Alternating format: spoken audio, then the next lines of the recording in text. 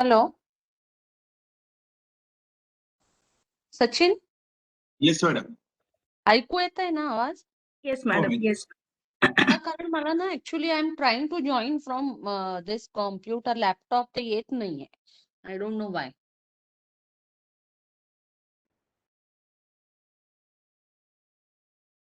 Madam, Kuchika sir has already joined, madam. Welcome, Kuchika sir. Dr. Kuchika sir. Good morning sir, welcome sir. Good morning, madam. Good morning.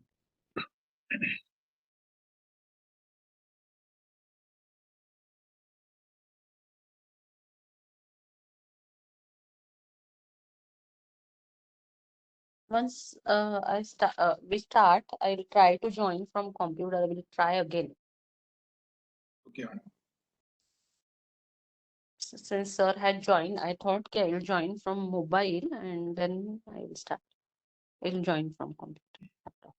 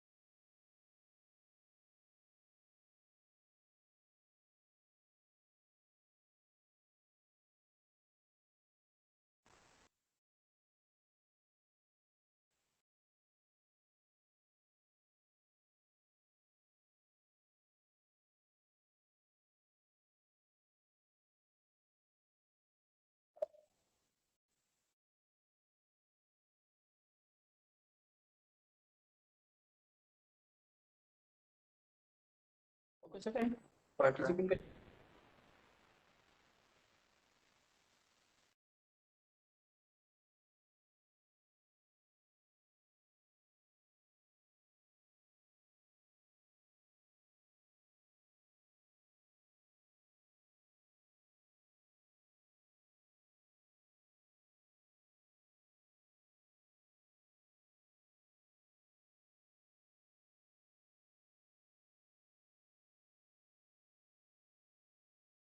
Good morning, madam. Good morning, sir. Good morning. Very good morning. How are you, sir? Bas, I am fine, madam. How are you? Sir, fine, good. Pandey sir join व्हायचेत का sir? हो, होतात ते होतात. हा, okay okay, no problem sir. आत्ताच phone आला एक हा, 5 मिनिटात होतो. आहे वेळ आहे, आपण नाहीतरी अजून या येस. दिलेल्या ह्याच्याप्रमाणे. बाकी कसे आहात सर तुम्ही? मी ठीक आहे मॅडम अजून तर. मस्त, छान वाटतंय सर तुम्ही बिंग अ डीन, म्हणजे खूप छान. किती व्हेरी लॉंग टेन्युअर. हा संपलंय ते पण चाललंय अजून. ठीक आहे ना सर, पण you are active and you are doing it means hats off to you sir. खरं सांगायचं तर मी माझ्या ह्याच्यापासून बघतीये तुम्हाला. माझ्या विद्यार्थ्यांच्या मुळे मी इथं आहे की नाही मॅडम? खरं म्हणजे सर तसं म्हटलं तर म्हणजे आम्हाला पाहिजेच आहे तुम्ही, असं आहे. हा. कारण आम्ही किती, माझं तर म्हणजे किती वर्ष माझ्या डिप्लोमापासून म्हणजे बघा ना सर. 42 years. हो, great. And your next generation also in the same field, म्हणजे ते आणखीन great sir. Yes. Good morning, sir. Shikar sir, good morning. Good morning. Shikhar sir बोलतोय. हॅलो. हॅलो. हा हा Pishvikar sir. Okay. Good morning. Good morning. Ma'am, classmates.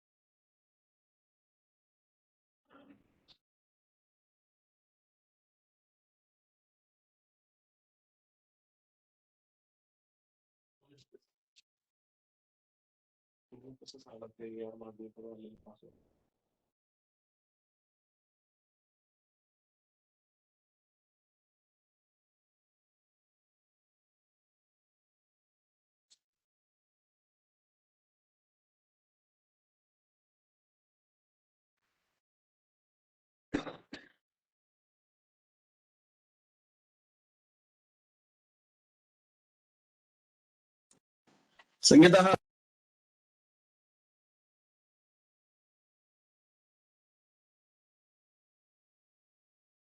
Pandey sir has joined. Dr. Pandey sir is joining.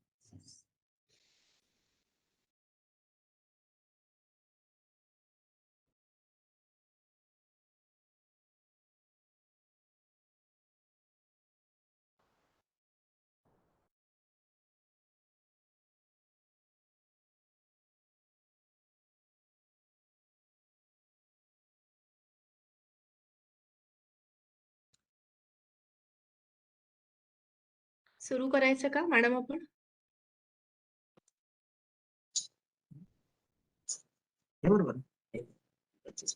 We can start. Since sir had joined, we can start.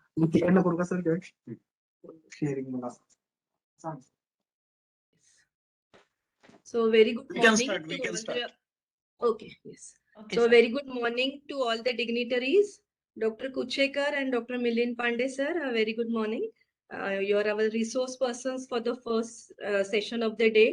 All the delegates who have registered, Principal AISSMS College of Pharmacy, Dr. Ashwini Madgulkar, IQSC Coordinator, Dr. Mrinalini Damle, Madam, Coordinator of this national webinar, Dr. Sachin Timburne, all AISSM faculty, myself, Dr. Trupti Chitre, I would like to give a warm welcome to you all on behalf of AISSM Management and College of Pharmacy for this one-day national level webinar on NAAC roadmap for quality sustenance and quality improvement in higher education institutions in collaboration with NAAC, with an aim to update every attendee with recent information to promote and maintain academic setting, quality related research, studies, collaboration, consultancy, training programs, quality enhancement through best practices, and thorough upgraded infrastructures. We have organized this national webinar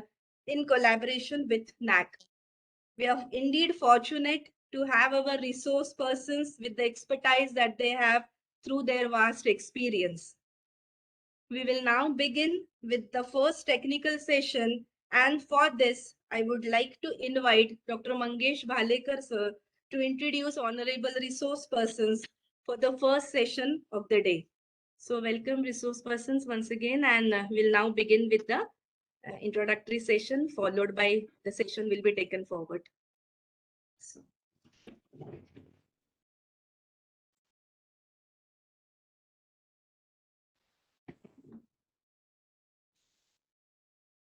Good morning to honorable speakers for today's session. Myself Mangesh Bhalekar, and good morning to IQSC coordinator, principal madam, and all the staff and participants of this webinar. Now let me have the honor to introduce today's speakers. I would start with Dr. Milind Pandey. Dr. Milind Pandey is Pro Vice Chancellor of MIT World Peace University, Pune. He is a dedicated professional with 28 years of academic experience. He has got 2 doctorates to his credit. The first one is in international trade and second one is in the wireless technology. Dr. Million's expertise lies in research areas that include technology transfers, M-education, M-agriculture, M-health, smart sensing networks, and ICT innovations. He was brand ambassador for Digital India campaign, and he is also a PhD supervisor at various universities. Dr. Milind is one of rare recipient of postdoctoral research fellowship by Ministry of HRD, Government of India, on telecom technology transfer, and also is a recipient of Rotary International Peace Fellowship. He has been working relentlessly towards realizing the dream of our past president, Dr. APJ Abdul Kalam, on the project providing urban opportunities in rural areas. He has co-authored a world-class textbook on mobile communications with core focus on Indian telecom ecosystem.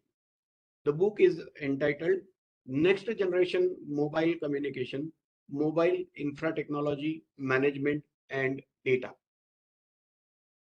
And the book is published by McGraw-Hill Education. At MITSOT, he has been at the helm of providing MOOCs and Telecom Sector Skills Council TSSC certification to the students. Formerly, he was a professor at Department of Electronics, MIT, and a project director at MIT Group of Institutions, Pune. He was chief convener and organizing secretary of Robocon India. He was joint secretary general organizing committee World Parliament 2018 He is a member of Telecom Advisory Committee and nominated consistently for 2 terms by Honorable Minister of Communication and Information Technology, Government of India. He has been influential in making MITSOT a top 50 ranked B school in India by NIRF, Government of India, and this ranking has been there for consistent last 2 years. He has visited 15 plus countries, foreign countries for technology transfer and university collaborations. He has delivered 20 plus talks on business management, mobile technology across the globe. He's a core team member of Smart Hackathon 2017 by MIT Group of Institutions, which has been conceptualized by MHRD, Government of India. He has received various awards like accredited management teacher in the area of management of technology and innovations by All India Management Association, New Delhi.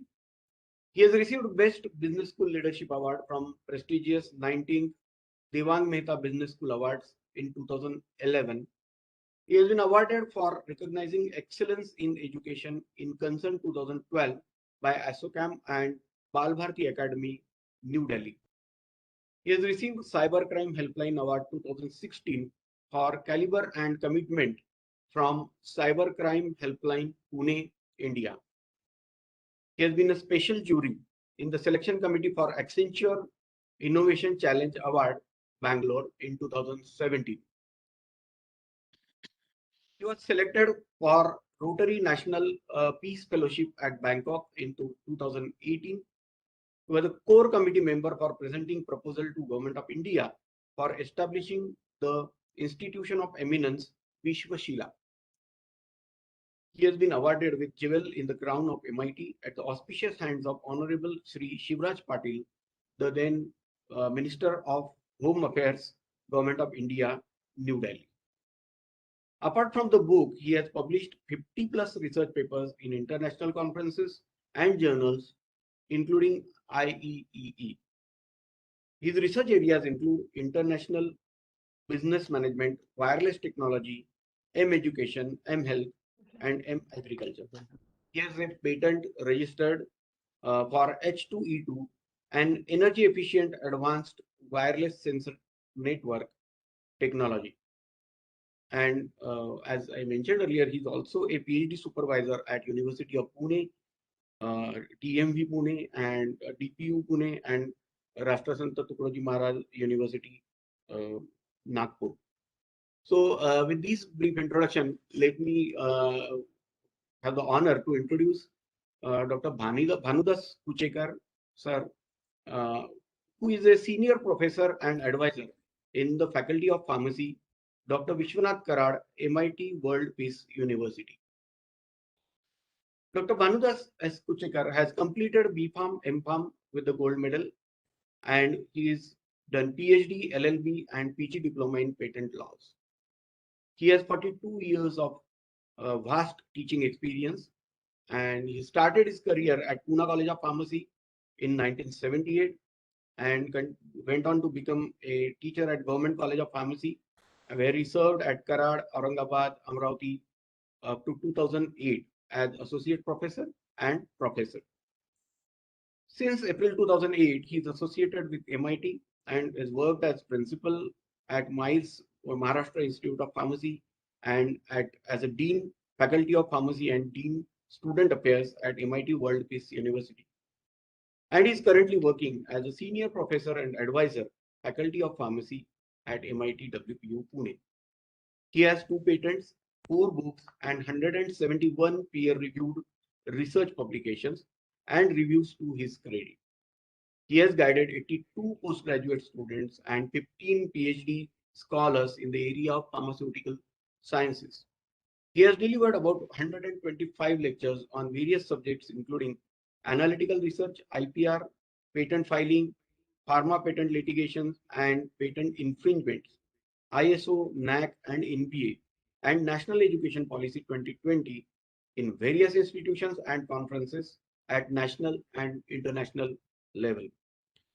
Dr. Kuchekar is a life member of Indian Pharmaceutical Association, Indian Society of Technical Education, Indian Society of Clinical Pharmacology and Therapeutics, Association of Pharmaceutical Teachers of India, American Chemical Society, and he has been honored with Chartered Chemist of Institute of Chemists India and Fellow of Royal Society of Chemistry, London. He has worked as a member of POS, Faculty of Pharmacy, Savitribai Phule, Pune University, Shivaji University, Dr. Babasaheb Ambedkar Marathwada University, and he has also served as Senate member of Pune University.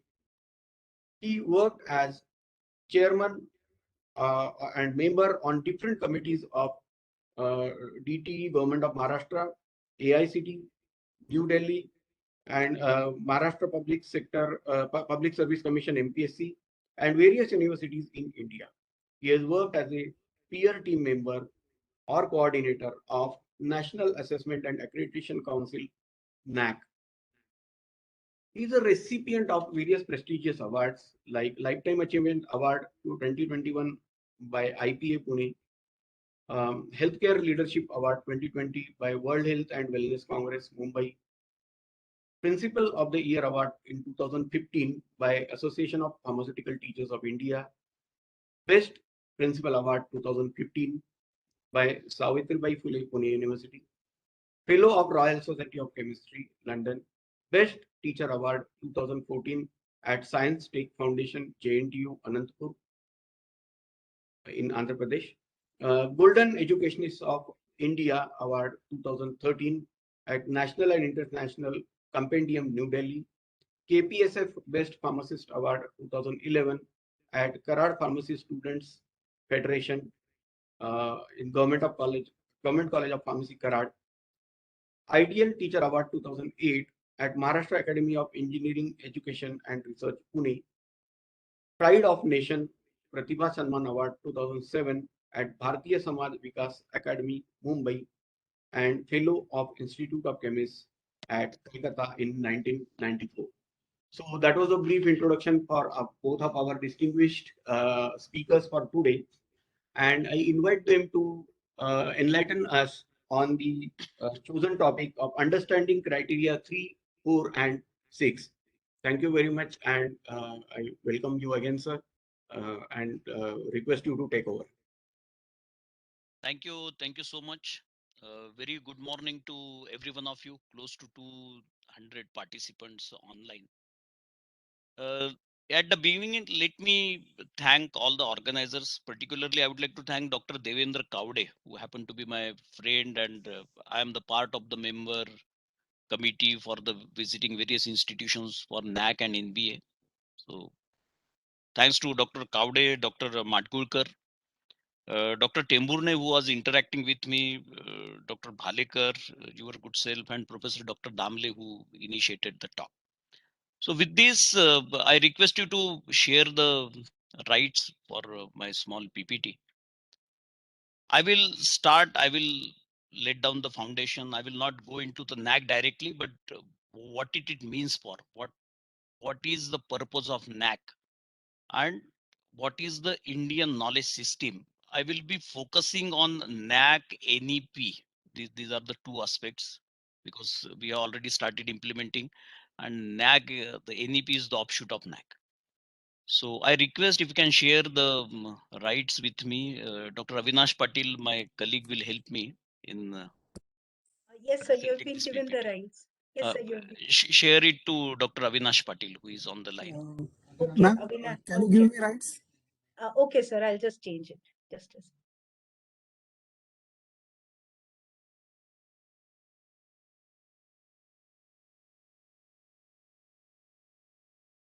Yes, sir, please check.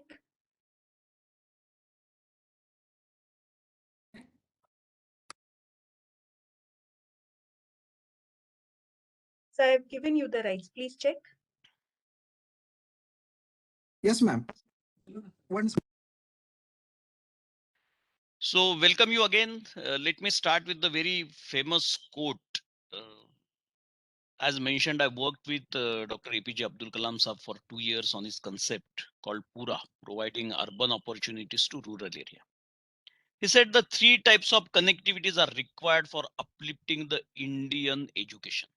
What are those three connectivities? He said one is the knowledge connectivity, physical connectivity, and electronic connectivity. These are the three connectivities which are required.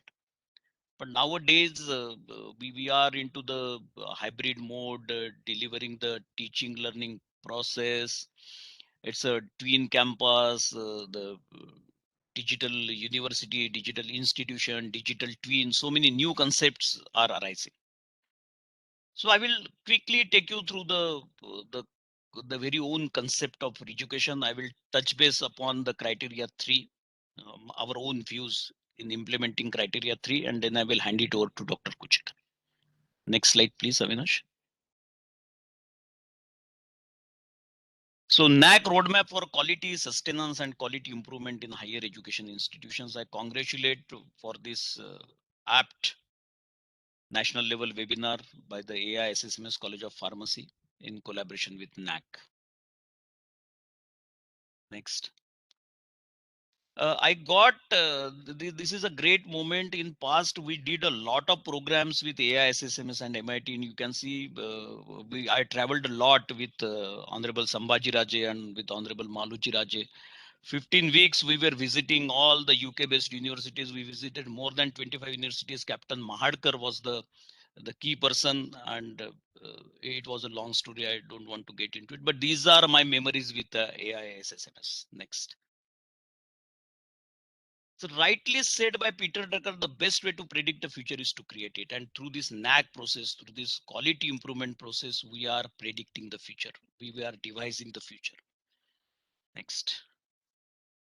Rightly said by Dr. Bhalekar, but I did my 2 PhDs, 2 postdoc, worked with APJ Abdul Kalam Sahab, and currently I am the brand ambassador for Digital India. By my first PhD was in 5G and then with WTO. Next. We'll skip the video, Avinash, go ahead. So this is that unique moment when I worked with Dr. APJ Abdul Kalam Sahab on his concept called Pura. Many times I visited him and we understood how we can transform whatever the best is in urban to the rural. That includes mobile health, mobile education, and mobile technology. So a lot of health care related product development happened with me as a principal investigator. So all is the mobile pathology, mobile health that includes the health ATM, and so many to up to these total 5 products into my credits. Next. So this is basically the 3 things. When we said the education and when we are interesting into the digital healthcare. So what is digital healthcare first? So digital healthcare, let us talk about the holistic integrated healthcare. This is the integration of all the pathies, allopathy, homeopathy, Ayurveda. Recently, there was a news in newspaper called Nadi Tarangini. So old Shastra, Nadi, to measure the Nadi, there is an instrument came up, which will gives you the Vat, Kapha, Pitta, and the correct diagnosis can happen. So this is the power of technology. So Modi ji rightly said, our Prime Minister said, the IT plus IT is equal to IT. सुनने में बड़ा चमत्कारिक लगता है कि what it means, but it means the first IT, that is the innovative technologies plus Indian talent is equal to India tomorrow. If we would like to build up the India tomorrow, we need to imbibe this entrepreneurship culture, innovative culture into the mindset of students. And that's why the Startup India, Stand Up India, Atmanirbhar Bharat, now or Atmanirbhar Bharat ki or so many terminologies came in. And all my learned scholars and professors, while going for the NAAC, this is the very, very important tool. Those days gone when admissions used to happen on your percentage. Then what are those companies visiting your campus? Now the entire society looking forward. How many startups are coming out of your school? Pharmacy के यहाँ से कितने startup निकले? How many university graduates? They are the entrepreneurs. How much entrepreneurs we are producing, and that is the NEP is majorly focusing on this, and the purpose of NAAC is also this. So future of the education and education of the future, we are into the hybrid mode. I said the twin campus and so many terminologies I don't want to get into it. But these are the 8 technologies which are dominating the Indian higher education. What are those 8 technologies? I categorize it as a A, B, C, D, ARAI. What is ABCD? Artificial intelligence in pharmacy. B, blockchain technologies used in pharmacy. C, cyber, cloud. D, data sciences, which is the core. And AR, AI, augmented reality, virtual reality, mixed reality, extended reality. These are the dominating the medical education and pharmacy education. Augmented reality, and that is the future of the education. I don't know whether we are practicing it on it, but lot of tools available where we can certainly take a hands-on and we can deliver the the practical education, the intelligent education, the education through machines with this augmented reality, virtual reality, mixed reality. I said AR, AI. R is robotics in pharmacy, 3D drug generation, and the drug manufacturing with the help of 3D, with the additive manufacturing.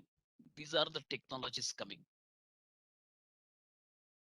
Robotics and I is IoT, Internet of Things. These are the technologies. And what are those medical technologies? These are the all healthcare trackers, wearable devices, sensor, genome sequencing, 3D printing, just I mentioned, and the drug development. So digital healthcare is painful to painless. It's a non-invasive technologies. The use of this AI, use of IoT, but so many things. We started talking of health 3.0, like the pharmacy 3.0, education 3.0, education 1.0, 2.0, 3.0, like industry, they started 5.0. How's the pharma industries? What are those technologies are getting used? So healthcare 3.0, where this complete ecosystem where the pharmacy is a part of it, is the real-time monitoring from the remote access. That is the healthcare 3.0. Next. So I was mentioning last slide. So this is all e-learning to b-learning, blended learning. I would like to focus on this criteria called CDF. बोलेंगे ये Milind Pandey sir आज ABCD CDF क्या पढ़ा रहे हैं? But these are the 4 category of students which are taking admission to any institute for those reasons.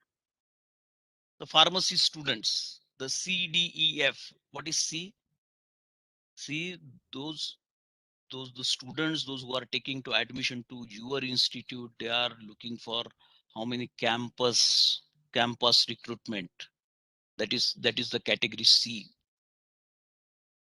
The campus coming to the companies coming to the campus. What is D? Is the degree bundling. B Pharm के बाद M Pharm करना है, M Pharm के बाद PhD करना है, postgraduate diploma in regulatory affairs करना है. We want to get into or this regulatory affairs business.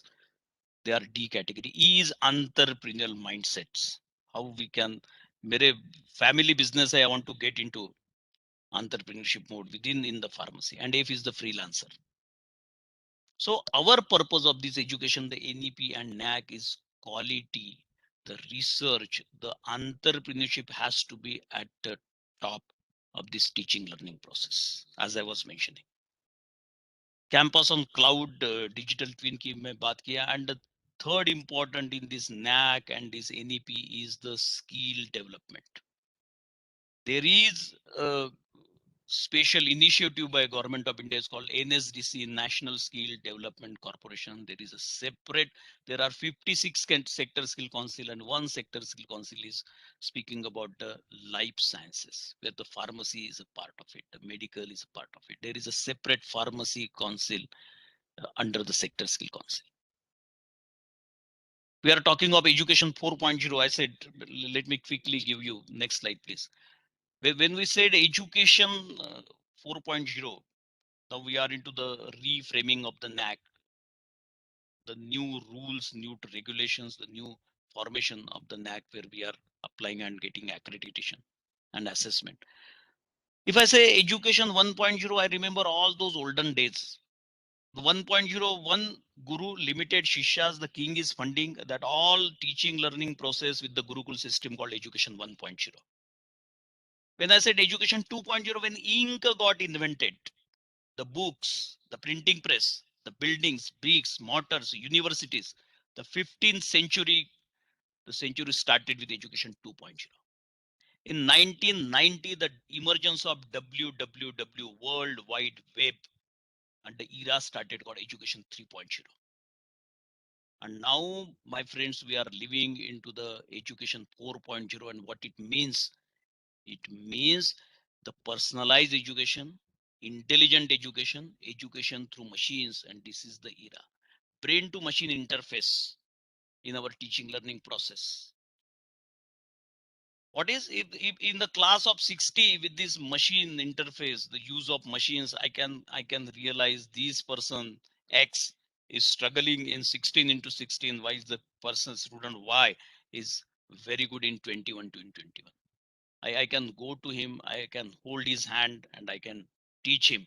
And that is the personalized education through machines. And that is the era my friends started with the education 4.0. Next slide. So going back, when I mentioned the education 1.0, I would like to thank our mentor, Dr. Bhushan Patwardhan, for guiding us when he was in UGC and when I was a member. So Panini, Charaka, Kautilya, Aryabhatta, all these education 1.0, Nalanda and Takshashila, Panini, the Sanskrit grammar for machine, whatever the AI, ML, that is all Panini, Charaka, Sushruta, Sushrut, Charak, Kautilya, Aryabhat. This is the legacy of Indian civilization, Indian knowledge system. Next. Varahamir, Nagarjun, Bhaskaracharya. I don't want to get into that details because I would like to touch upon the NAAC, the aspects of it. But this is the foundation is very much essential as a teacher, as a practitioner. We must understand it. This is the outcome-based education, how it got practiced. These are all examples. You can see how the Indian knowledge system was well equipped when we are talking the concept of this outcome-based education. And this is a legacy of Indian civilization. Next,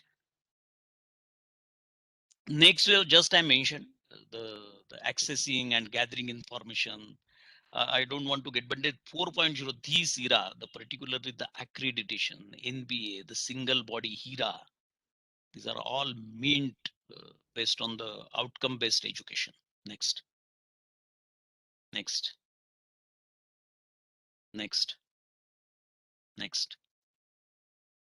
So the outcome of the system, so we also majorly focusing on the value-based universal education system. Just for our all students, they should be the professionally sound, socially responsible, and spiritual aware. NEP also says, the NAAC is also mentioning in the various criterias, the socially responsible citizens, and the NEP also talked about the yoga meditation to be included into your curriculum. Next. So this is very important, and I would like to have your attention over here. The role of a teacher in our education system, in our university education system, in your institute, everybody we are calling him as a professor.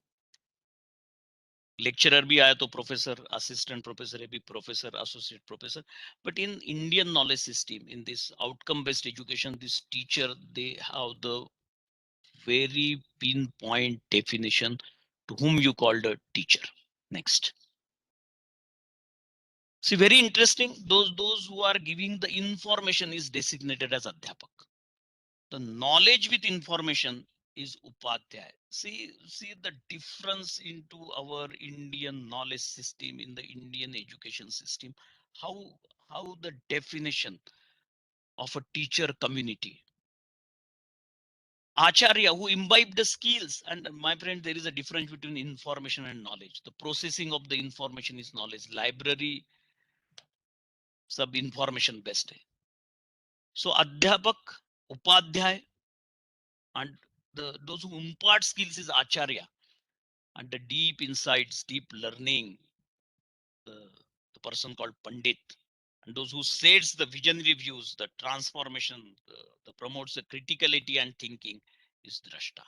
and all above the highest level of teacher is called Guru. And we are living into the two system. One is old Gurukul and now Kulguru. So it's a complete transformation from Gurukul to Kulguru and now Gharkul. Everybody is at home and doing the teaching learning process. So this is a very important term called educing the latent capacities and potentialities of the people's conceived, and that is the educing, and that is the Gurukul system. Outcome based education, I said. Skill, imparting the skill, that is was happening in Gurukul system. The process of biological development and not as a mere mechanical process operating on the basis of collective drill and training, that was happening. I will tell you what is the difference between Gurukul and Kulguru and now Gharkul. Next. So in Gurukul, it is the learning by doing, and in Kulguru system, it is a rote learning. Imagine we are always talking of FSR, faculty to student ratio. Then it is the ethical growth in Gurukul system. It is the professional excellence in Kulguru system. Yogic calmness and the competitive stress in Kulguru system. How is our product how our product will perform into the market after graduate from our institute, from our university. This is the containment in the Gurukul system, and this is the disenchantment in Kulguru system.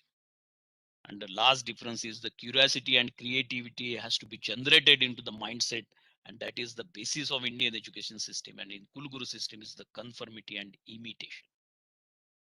Next. As I said, the future of education is blended pedagogy. Here with onwards, we need to change all the criteria now. Process has been started. The think tank is working on it. So the current silos, the campus-based correspondence, external, this will slowly disappear now. As I said, the maximum use of technology in teaching learning process will come.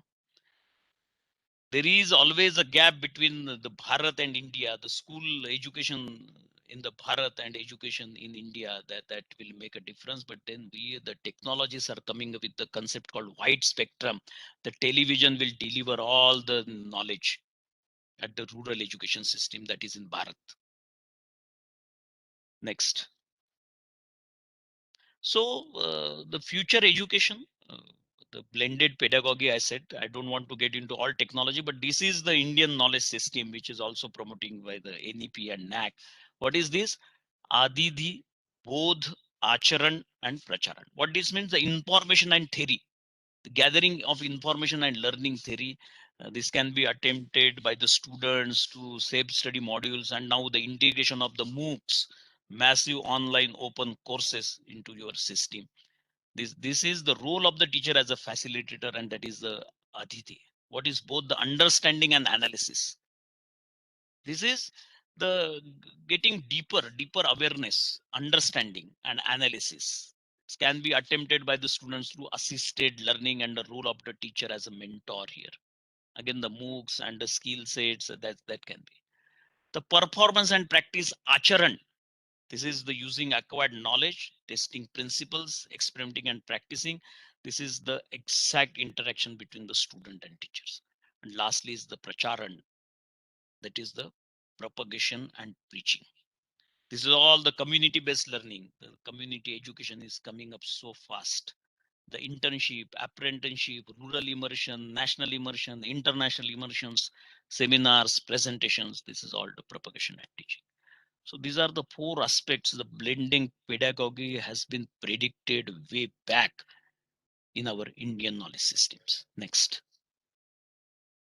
So these are the, I spoke about the ABCD, ARAI. This is augmented reality, blockchain, 3D printing, drone technology, the Internet of Things, robots, and the most important, the next era of dominance will be the virtual reality.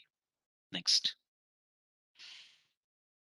But NEP and NAAC, these are again focusing on this. The Swami Vivekananda's the man making and character building is the basic motto of education, and expansion of the mind and expansion of the heart is the purpose of education. Are we defeating it? That is the question. Next.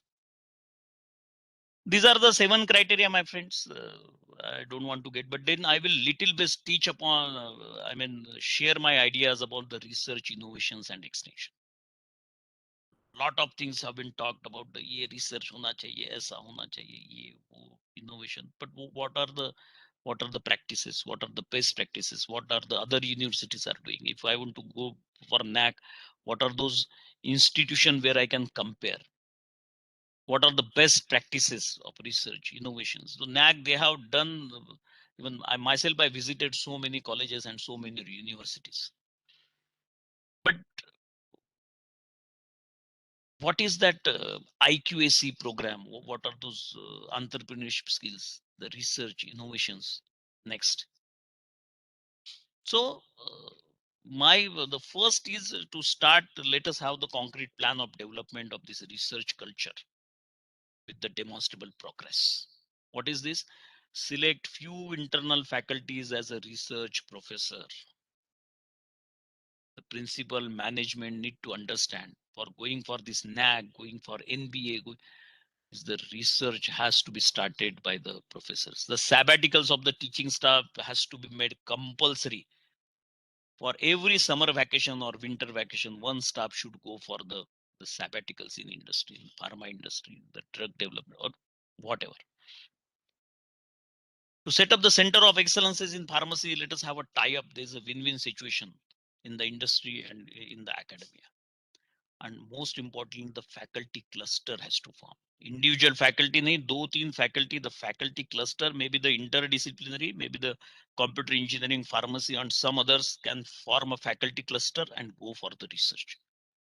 That is a need which has been predicted in our NAAC criteria, that is a transdisciplinary research.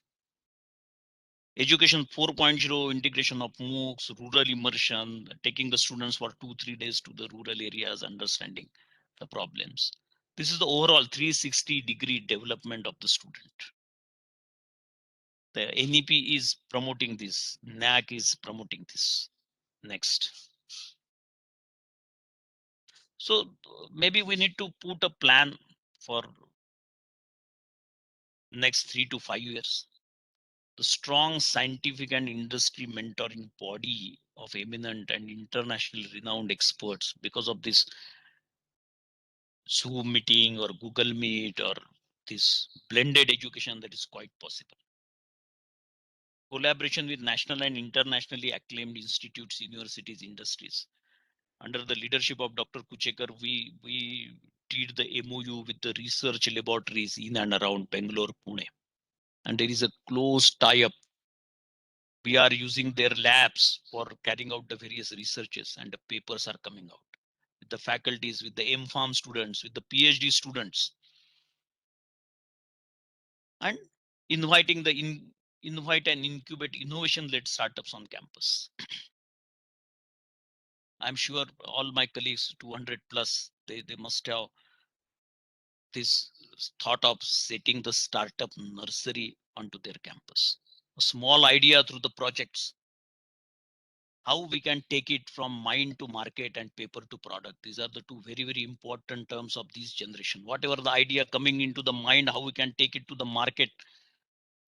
That is the innovation-led startups. Next. Next. This is something, the Center of Excellence for Creative Innovation at University or Institute to boost the innovation ecosystem in India. You can see this cartoon is self-explanatory. Next. So these are the various natures of collaboration for this criteria. Number 3, the various workshop, conferences, the collaborative research, the curriculum design and training, and the most important, the creation of the online linkages of libraries and various laboratories. In this particular Corona period, the online linkages with the various laboratories maybe the company, maybe the top rank institutions that will help a student to make a use of, and this is what we have also done here. Next. And at every institute there has to be a reward scheme for the good publication funded project. I'm sure you must have been there, but this idea has to be what you called उसको ज़्यादा अच्छे से हमें support करना है. A funded project that has to be appreciated at every level. The consultancies, there has to be a 60-40 formula. 60% should goes to the faculty. That has to be the policy by the institution. The patent publication, how many funding for the patent the institution is, what will be the share of the institution. Next. So this is all about my friends, my colleagues. The change does not happen when circumstances improve, but we need to decide to improve the circumstances. Next. So this is the NAAC assessment and accreditation process for affiliated and constituent. Next.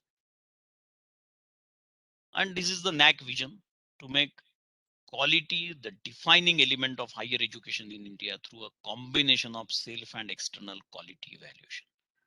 When I said quality, this is not depending upon only the teaching learning process, the overall paraphernalia which will be supporting the quality ecosystem in the institution has to be promoted for the sustenance initiatives. Next. So with this, I stop and I request my colleague, Honorable Dr. Bhanudas Kuchekar, to whom we always called as the father of pharmacy, wrote many more books, and many students, they are using his books and getting into this excellence in pharmacy education. Over to you, Dr. Kuchekar, and thank you for giving me this opportunity. Thank you so much. Thank you so much, sir, for setting the tone for this particular seminar.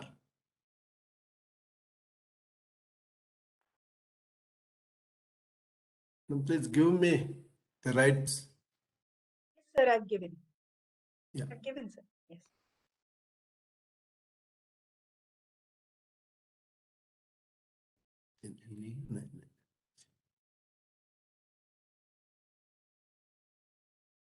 Donate.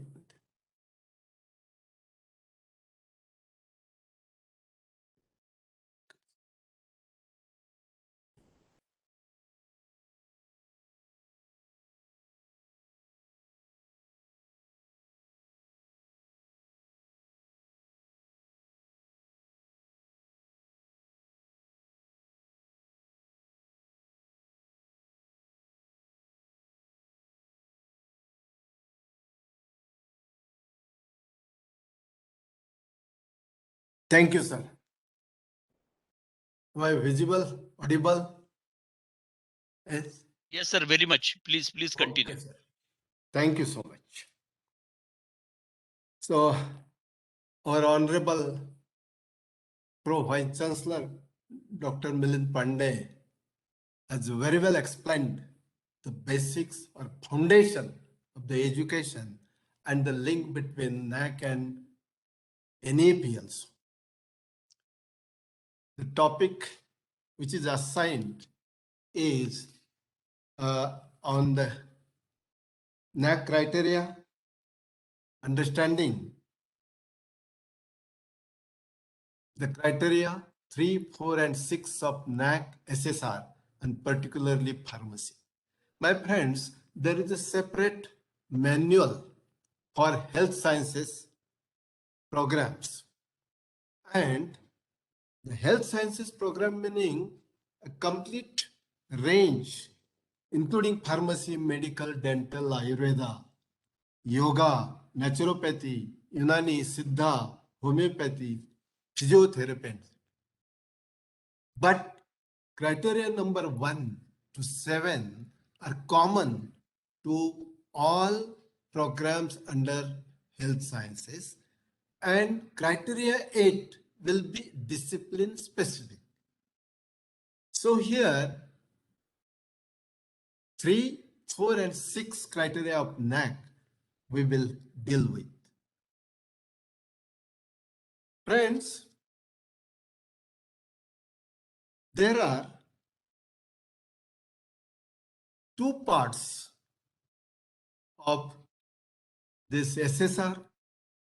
Part A covers criteria 1 to 7. Part B, criteria 8, especially for it is discipline specific, and we are considering pharmacy.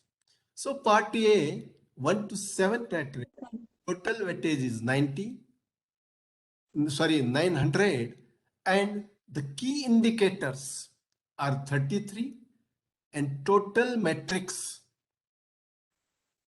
qualitative metrics, that is QLM, and quantitative metrics, QNM, total metrics will be 109. Quantitative metrics are about 68, which goes to about 62%, and qualitative metrics number is 41, which goes to 38%. Total weightage is 900, and remaining 100 weightage is part B, that is criteria number 8. So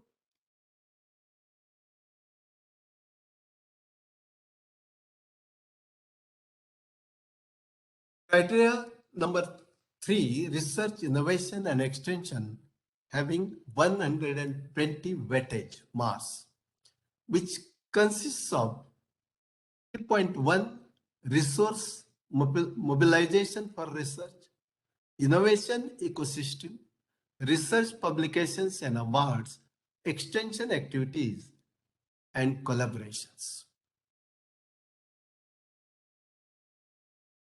As madam, the time is up to 12 o'clock, no? Hello? Yes, sir. Yeah. So I will try my level best to cover it. Okay. So these are the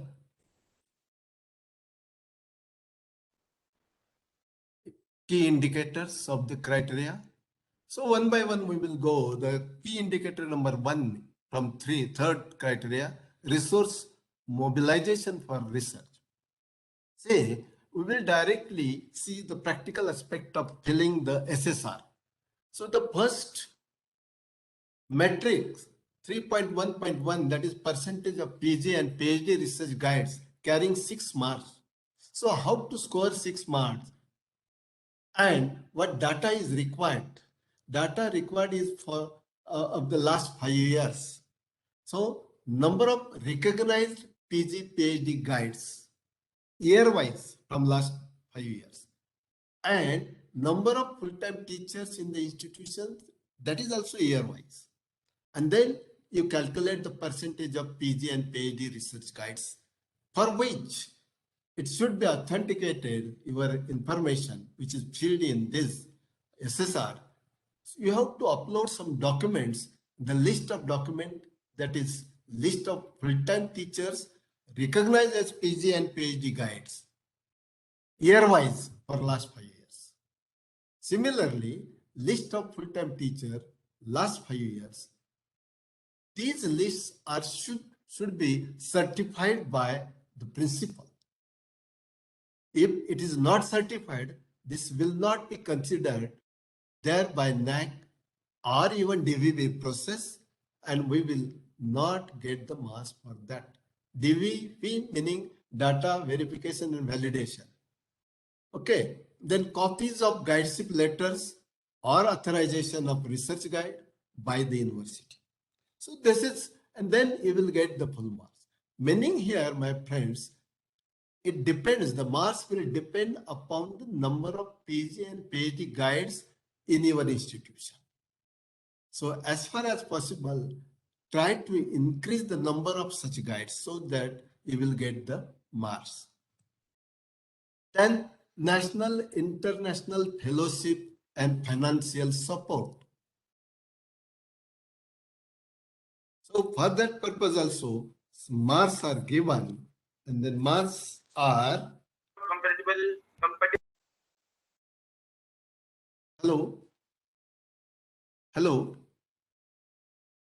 Yes, sir. Yes, sir. Okay. Yes, sir. You can continue, sir. Good. Okay, sir. And for this purpose also, there are 6 marks.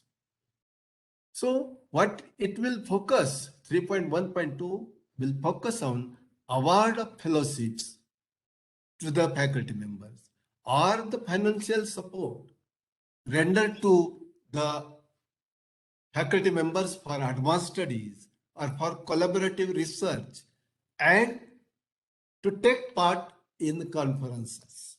So, my friends, see here the award of fellowship and financial support to be given to our faculty members for advanced study, collaborative research, and to take part in the conferences. What is the required data for that? To get the maximum marks out of 6. And this data is also year-wise data for last 5 years. That is a list of teachers awarded with national and international fellowship. That is number 1. List of teachers getting the financial support year-wise for advanced studies or collaborative research. Then list of the awards. Then awarding agencies. Which agencies? So all of you know that the awarding agencies may be AICTE, ICMR or CSIR and so on. And year-wise number of teachers awarded fellowship or financial support. See, these documents are required.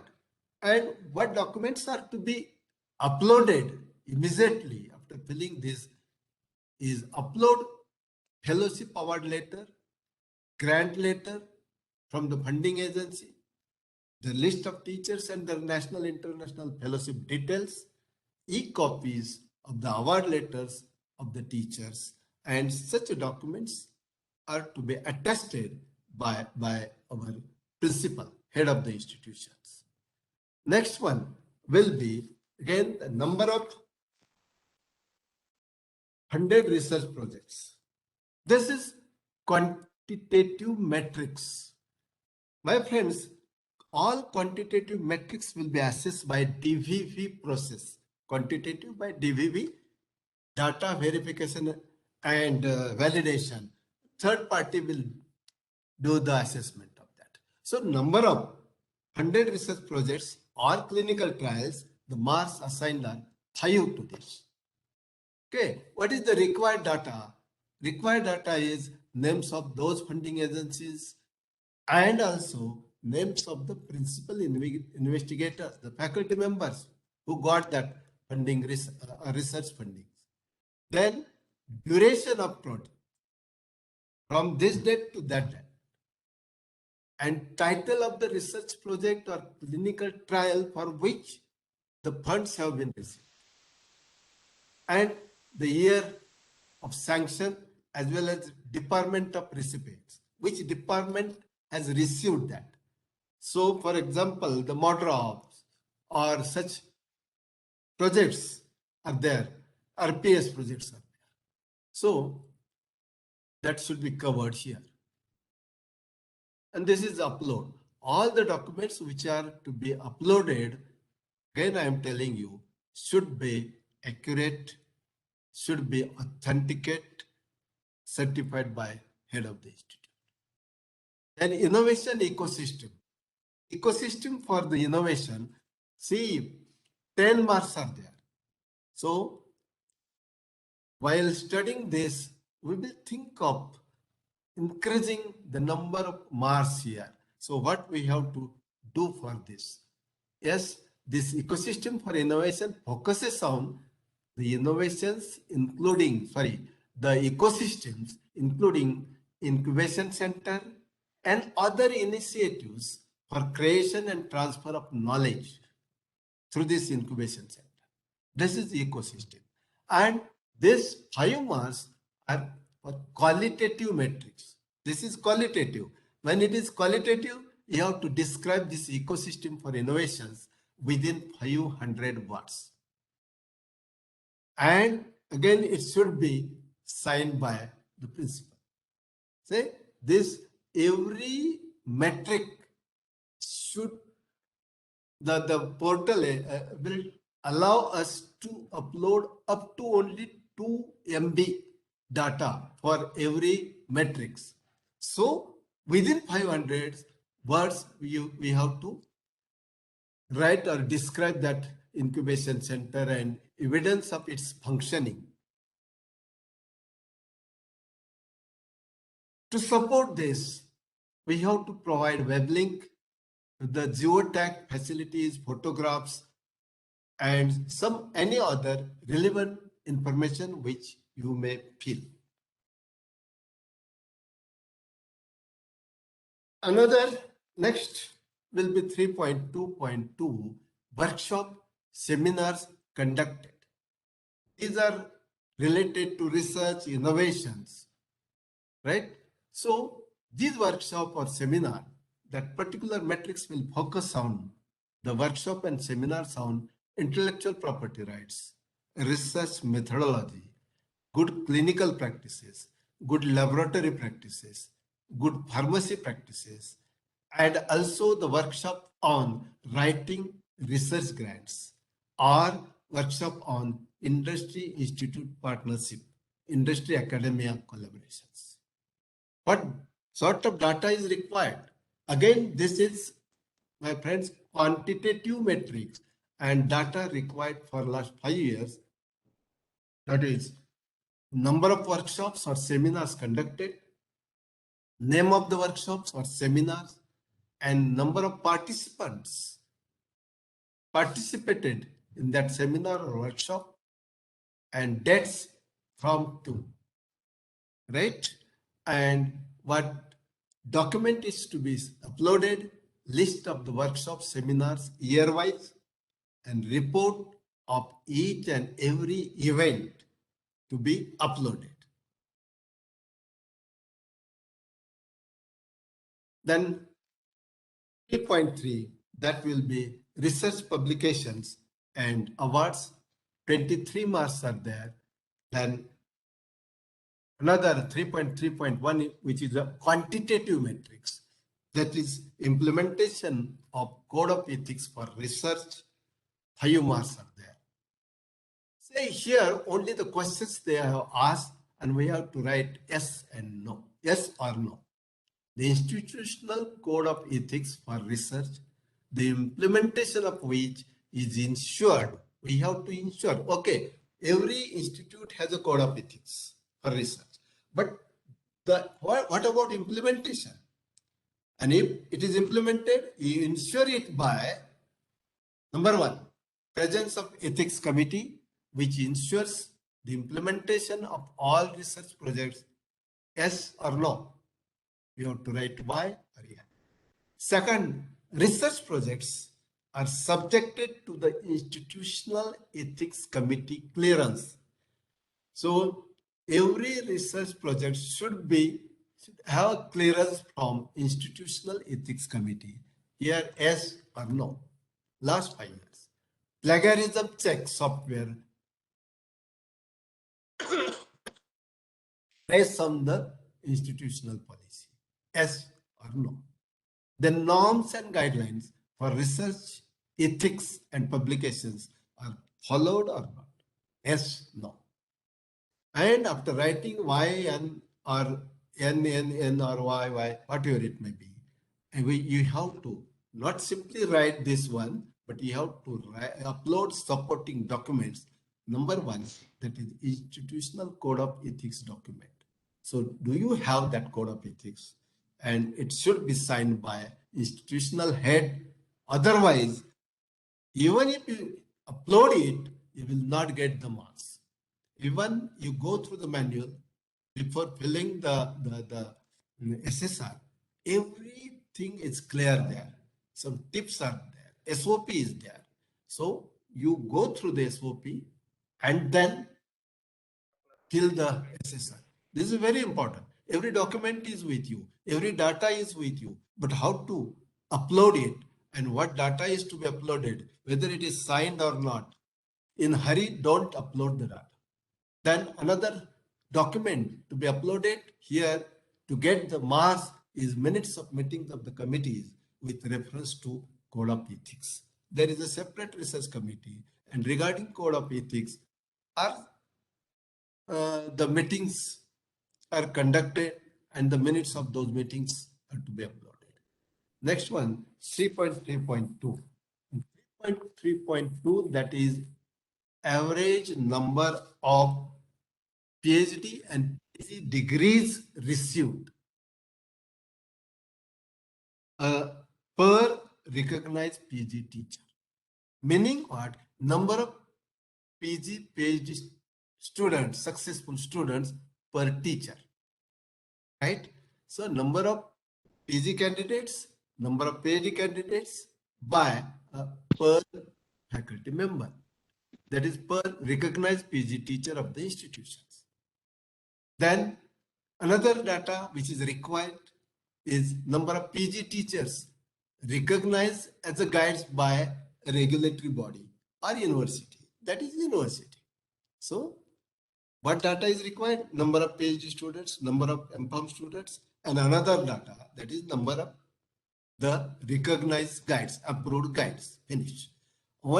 Then coming to the documents to be uploaded, that is document number 1, year-wise documents you have to prepare and upload. That is list of PhD or PhD candidates or degrees received. That is PhD candidates received the degrees year-wise. Then list of teachers, list of recognized teachers last 5 years. Then web page for research in the institutional website. There should be separate website, web page for research. Then list of PhD candidates with details like name of the guide, title of the thesis, year of the award, and award letter. So am I audible, sir? Visible, audible? Yes, sir. Yes, sir. Yes, Yes, sir. Yes, sir. Both. Yeah, okay. Yes, sir, you are audible. You can continue, Professor Kuchekar. You can continue. Okay. Then coming to 3.3, system, that is sulfur system, that is right? again quantitative metric.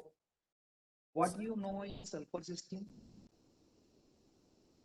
Yes. Average number of papers What you are published per lecture teacher. in sulfur system? 8 marks. Screen is visible to all. Yes. Okay. Then data required again is for last 5 years. This is also quantitative metrics. Again, I am clearing the difference between quantitative and qualitative. Generally, qualitative metrics or the matter will be assessed by peer team at the time of visit. And the quantitative metrics will be assessed by DVV process. This is quantitative. So be careful while filling this particular data. Number of research papers published per teacher in the journals notified on UGC website or Scopus, Web of Science, PubMed, etc. Meaning reputed journals here. Number of full-time teachers during the last 5 years. Yes. And what is to be uploaded here to get full marks 8? So list of papers with title, right? Author, journal with ISSN number and year of publication. What is that ISSN number? That is 8-digit code, which is used to identify that particular journals. Not only journal, but newspaper or periodicals or magazines and so on. And see, my friends, if there is no ISSN number, this particular thing will not be considered by DVB. And there is a special mention of this.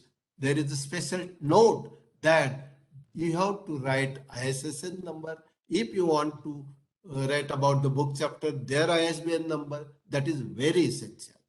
And another document which is to be uploaded is a web link provided by the institution redirecting to the journal website.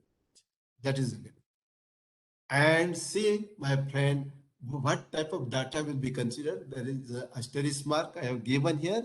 The data obtained from InfluBNet will be used for the purpose of calculation of scores by DVB.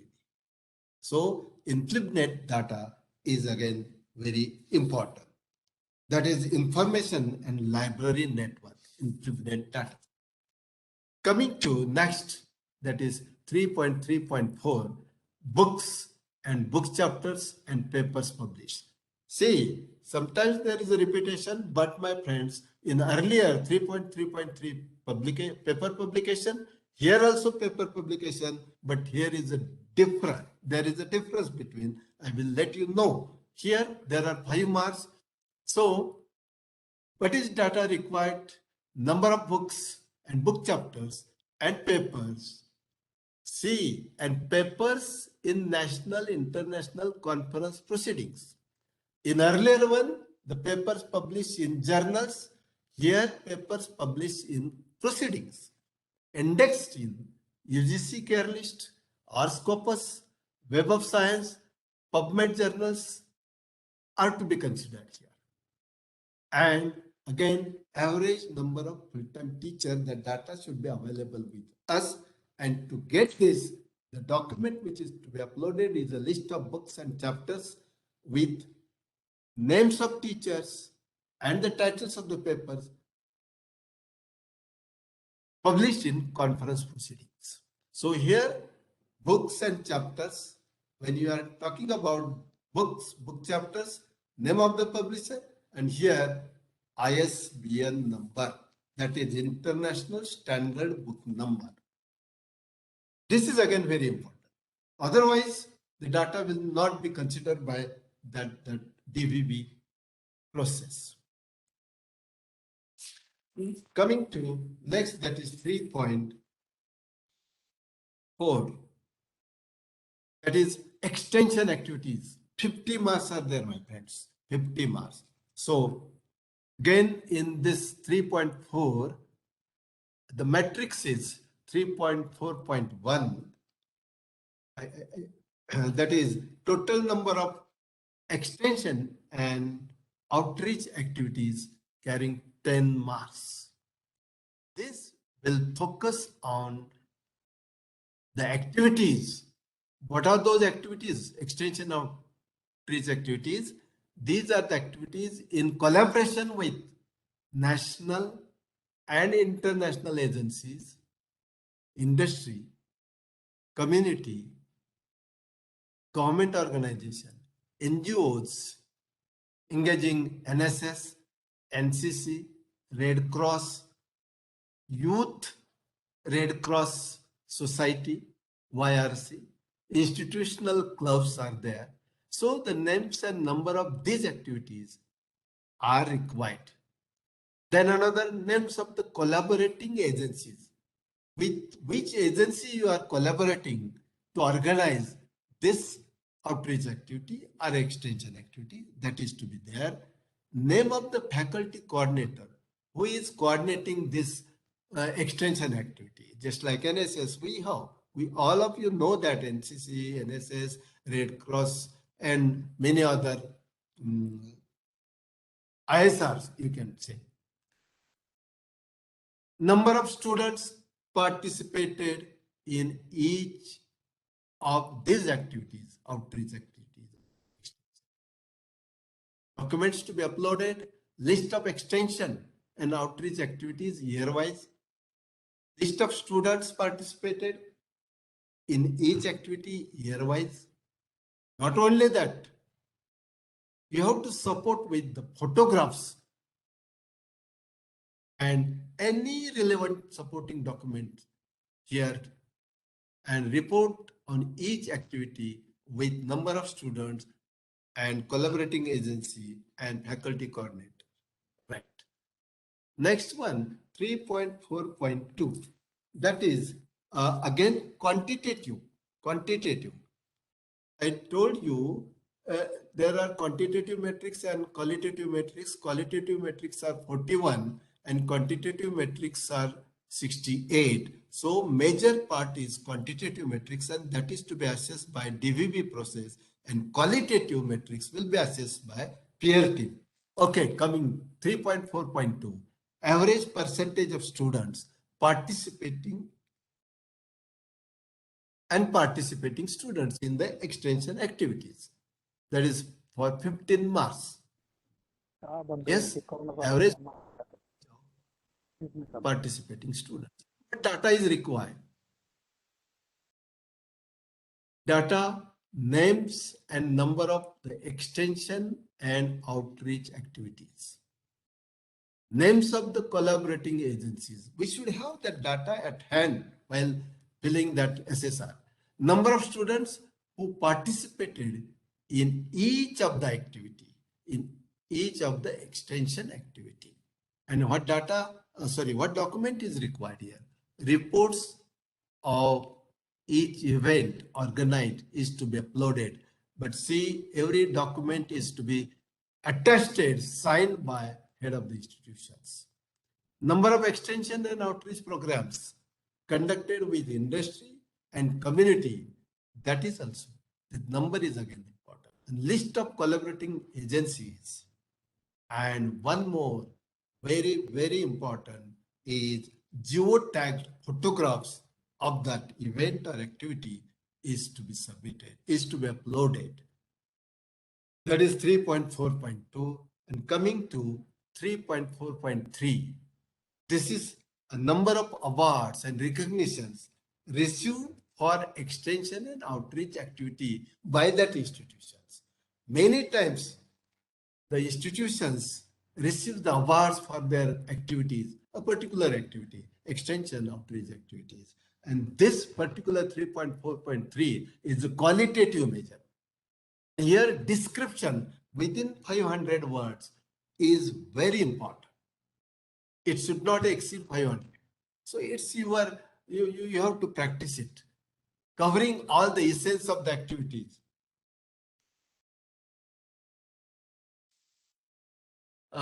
So it will focus on the nature and basis of awards, recognitions received for extension and outreach activities year-wise during the last 5 years. Meaning simply awards, but 10 marks are there. Nature and basis of awards or recognition. What data is required of last 5 years? Names of the activities performed, number and names of the awards and recognition received, names of the awarding government agencies or NGOs, and year of the award. And now you have to provide web link to this list of awards for extension activities, and also we have to submit e-copies of the award letters. So to get 10 marks. ISR activities by the students and staff, that is 3.4.4. Again, it is qualitative, meaning if you write the report in the right manner, it will get maximum marks. And this will focus on impact of extension and ISR activities. What is the impact? You have to write in the report. What is the impact of that particular extension activity? What is the impact of that ISR activities in terms of educational, environmental issues like Swachh Bharat, health and hygiene awareness, and socio-economic development, and on sensitizing students to social and holistic development. And that you have to write the report within 500 words. We generally conduct the health camps also. Okay, and we have to provide the web link to the geotag photographs of all these activities and details of the institutional social responsibility activities in the community also you have to write. And then this is of 15 marks. Coming to 3.5, last part of third criteria, that is collaborations, 20 marks are there. See these collaborations, and 3.5.1 is a matrix where it is average number of collaborative activities for 10 marks. What is that collaborative activities? Collaborations here covers the research activity. You have to make the collaborations for research, right? MOUs for research, faculty exchange, student exchange, industry internships, etc. Your placement per year for the last 5 years. And that number of activities are required. Data which is required for this purpose, the title of the collaborating activities, names of the collaborating agencies with contact details, source of financial support, year of collaborations, duration from to. Duration is again very important. You should not miss it. If you miss it, we will not get the marks, and nature of the activities. That data is required. And the upload for this is a list of collaborative activities conducted per year for the last 5 years, report on each activity, covering the number of students, collaborating agency, and amount generated through this particular activity. Certified copies of collaboration documents and exchange visits should be there. We have the collaboration documents, MOUs and all these things, and link with collaborating institutional website.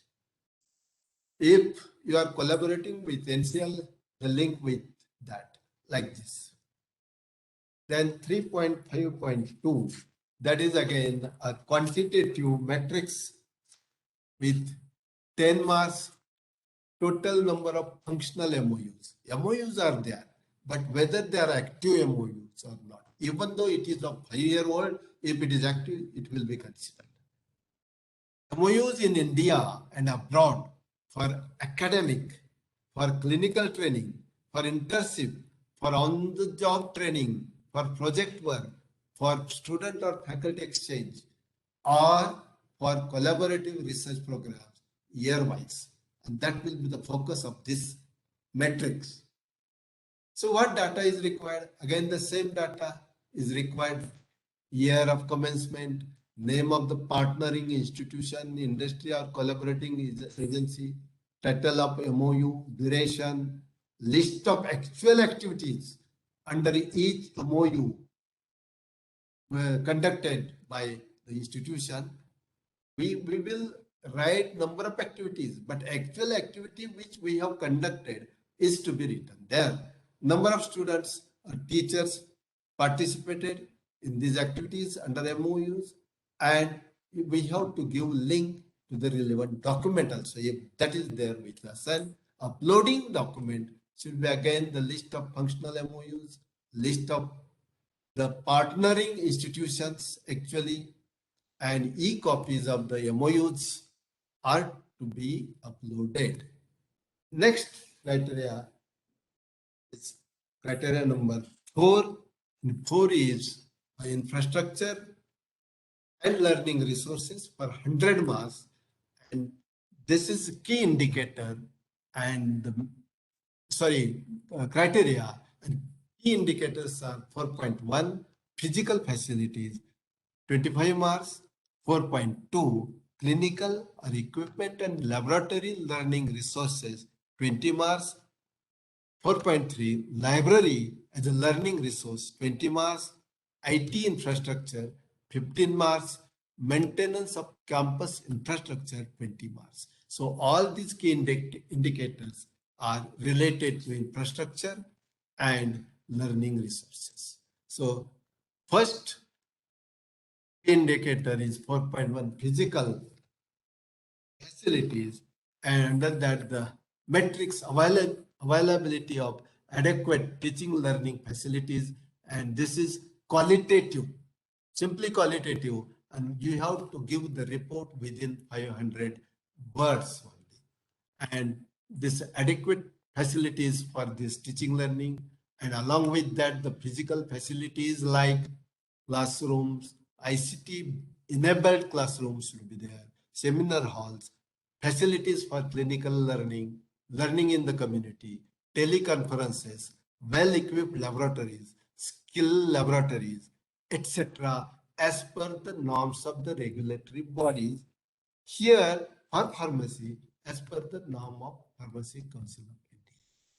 And that we have to prepare the report of the adequacy of these facilities within 500 words. And for that purpose, we have to provide a link, web link to the list of available teaching learning as mentioned above and geotag photos. This is 4.1. Then 4.2, again it is qualitative, and that is about availability of adequate supporting facilities for 5 mass. And this supporting facility, it will focus on the sports, auditorium, gymnasium, yoga center, cultural activities, including specifications about area, size, year of establishment, and user rate within 500 words. So how many users were there for sports? How many participants, how many students have participated in sports or in gymnasium or in yoga or cultural activities? That everything should be there in the report, and that report and the essence of those will be within 500 words. And provide web link to the list of available sports and cultural facilities, geotag photographs, or if you want to support this with any other relevant information, that also you can give.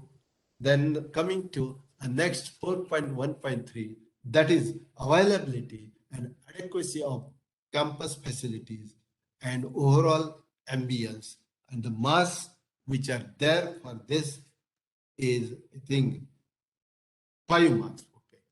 And 1 minute. Mass.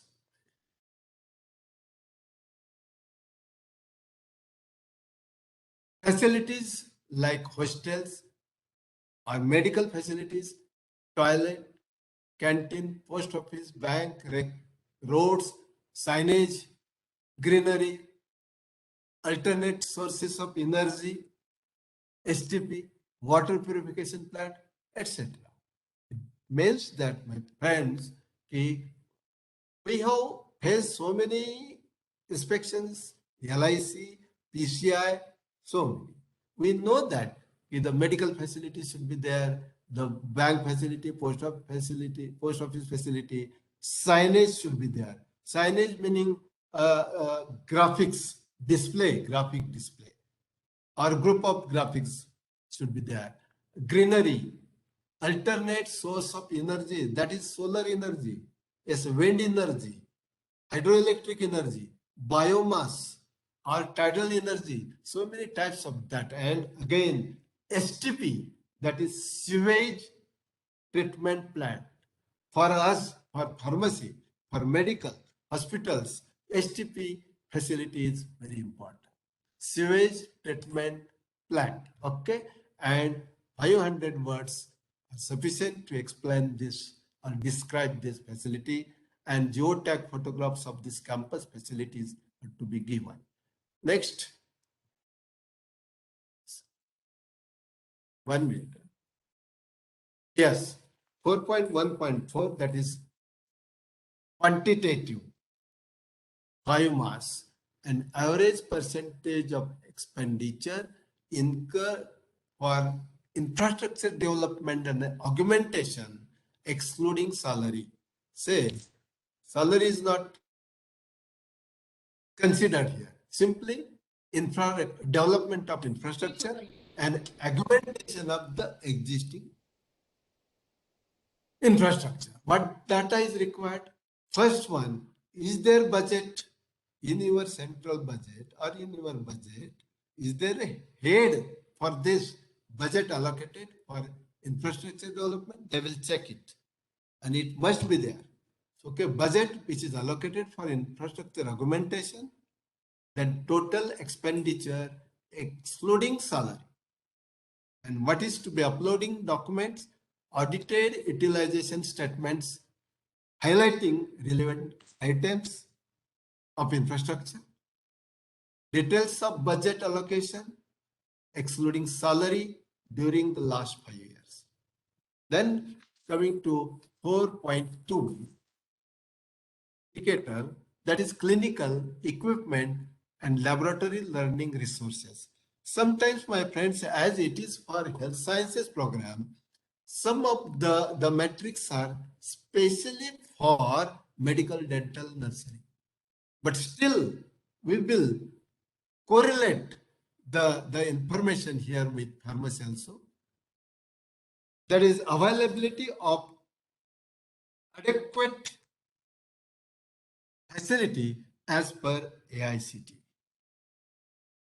Adequate facility for teaching hospital, equipment, clinical teaching learning, and laboratory facilities as stipulated by a respective regulatory body. Respective regulatory body here,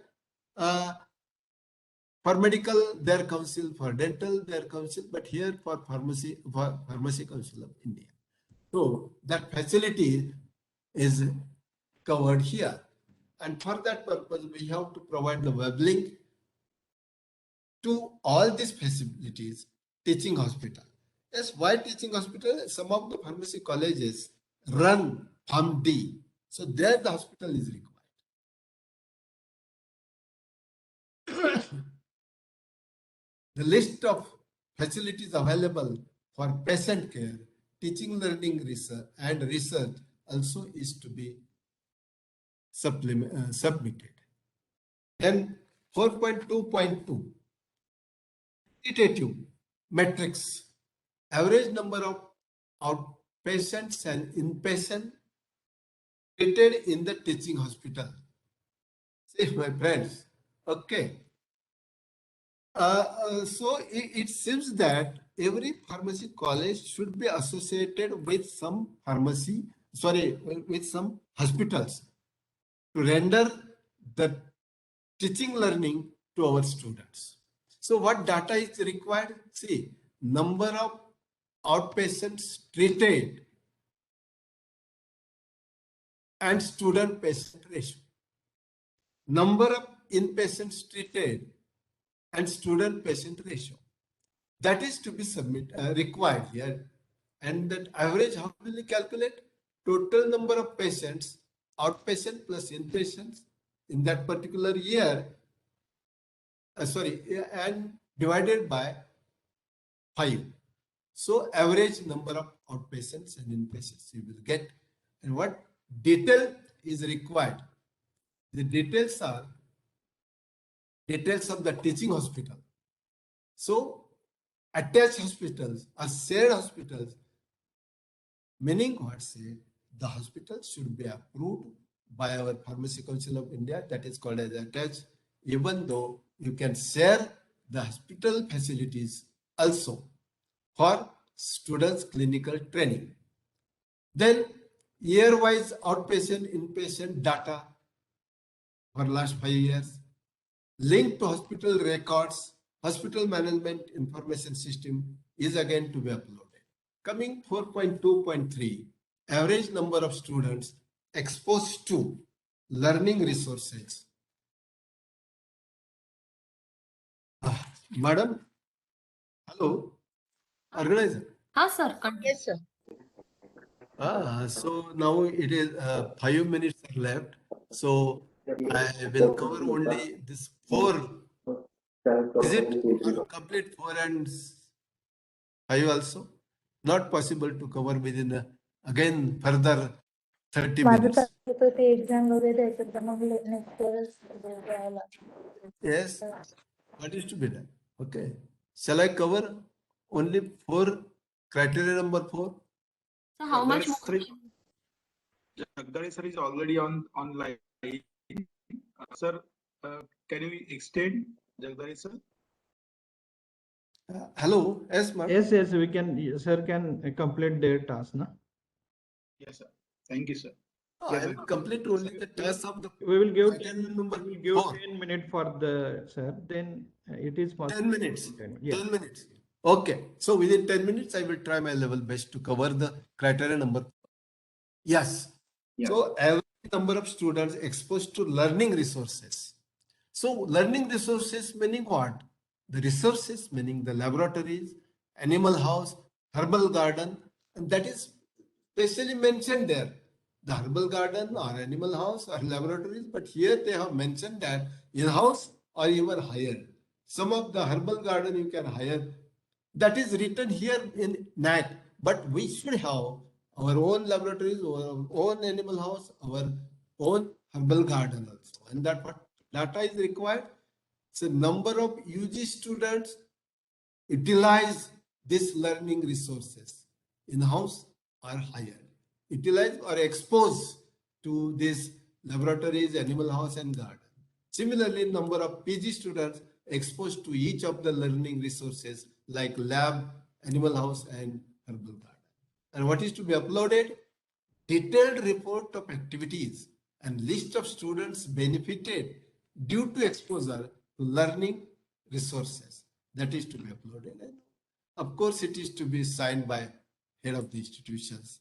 Details of the laboratories, animal house, herbal garden is to be given separately. Number of UG, PG students exposed to laboratories, animal house and herbal garden per year based on timetable and attendance. In timetable, you have to provide the visit or exposure to animal house or exposure to herbal garden or laboratory that is there in the animal.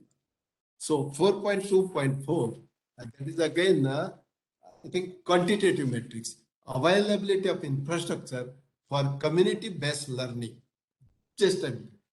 That what data is required, the attached satellite primary health center. Say, each pharmacy college has to be attached to a hospital. It is a concept here. So we have to attach our pharmacy college with the primary health center or rural health centers or even the residential facility for students or trainees are to be provided, mobile clinical service facilities to reach remote rural locations. So that data is asked here, yes or no. Yes or no, we have to write. And what data is, what documents are to be uploaded? Description of community-based teaching learning activities, details of rural and urban health centers, attached health centers involved in teaching learning activities, and government order on allotment or assignment of public health centers to the institutions. Then 4.3, library as a learning resource. So 4.3.1, metrics, that is automation of library using integrated library management system. The management system of the library, we have to explain within 500 words, covering the names and features of ILMS software and extent of automation. And we have to provide web link to geotag photographs of the library facilities. Another one, 4.3.2, that is again qualitative number of books, journals, manuscripts, etc.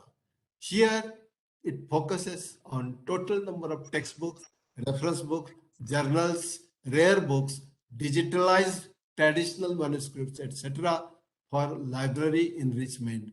And that particular thing is to be given within 500 words. And data required is names of the books, journals, manuscripts with author and publisher, number of copies, year of publication, and also you have to provide a web link to all these data and geotag photographs of relevant library sections. Then availability of e-library with membership or registration for the following. So this is the list of the sources, e-journals, e-books, e-Shodha Sindhu, Shodha Ganga, Swayam, and some pharmacy specific databases are to be there. And what data is required to fill up?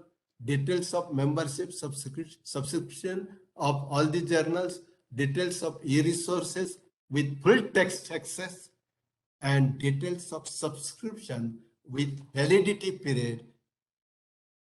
And upload is details of subscription like e-journals or e-Shodha Sindhu, Shodha Ganga and membership details.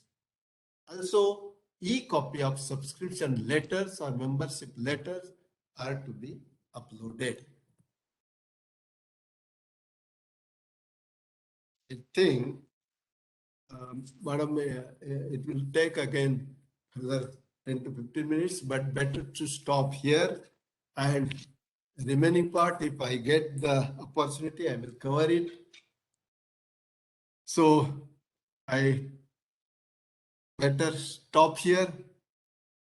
Madam? Hello? Yes, sir. Yes. Yes, sir. Should I stop here? Somewhere I should stop. And we have to obey the timeline also. It is up to 12. Now it is 12 o'clock. Yes, sir. So, shall I take? Sir, just a minute. Bhalikar, sir. Yes. Just. Dr. Kuchekar, it is better to stop here. Oh, yeah, yes, sir. Other panelists join, let them continue with the. That's why I'm asking, sir. Yes. Thank you so much, organizer, and I thank Honorable Dr. Milind Pandey, sir, for giving me the opportunity to be here with all of you as a resource person. I thank Dr. Ashwini Madgulkar, Madam Principal, and team AISSM College of Pharmacy, Pune, for giving me the opportunity. Thank you so much. Yes, sir. Yes, sir. Thank you so much, Dr. Milind Pandey and Dr. Kuchekar, sir. This was the session where Dr. Milind Pandey set the tone for this today's webinar, and he dealt with various basic understanding about the process of NAAC, with emphasis on providing urban opportunities to the rural India, importance of startups, future of pharmacy in various areas like digital AI technology, and he also emphasized the skill development, and he finally gave us a comprehensive plan with respect to development of research culture, and also with respect to national education policy. He gave a valuable guidance.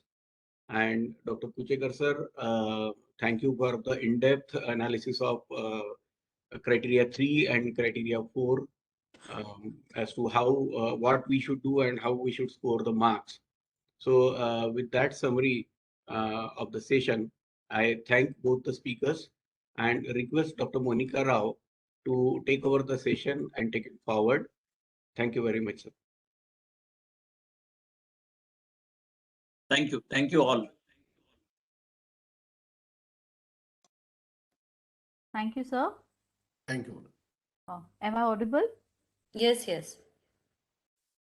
Yes, Good Monica. yes. Good afternoon, everyone.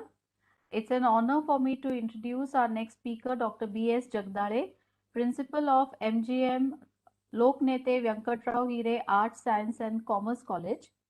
Sir is a distinguished academician with a career spanning more than 30 years in teaching and research. His college won the Best College Award of the SPPU in 2016. And under his captaincy, the college was also graded with an A grade by NAAC. Sir pioneered many innovative programs which were beneficial for students and society. He has more than 60 research papers in journals published by reputed international publishers like American Chemical Society, Elsevier, Springer, Taylor and Francis, Wiley Publications. He has delivered talks on NAAC accreditation process, academic audits, national education policy, to name a few.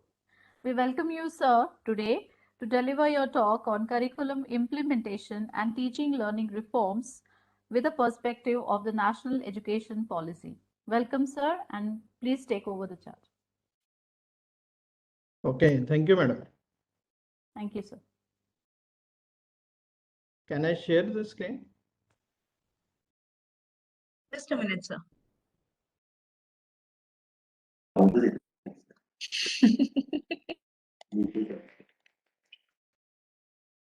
Sir, you can.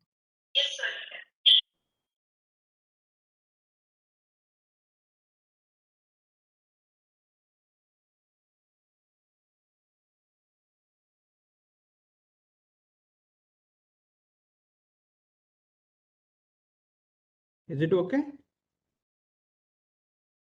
Yes, sir.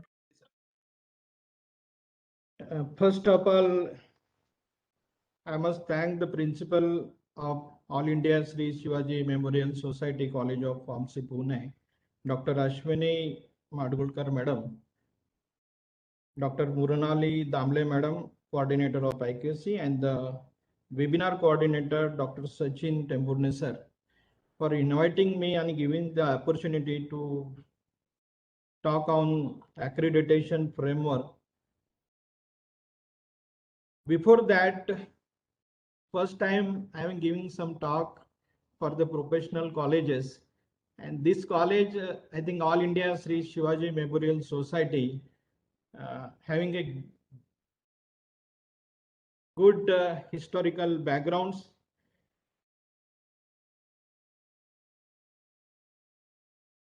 I must respect all the officers and authorities, presidents, Honorable Shau Chhatrapati Maharaj Ji, Honorable Yuvraj Sambhaji Chhatrapati Maharaj Ji, and all the trustees and directors of the management. Before I start the actual topic, now the process of accreditation nowadays make mandatory by all the UGCs or AICTs, and this process is very simple when we work as a team. My topic is a curriculum implementation and teaching learning reform respect to NAP 2020 approach. Now UGC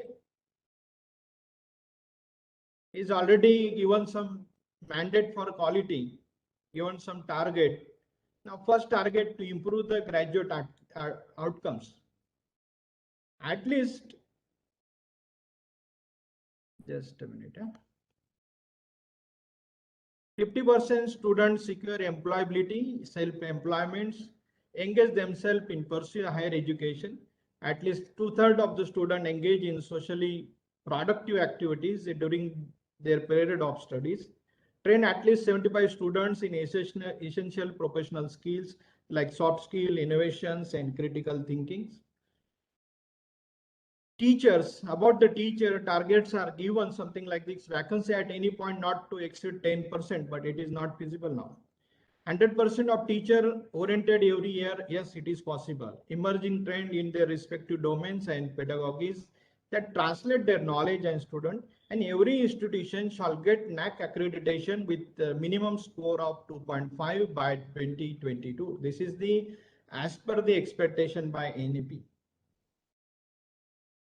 For professional education, accreditation framework is as per given by NBA, but NAAC framework is widely used and accepted for arts, science, and commerce colleges.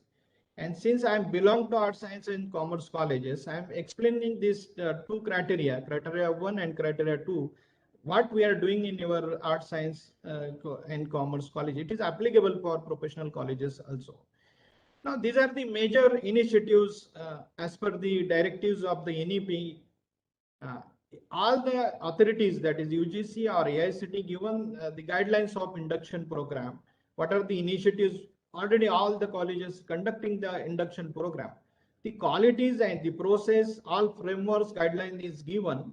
And if you follow this and if you sensitize the student in terms of induction program, then there may be one of the initiatives of IQCs.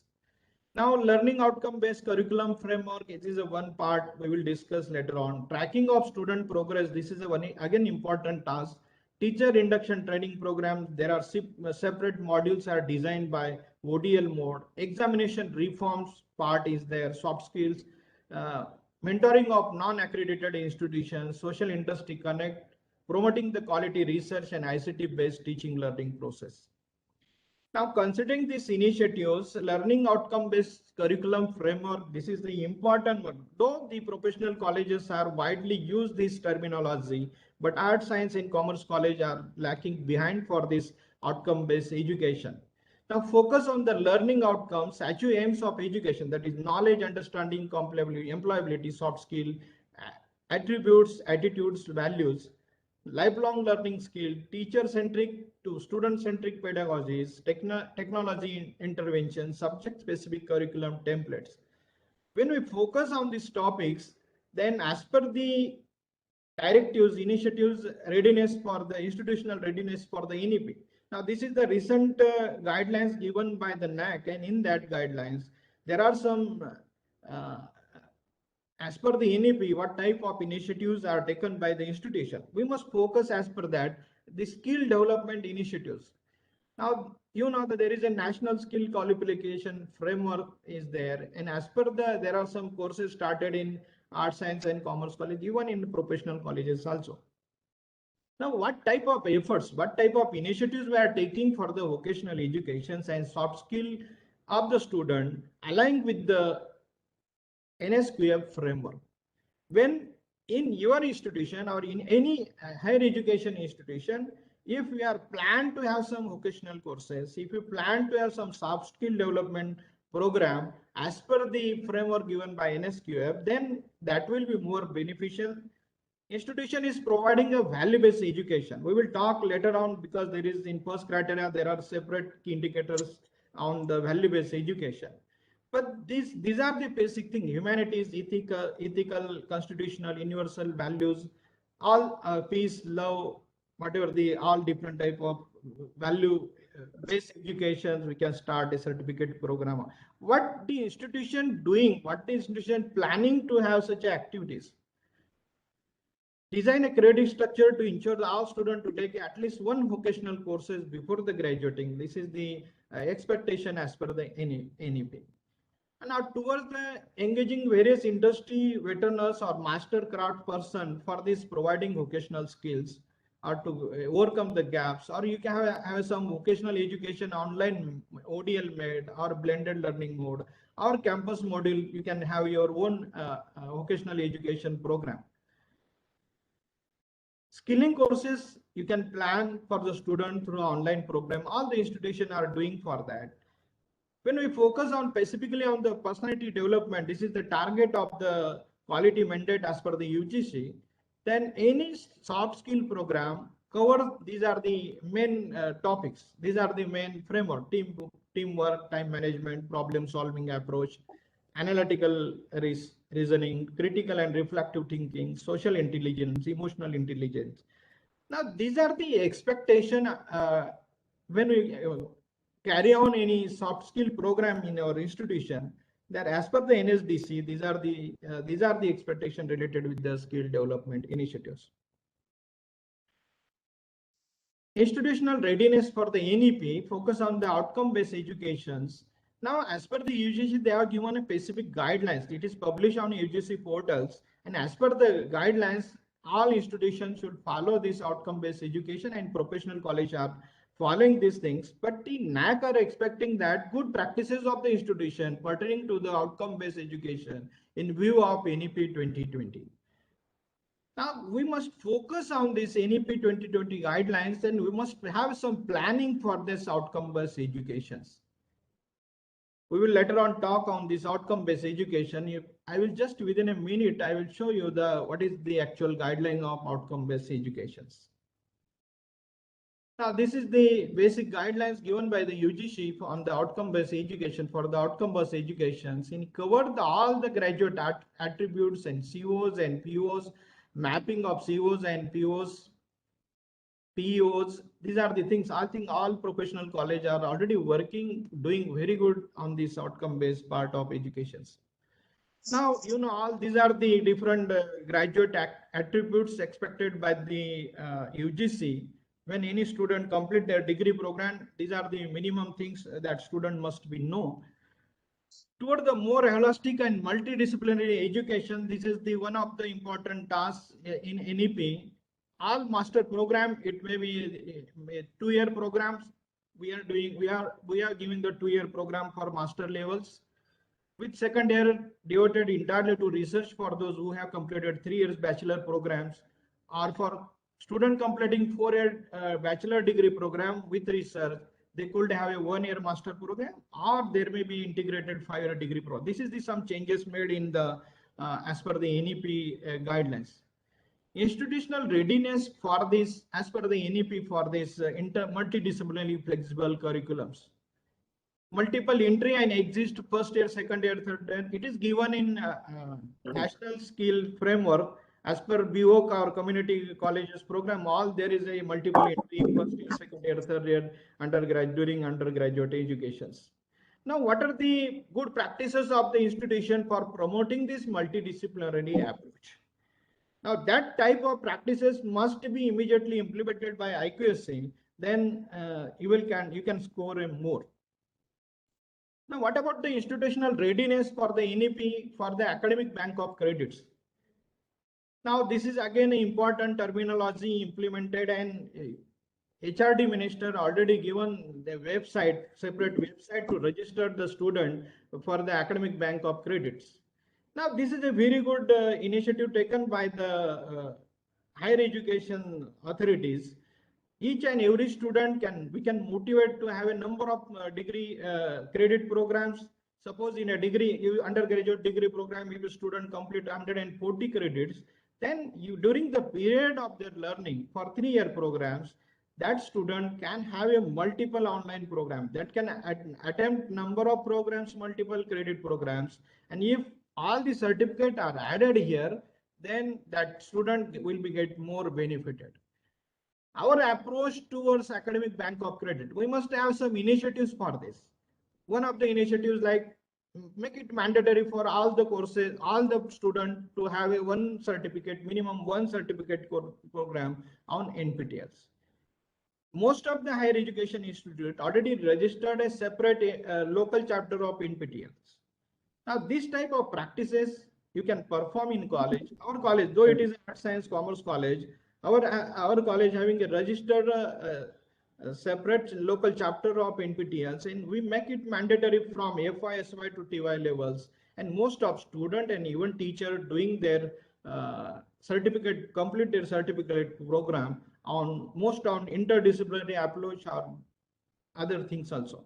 Now, initiatives for the ABC is very important. You can plan for that.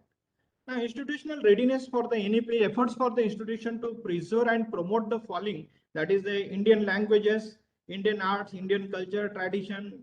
Now, these are the again important aspect in NEP, good practices of the institute permitting the approach toward Indian knowledge systems. Teaching in Indian language. जर आता मी इथं मराठीमध्ये बोलायला लागलो तर लोकांना accept होणार नाही. पण we must think on this. All the teacher if you talk in terms of Maharashtrian माणूस आम्ही म्हणतो, जर सगळ्या शिक्षकांनी त्यांचं कंटेंट मराठीमधनं शिकवायला घेतलं किंवा ऑनलाईन कंटेंट डेव्हलप केलं तर ह्याच्यामध्ये फार फायदा होऊ शकतो.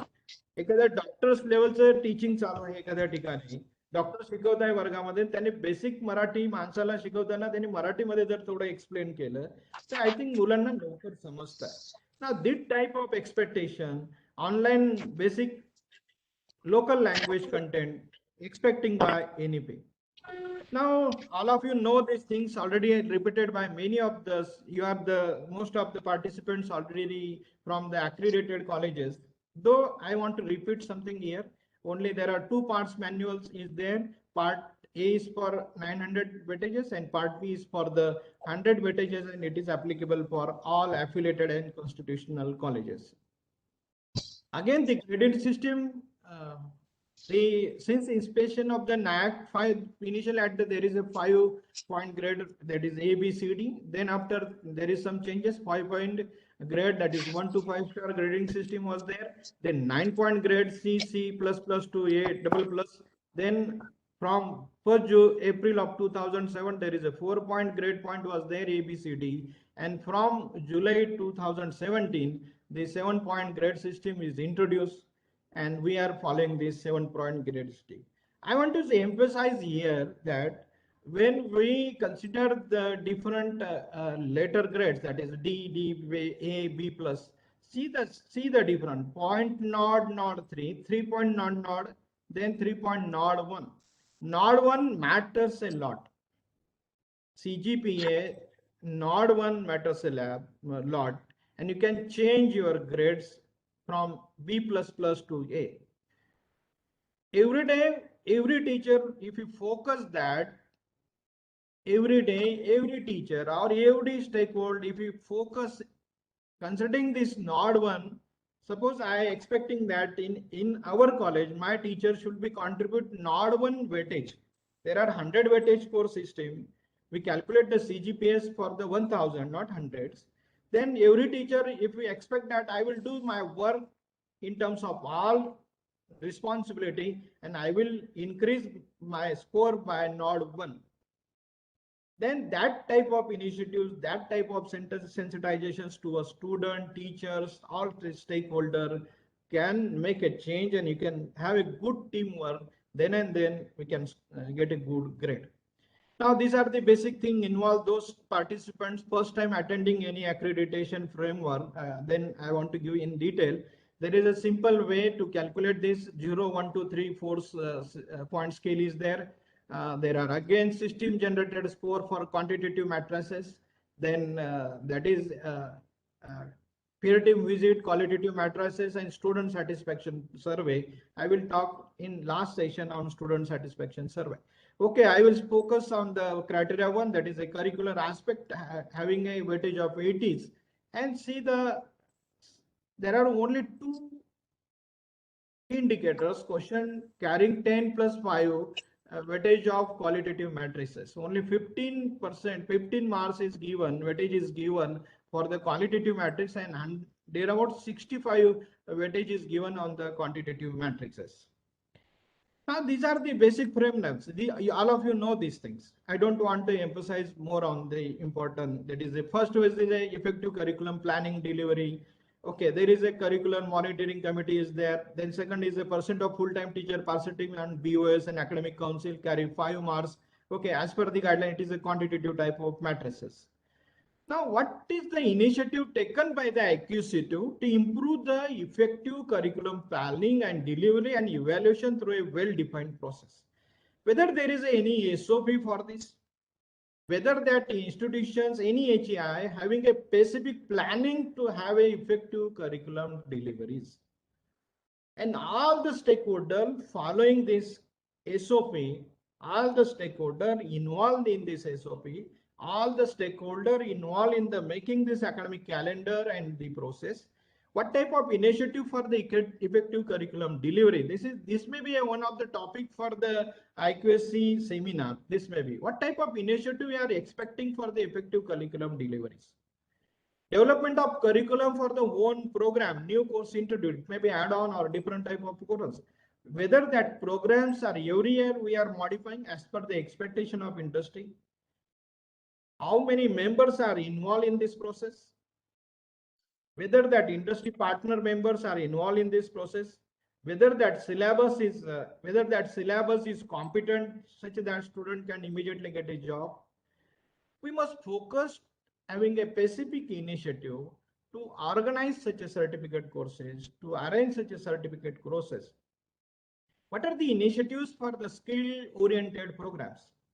If we make a plan of a good skill-oriented programs, and if we make an academic calendar, and if we deliver all the things expected as per the guidelines of UGC or AICTE, and if that skill-oriented program is up to the good gradation mark, and after completion of the program, student will get immediate job somewhere, then this academic planning and implementation and delivery is effective, and you can score a maximum, you can score a good marks there.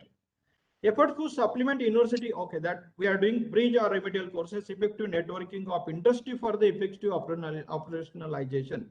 Now, these are the something required for that particular first question. Now, course file content is very important. I think in professional college, all the colleges maintaining this record properly.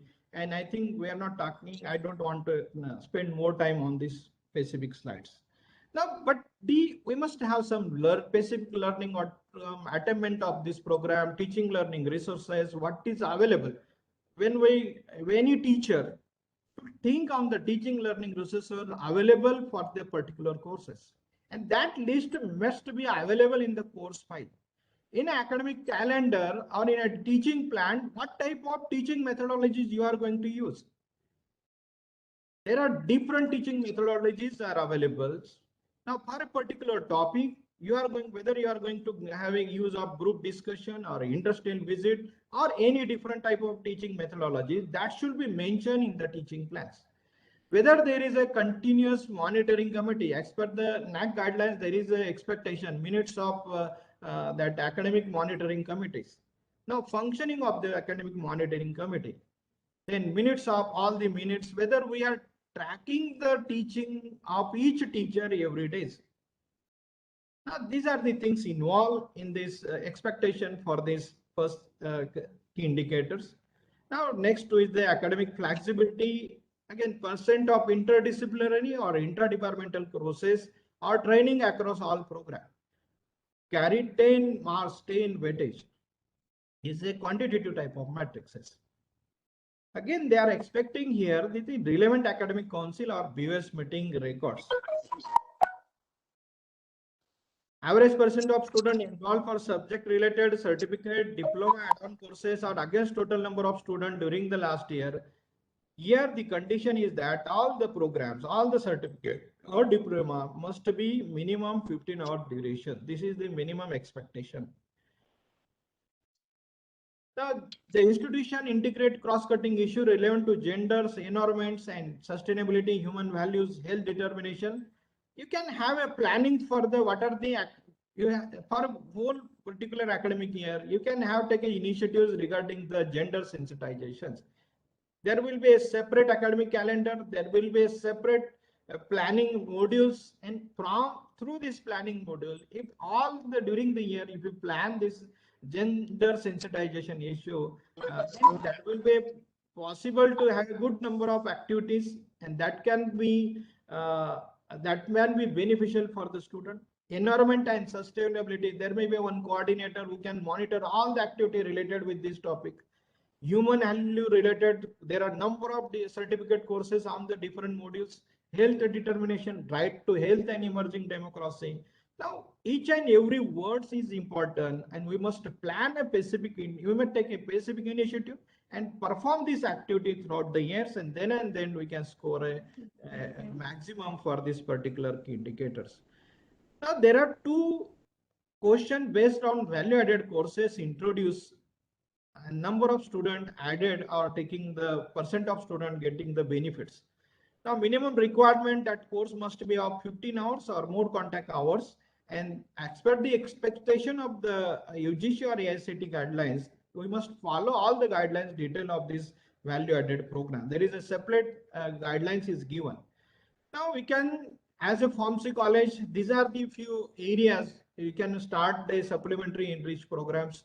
It may be related with the patent research methodology, virtual lab training, medical writing and coding, or there are number of such programs available on MOOC NPTELs, or you can start your own programs, or industry, you can may have a good industry partner, then using such industry partner, you can start number of add-on programs. Make it mandatory for each and every student, because it is useful for the ABC. What are the type of initiatives any higher education institution taking for the academic bank of credit? If the college carrying very number of programs for on value added or any add-on courses or certificate courses, such a colleges will be getting more weightages and they can score maximum in criteria 1, and that is the good benefit. And again, it is nowadays very important for the placement of the student also. Now, percent of student undertaken, these are the field visit. I think all pharmacy college doing very good in this system. Industry internship, research project, industry visit, community postings. Okay, I think you can score maximum out of 10. You can score out of 100% marks. Now, for the first criteria, this is the last key indicator. What is a feedback system? Now, this feedback for the first criteria, expecting there are two only questions are there, and it is a mechanism related to the syllabus that we are following of the particular universities. Syllabus may be of add-on courses, syllabus may be of additional programs you are running in your institutions. Now, the important parameters, whether you are taking the feedback from the syllabus on by student, from teachers, from employers, from alumni, from professionals. You must have some SOP for the how you can collect the feedback of the particular syllabus by these different stakeholders. If your mechanism is strong, if for the processes you are modified, it is computerized, and you cover all the stakeholders properly, then action taken report of the institution on the feedback report as stated in the minutes of the meeting of the college council or IQSC. Now there are internal quality assurance cell functioning in each and every colleges. As per the Maharashtra Public University Act, there is a provision, section 97, that is a college development council. For professional colleges, there is a governing council system is there. Whether that feedback we are taking in front of what is the feedback analysis, discuss in the IQSC or in governing council meetings, take the minutes of that governing or IQSC meetings and upload these things on the portals. What type of action you are taking on the feedback of particular all stakeholder, whatever you collected. Then feedback collected, analyze, action taken on the feedback, and that is uploaded on the institutional website. If you do this systematically, then you can score out of 20, you will get a 20 marks. Now, this is a simple procedure. This is a simple things. We are doing something, we are taking the feedback from student, teacher, employers. Then you can't score maximum for this specific question. I think I want to explain where are the important parameters you should focus, particularly for the criteria. Once it is weightage is only of 80 weightage, but if you plan it properly, you can get a maximum score for the first criteria. Okay, let us focus on the criteria 2, teaching, learning, and evaluations.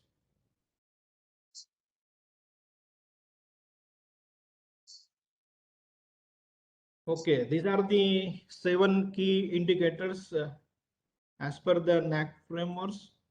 Total weightage is 280, student enrollment and profile. Okay, we will directly go to that respective frameworks. Now, this is very important. Qualitative matrix carry 10 different questions and having a weightage of 100. Now, focus on these parameters. You have to plan for the qualitative matrix in a different way as compared to quantitative matrix. Quantitative matrix, once we uploaded on your NAAC portal, we can interfere, we can change anything.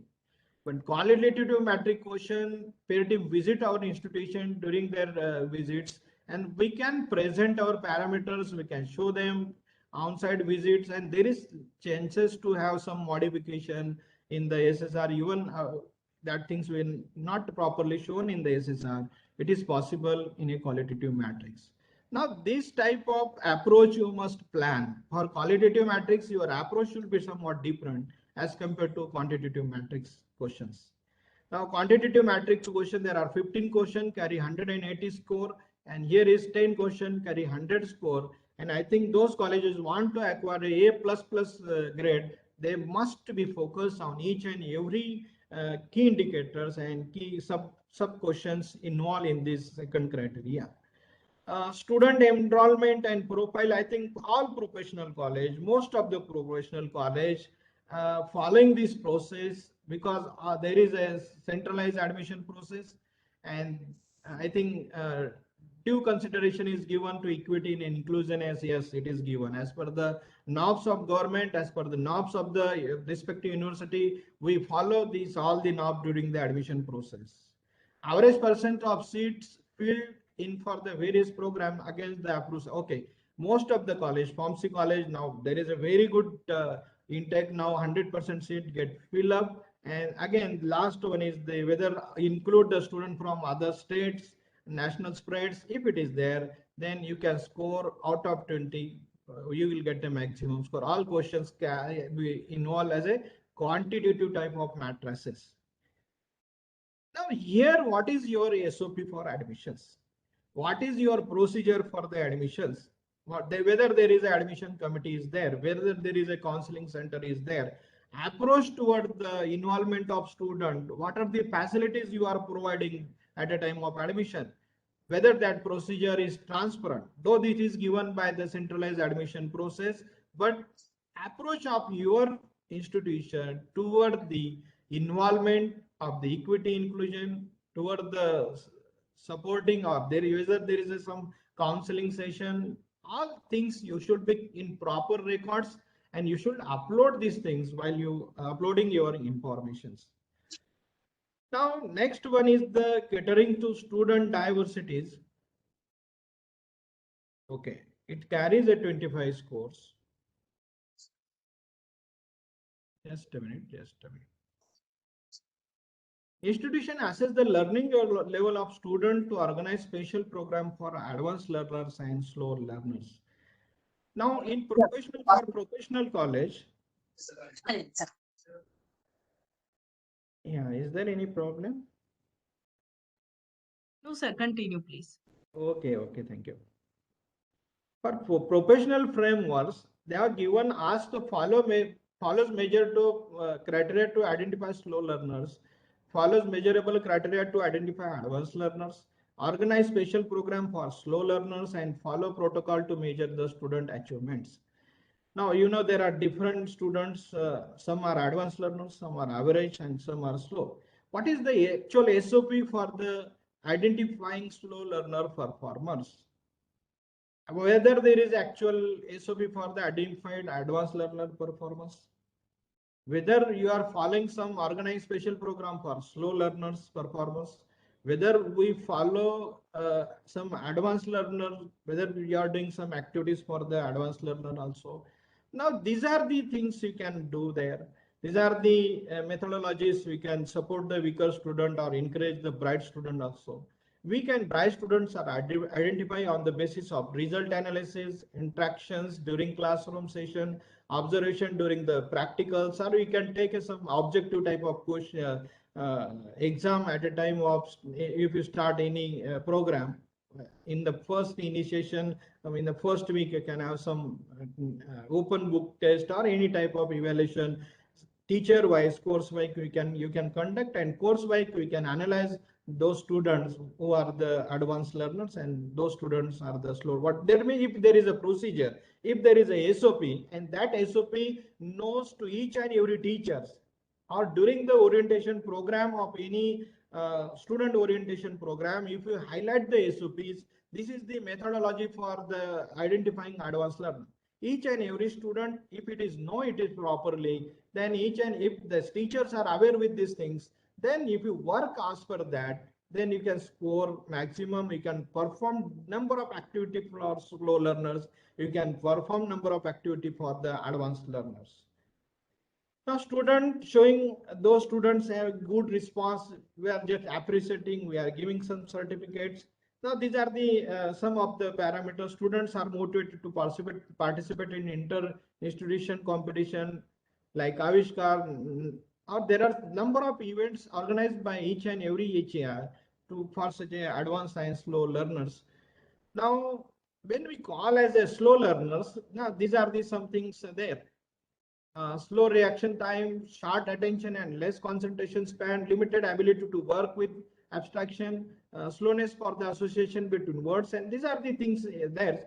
A lack of, all of us are teachers, and we know those slow learner students having lacking behind because of some deficiency or because of some issues. It may be related with their family, or it may be related with their basic education they got in a school level even. Now, for that, use a methodology like for slow learner, like picture, film, video, life experience for learning, or you can adopt a number of methodologies. In your SOP of slow learners, if you mention these things properly, then you can score maximum. There is a remedial teaching facilities available, whether there is a coordinator for that, who is monitoring this, what is the procedure, whether there is some budgetary provision for remedial coachings. All these are interlinked, and you can have at the start of any academic year, if that policies are framed and if it is working properly, that procedure is standardized, then you can get a maximum score. The role of teacher while dealing with the advanced learner, that is allowing some choices, integration of technology, working together, determination, prior knowledge, teaching creatively, independent learning project, and encourage to self-assessment. You can advanced learner, we can identify, you can participate, you can treat that teacher, student as a teacher. Involve each and every process of our regular teaching. If we are doing some presentation, involve that student for the presentation. Take the inputs of the student for the presentation. Let them try to give some topic and let them try to speak in front of student. Now, this type of practices can having a good initiatives for the advanced learners. But there are a lot of practices. This is one of the image taken from somewhere. It is not my image. Sorry for that. Advanced learners, knowledge dissemination, in-plant training, higher study at foreign institutions, wildlife surveys, summer internships, science academy lecture workshop, scholarships, professionals and proficiency examinations. There are a number of examinations conducted by different bodies. You can have a plan to participate our student at different examination. Or there is a number of conferences at national, international levels conducted by our webinars nowadays conducted by different agencies. If you told our student to participate, make it mandatory, let them present paper, give the ideas, and if the students are satisfied, if they are taking some lot of initiatives, then advanced learner will get more beneficial from the each year. The student full-time teacher ratio, and this is the next part is there. That is the, all education institution, mostly professional education, or even because of government policy, we are somewhere lacking behind here. Institutional, next is there are some students are having a good knowledge. There are some innate talent. Some are best singer. Some are best other activity, extra curricular activities. Some students are naturally skills in built there. And for such a student, what type of facilities, what type of provisions the institutions are giving. Now you can, after the admission, there may be some provision, there may be some procedure, standard procedure, identify the first, within a month, identify the students. How many students having a good poet writing skill? How many students are good singers? How many students have a good in sports? Let collect the certificates of that student acquired during their school educations, and make a profile of the student, each student in a different manners. If this procedure is correct, then you can identify the students, you can plan this such a not advanced student, innate talent students. And if you plan properly, involve them in cultural association or student clubs, or there are a lot of activities we are conducting. But our teachers, our college institution are not knowing who student is good in these things. Some students are very good.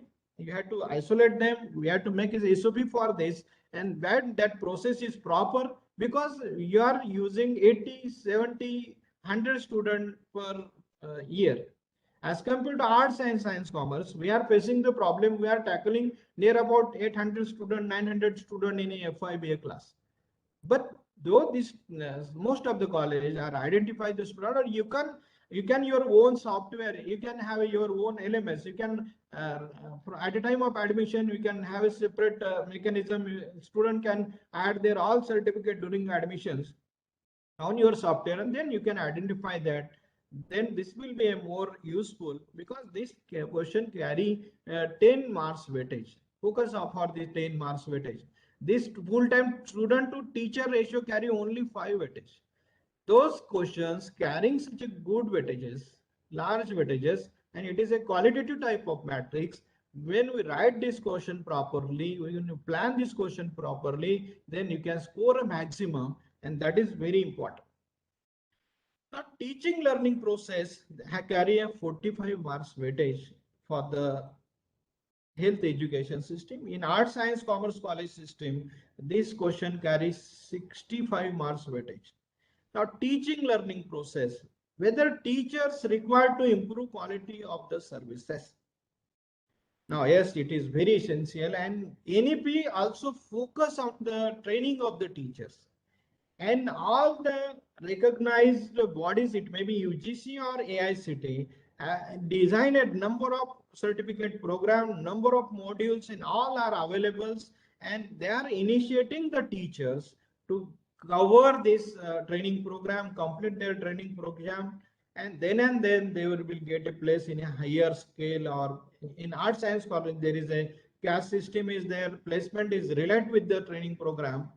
Now the teacher training must related with the general understanding of present scenario and challenge of higher educations, and the spectrum of duty and expectation. There are every year there are a lot of changes in functioning of the IHEI. There are expectation by the higher authorities that get changed, expectation for the community get changed. Student every year we are facing new students with the advanced knowledge because of technology and all these media systems. That means teacher must be trained for this general understanding present scenario. They must aware all these things. Basis understanding of teaching learning processes, psychology of learning, effective pedagogical techniques. Now, when we join in any HEI, because of this provision, because of this qualifications requirement, there is no mandatory to complete a MAD programs. Those teacher teaching in a B.Ed colleges, they have completed their mandatory as a MAD, master in education or bachelor in education. They know how to talk with teachers, how to handle the students, and all these things are get trained. But our colleges, professional or arts, science, commerce colleges, this qualification is not a mandatory part, and we teacher are not trained as compared to those teacher completed in a MAD education. Now, for that purpose, we must take some initiatives, and we must have arrange some online training program, orientation program for only on the teaching learning processes. If any HEI publish their research methodology, different pedagogy is used in your institution, just publish that books. Or IQC may have organize one webinars for 3 days and expect the teacher to present their paper on a different teaching methodologies. And if all the different teaching methodologies we publish together, we explain to the students, we motivate the teacher to use different methodologies for different topics. And these things are expected. Now, lesson plan, systematic lesson plan, effective classroom interaction, development of competence communication skill. Now, these skills can be improved, and this is essential for a teacher to improve their skill, holistic perception, professional values, and ethic attitudes, exposure to relevant ICT tools. Okay, we are all of you are doing online modes teaching. Then most of the teacher, I can't say for professional, for art science, they are getting some problems by using in the ICT tool for the online modes. E-content developments, lifelong self-learning. Every institution organize the very webinar or training program for the teacher required to improve their quality of services. And if we focus on the teacher training program, then institutions carry maximum score for the institution learning process. Now this is a specific question. Now this is a specific question.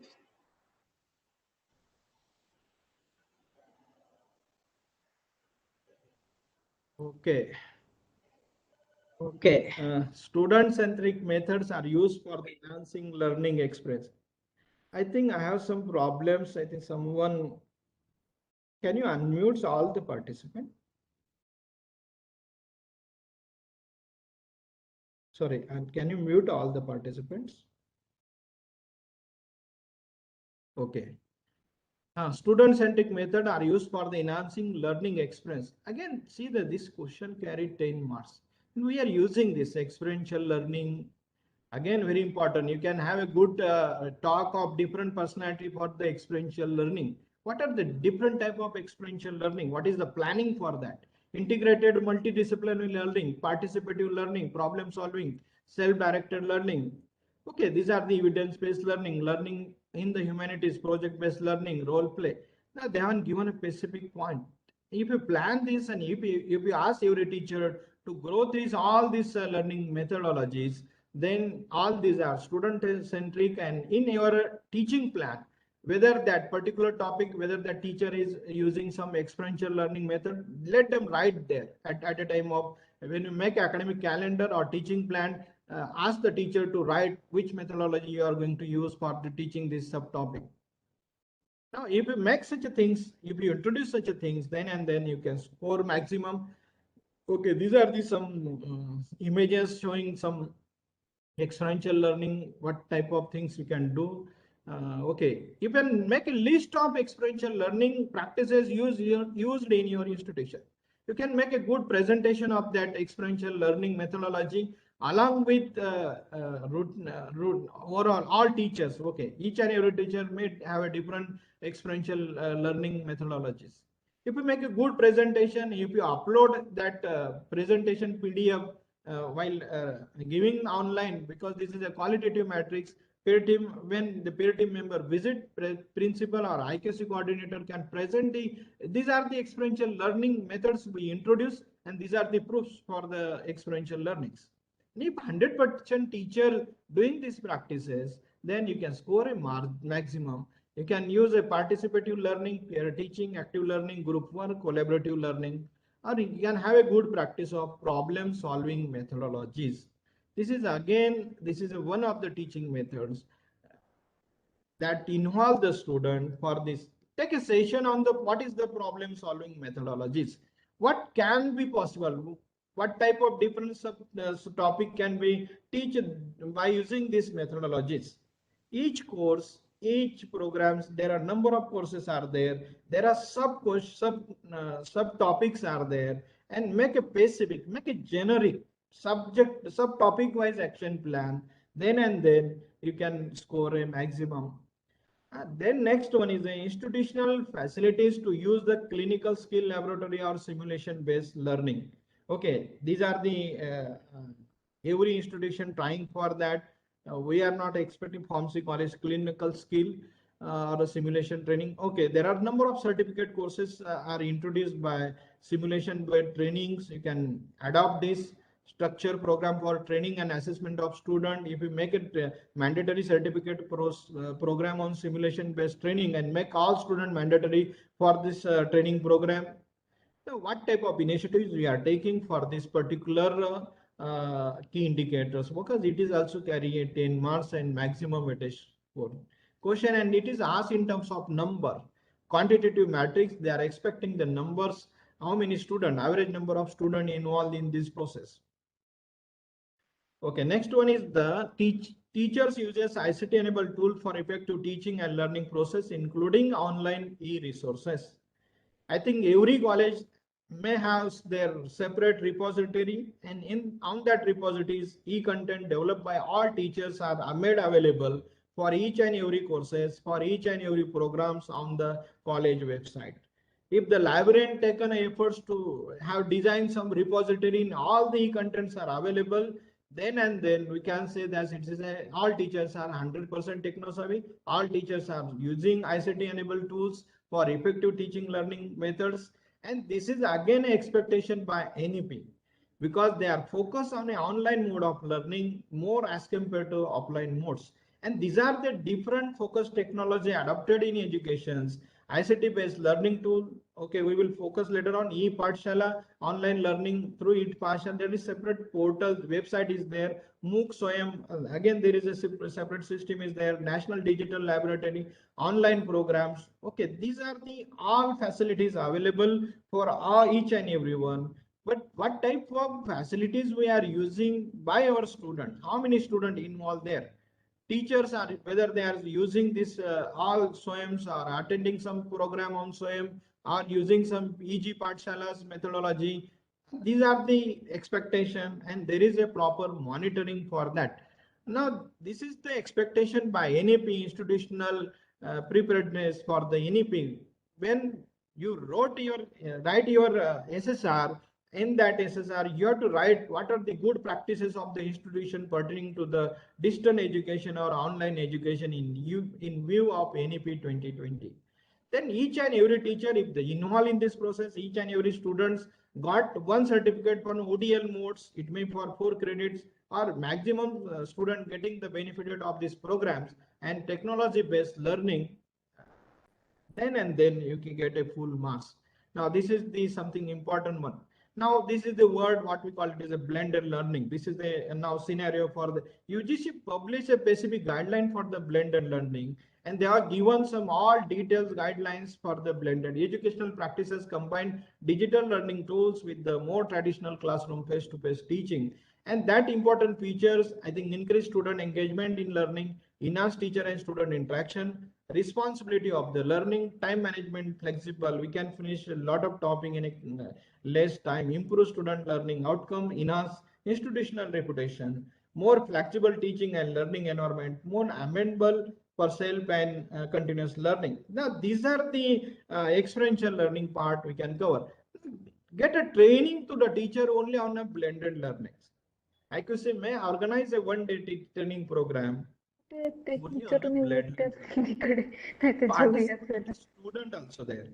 If the students are involved in this training program, because NAAC asking if you organize any programs, today's you are organizing a national conference. Now, when we submit our reports on SSR on UGC, sorry, NAAC online portals, they are asking, this is the event, tell the name, duration, write the dates. Next one is number of participants, whether teachers are there, whether students are there, whether some other professionals are there, you have to write the numbers there.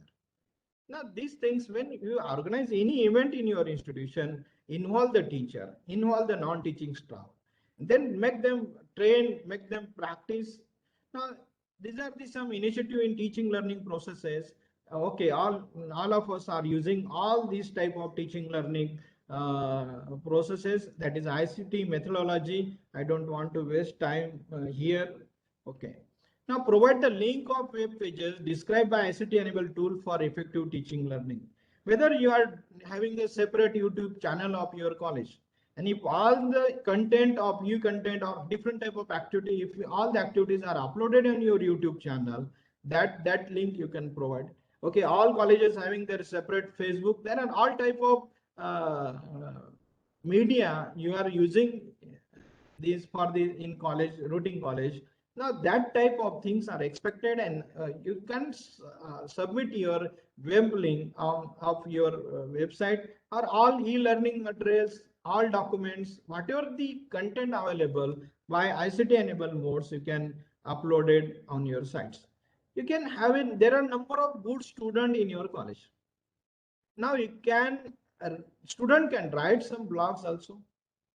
Involve the student, all activity of student, you can, when that activity is carried out by using ICT tools, you can upload that activities on your YouTube channels. Make it mandatory for each and every student to subscribe to your college YouTube channels. Then publish whatever the circulars or guidelines given by any university or any authorities. Just make a simple videos on that circular and upload on your YouTube channel, such that student get all information from your YouTube channel. Okay, all of you are using Google Classroom and all these things, but if you take a proper initiatives as for the use of ICT, if you have a proper SOP for that, every year you are getting modify these things, you are changing the scenario of technology use, then you can score a maximum. Here I am showing you some important website for that, open access e-resources. Now project Gutenberg's online access of e-journal, open access e-books, national library is there, National Digital Library for NDL of India. Now, these are the number of e-content available portals, and they are free, most of them. All of you know, aware with most of the teachers are registered of the Influblate, and this is a very good information and library network centers. And I think each and every student, if you registered on this website, that password is available for the college authorities. Involve all students, because during the DVV process, number of teacher, number of user of that particular colleges use this, visit this website through their registered ID. that is available, made it available from the college library. Just arrange any simple 1 hour program and just show this website and what are the things there, what is the facilities available. Now these are the expectation during the orientation program of the student, newly comer student. You can have a good interactive session and you can show this all the website, all the e-content site, and then your student get enlightened. This student can use this site properly, they can register for the implement, they can use ebooks, then you can use e-journals, and that facility, how many students are using this facility, that is very important. Just sensitize the student, just advertise these things through these orientation programs. Again, there is a national digital library. Okay, I just within a second I will show you the national digital library website, if it is possible. Just a minute.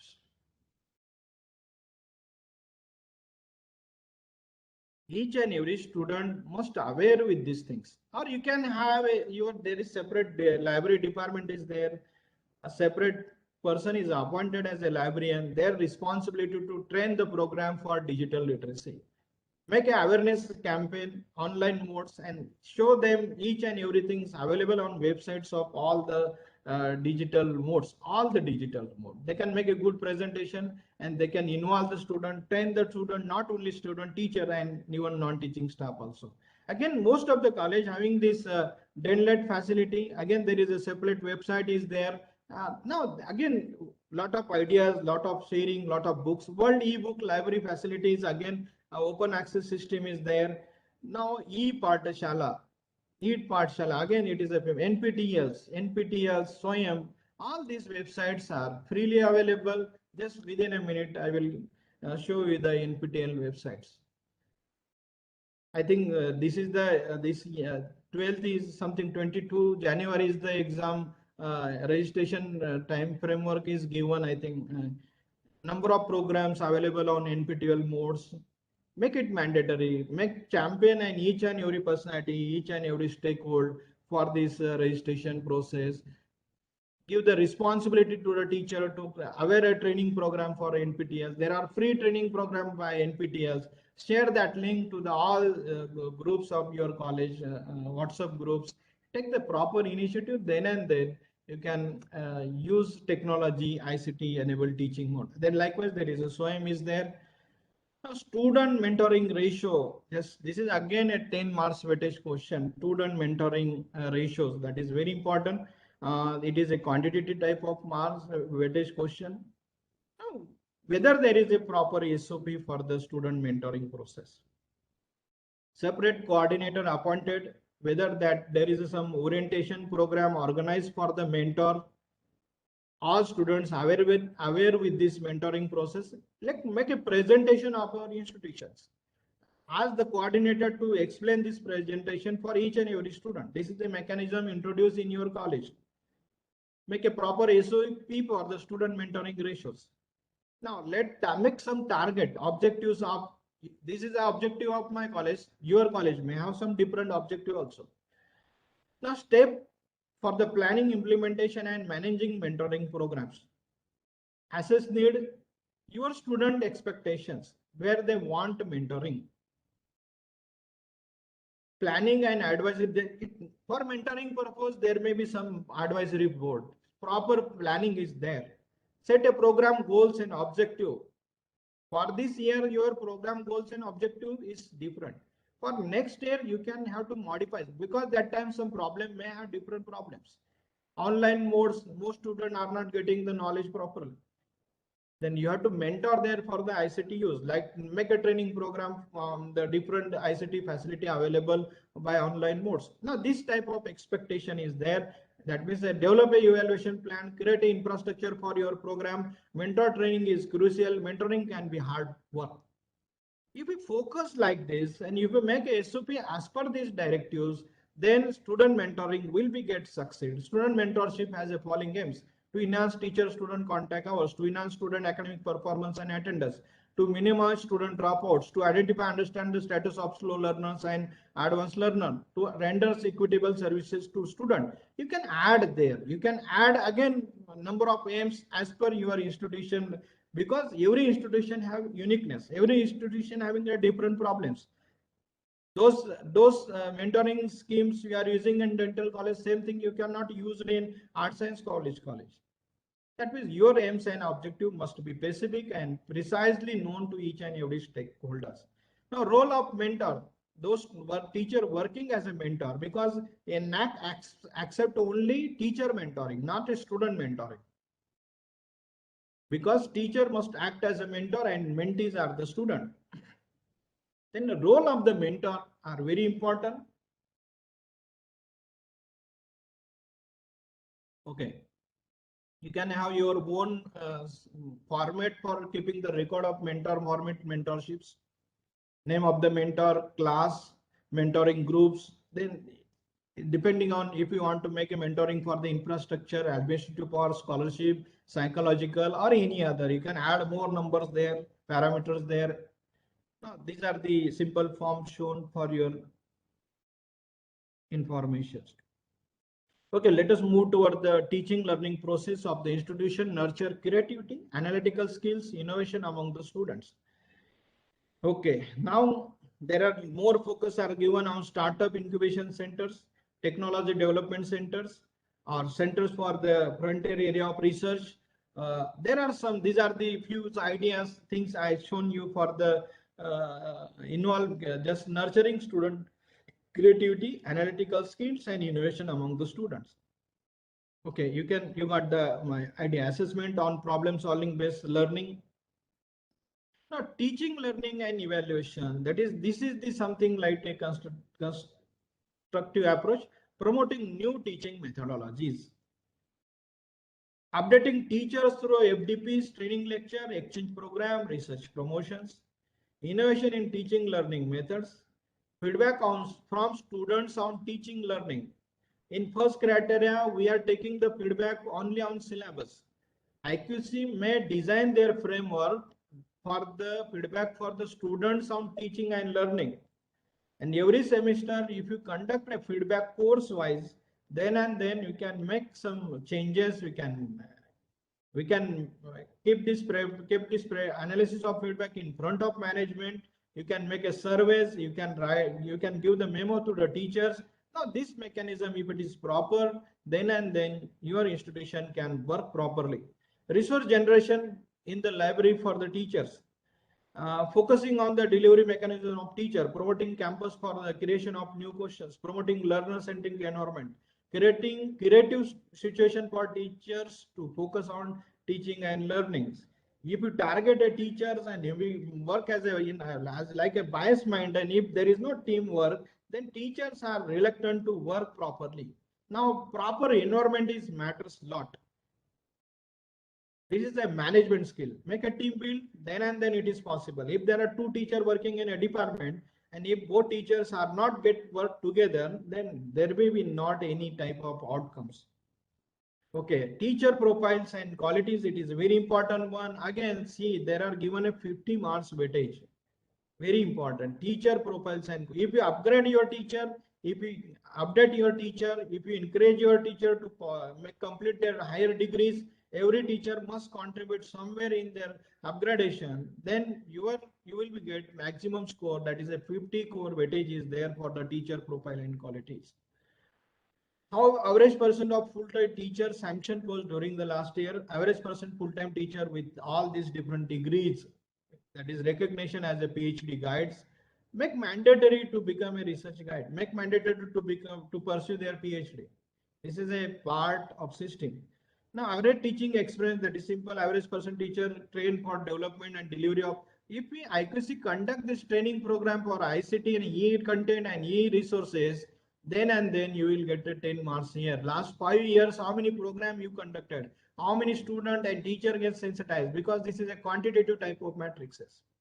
If 100% students and teacher get trained by your institutions, and if that all document evidence and proofs are there, then and then you will get 100% marks.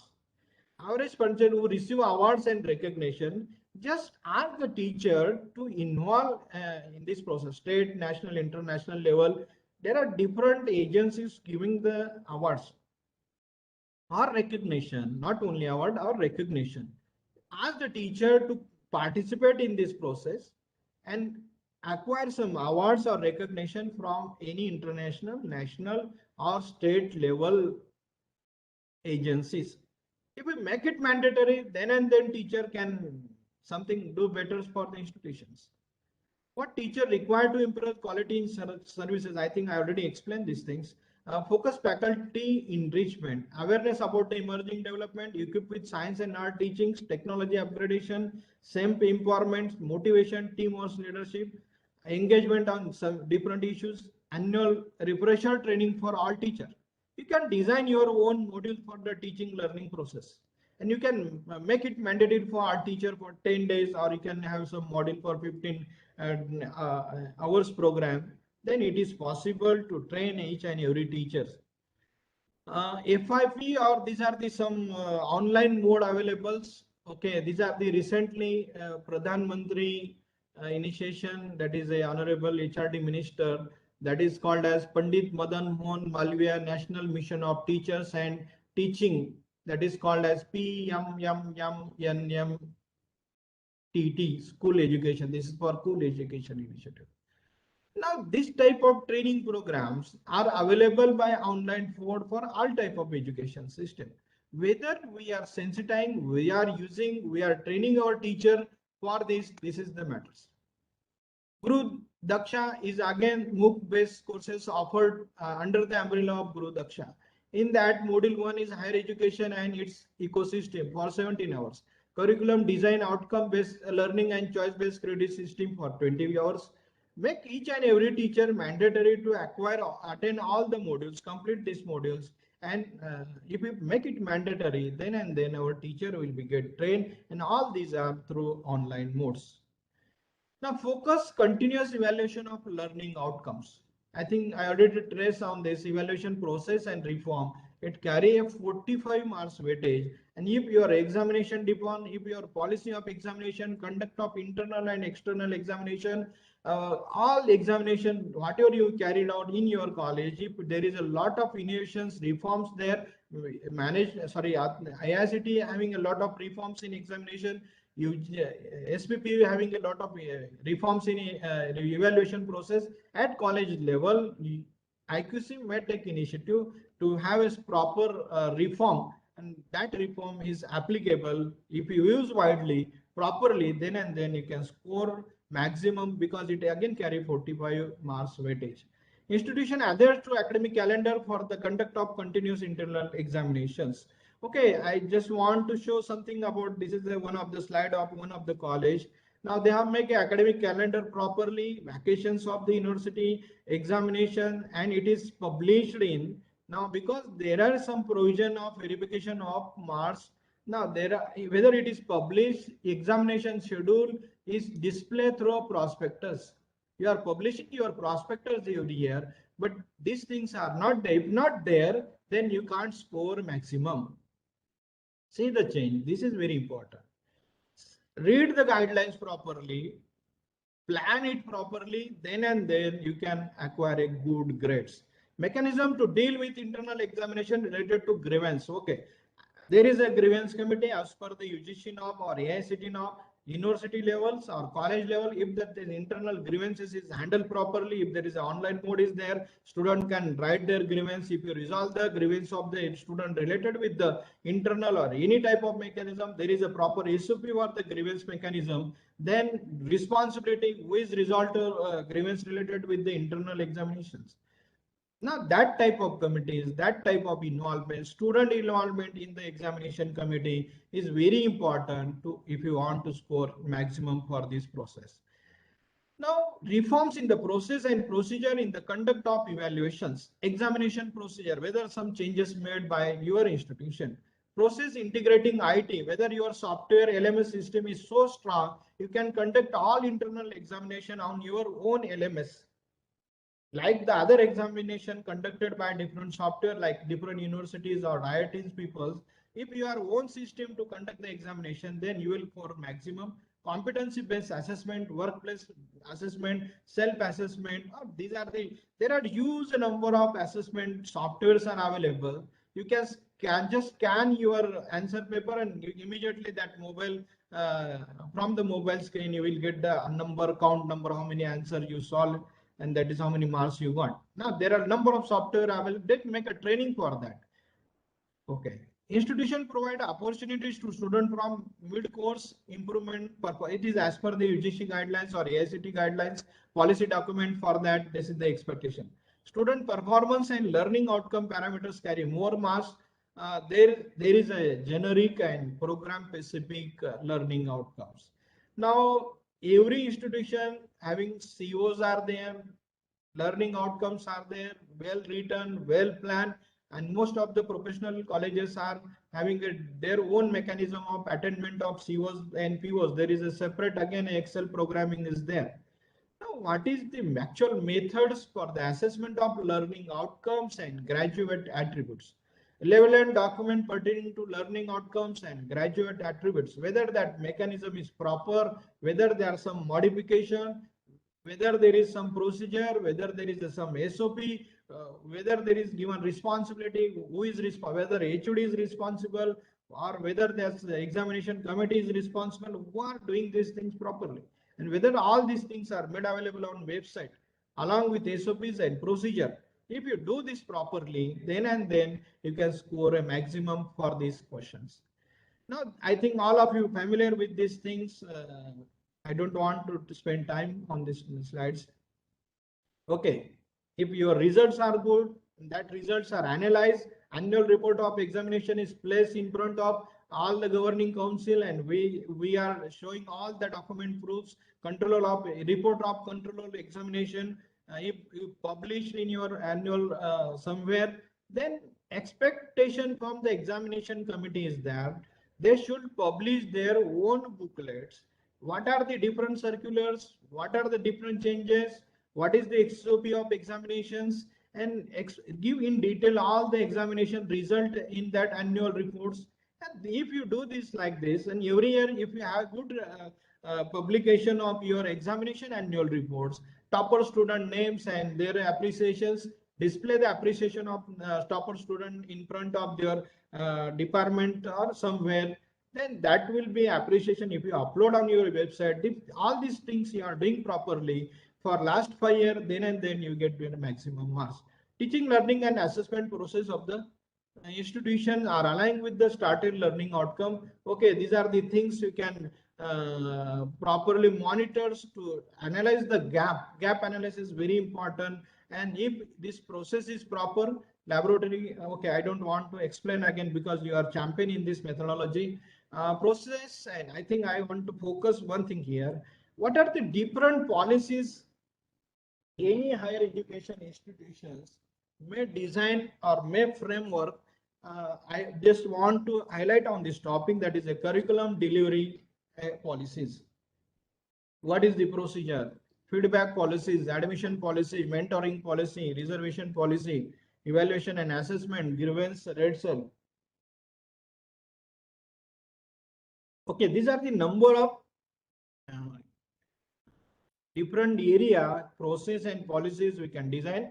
And this is a standard policy formats. Policy, any SOP, that is a component, what it includes. Document header, purpose, policy statement, definition, table of the content, scope and responsibilities. As per this guideline, if you make your policy properly, then it can be implemented for the improvement of the institution. Parent-teacher meetings, if you are conducting regularly, discussing these things, outcome analysis, then you will get a good mark. Proceeding of parent-teacher meeting held during the last 5 years is very important.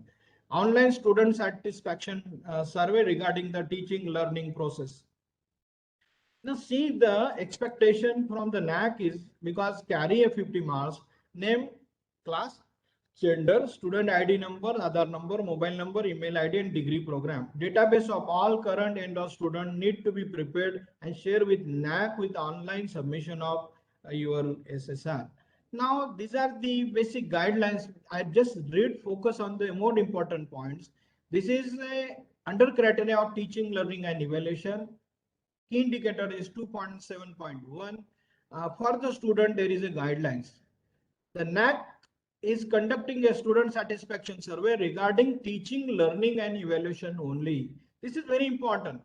NAAC conducting a triple S only on the teaching, learning, and evaluation, which will be helped to upgrade the quality of higher education institutions. Student will have to respond to all questions given in a following formats and attempt all this one. Identity will not be revealed. त्यांची माहिती कोणाला कळू दिली जाणार नाही. आणि इथे एक क्वेश्चन विचारेला आहे. Please confirm this is the first and only time you answer this survey. What happens? This is our practice. We are conducting the triple S semester wise. Okay. And when the NAAC given mail to the student, and if the student writing this question, if they are habitual with this triple S, they can click on S. However, the student that when we given the feedback on NAAC portal for NAAC point of view, your student must have to write no there. Okay, these are the things I want to explain. Just this is very important. This is the main theme of today's lecture. How much of the curricular or syllabus are covered in the discipline in which you are studying. If you conduct this triple S every semester wise, then every semester wise you will have this feedback properly. Now, what category of teachers are involved in theory and practical classes in your discipline? Whether the professors are there, assistants are there, like this. What percent of teacher is effectively communicating domain knowledge using IT? What percent of teacher built an expected curriculum competency program? Okay, these are the near about 21 questions are there. Do you mentor follow up necessarily on the task assigned to you? To what extent mentoring process in your institution beneficial? To what extent clinical and practical facilities related to your discipline? What extent of training are you provided with skill and simulation lab, clinical lab, then all other type of activities? What percent of teacher ICT enabled methodologies like multimedia using? Extent of opportunities given to your outdoor learning like internships? Kiti sandhis apan deto? Does the institution provide opportunity for experiential learning? Problem, all these are teaching methods apan deto ka? We are using all these teaching learning methods. That is again feedback is taken from the student. What is the level of opportunity provided in your institution to develop employability and entrepreneurial skill development? What is the level of value added courses? What is the level of mentoring evaluation available? What extent the institution ambience and classroom facility? How frequently your performance in academic assignment are discussed and reviewed with you by the teacher? It is again important. We are just teaching, we are performing our duty. We are not taking the reviews, discuss with the student, discuss with the parent. What is your assessment about the fairness of internal evaluation? How do you rate the procedure of involving preparation of examination system? Do your teacher unable to identify your strength and weakness? If you are awarded award rating for this your institution, then if students are rating our institution and if you are doing properly, then you can score a 5-star.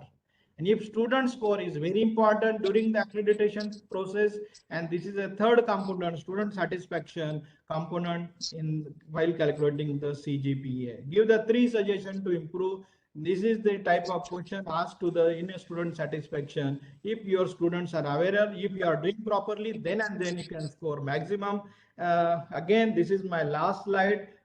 I must again thank the respected principals, Dr. Ashwini Madgolkar madam, and all the conveners and IQAC coordinators and all the authorities of the All India Sri Shivaji Memorial Societies of Pharmacy College of Pune, giving this a chance, golden chance. Our college is celebrating the golden jubilee years, and such a situation, I got this opportunity to speak in front of all the professional colleges, smart people, smart persons, and hope in future multidisciplinary approach is very important. Clustering of the university is very important, and all the educational institution autonomy part is there. And if we make our college in all respect change, functioning is changed, procedures are modified, then autonomous status can be achieved, and it is 100% mandatory for each and every higher education institution to go to the quiz for excellence, make the initiative, make the plan, make a team, and involve the all stakeholder, involve the each and everyone. If you contribute lots, keep your egos aside. That is very important, because teachers are something, I think I'm observing that they are like egoistic. They are something feeling as I'm too superior, I'm doctorate, I'm professor. Now this part hampering the education system of higher educations matter. That is, the positions are important, whether that principal is so and so or so and so, whether that HOD is something different. Your individual matters kept aside the higher education institution, involve, get together for the institutions, because your institution is named with very great personalities. Chhatrapati Shivaji, those person were lot for the महाराष्ट्राला घडवण्यामध्ये महाराजा छत्रपती शिवाजी महाराजांचे योगदान खूप आहे. आणि त्यांच्या संस्थेच्या त्यांच्या नावाने सुरू केलेल्या शाहू महाराजांनी 1917 मध्ये स्थापन केलेल्या all India Shri Shivaji memorial society पासन काम करते. I think all the education institution in Maharashtra under the roof of Akhil Bharatiya Maratha Parishad, and that Akhil Bharatiya Maratha Parishad taking initiatives to start a number of education institution. and त्यामुळे आज आम्ही महाराष्ट्र पुरोगामी बघतोय. या सगळ्यांचं श्रेय त्या ह्या सगळ्या महाराजांना जातं. त्यामुळे मी I just thank also the Honorable Yuvraj Sambhaji Chhatrapati Maharaj and all the trustees and directors, president, all the authorities giving me a chance to speak in front of such a eminent personalities. Thank you very much. Thank you very much, sir. I'm audible? Yes. Sir, at the outset, let me congratulate your institute for completing the Golden Jubilee. And also, I hope that I'm sure that under your captaincy and stewardship, you will take the institute to greater heights, your institute to greater heights. The national education policy aims to globalize our education system, and every institute needs to be ready for that. We thank you, sir, for highlighting the need to integrate and synchronize our accreditation efforts with the national education policy. Your talk also provided us a lot of insights into the nuances that we should focus on in our curriculum delivery, curriculum implementation, and the teaching learning process, sir. Thank you very, very much, sir, for a very exhaustive, very informative session, and also for highlighting the importance of the student satisfaction survey, for giving us details about what type of questions are asked to the students and how we should direct our efforts towards things we all are already doing. All the institutes are already taking a lot of efforts, but where exactly is the important stress to be placed? Thank you, sir, for highlighting all those points. Thank you very much, sir. On behalf of the management and principal and the faculty and all the assembled delegates, I would like to present this token of appreciation, certificate of appreciation for your very detailed and exhaustive talk, sir. Thank you once more. And I would like to announce that we will have a break now, and our next session will start at 2 o'clock. So hope all of us will join here at 2 o'clock again for the next session. Thank you, sir. Thank you once again. Thank you, madam. Thank you, sir.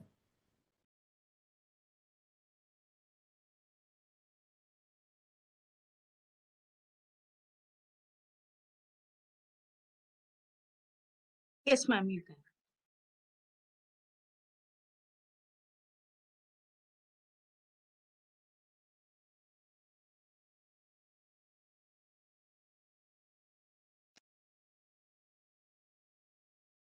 Good things come to those who believe.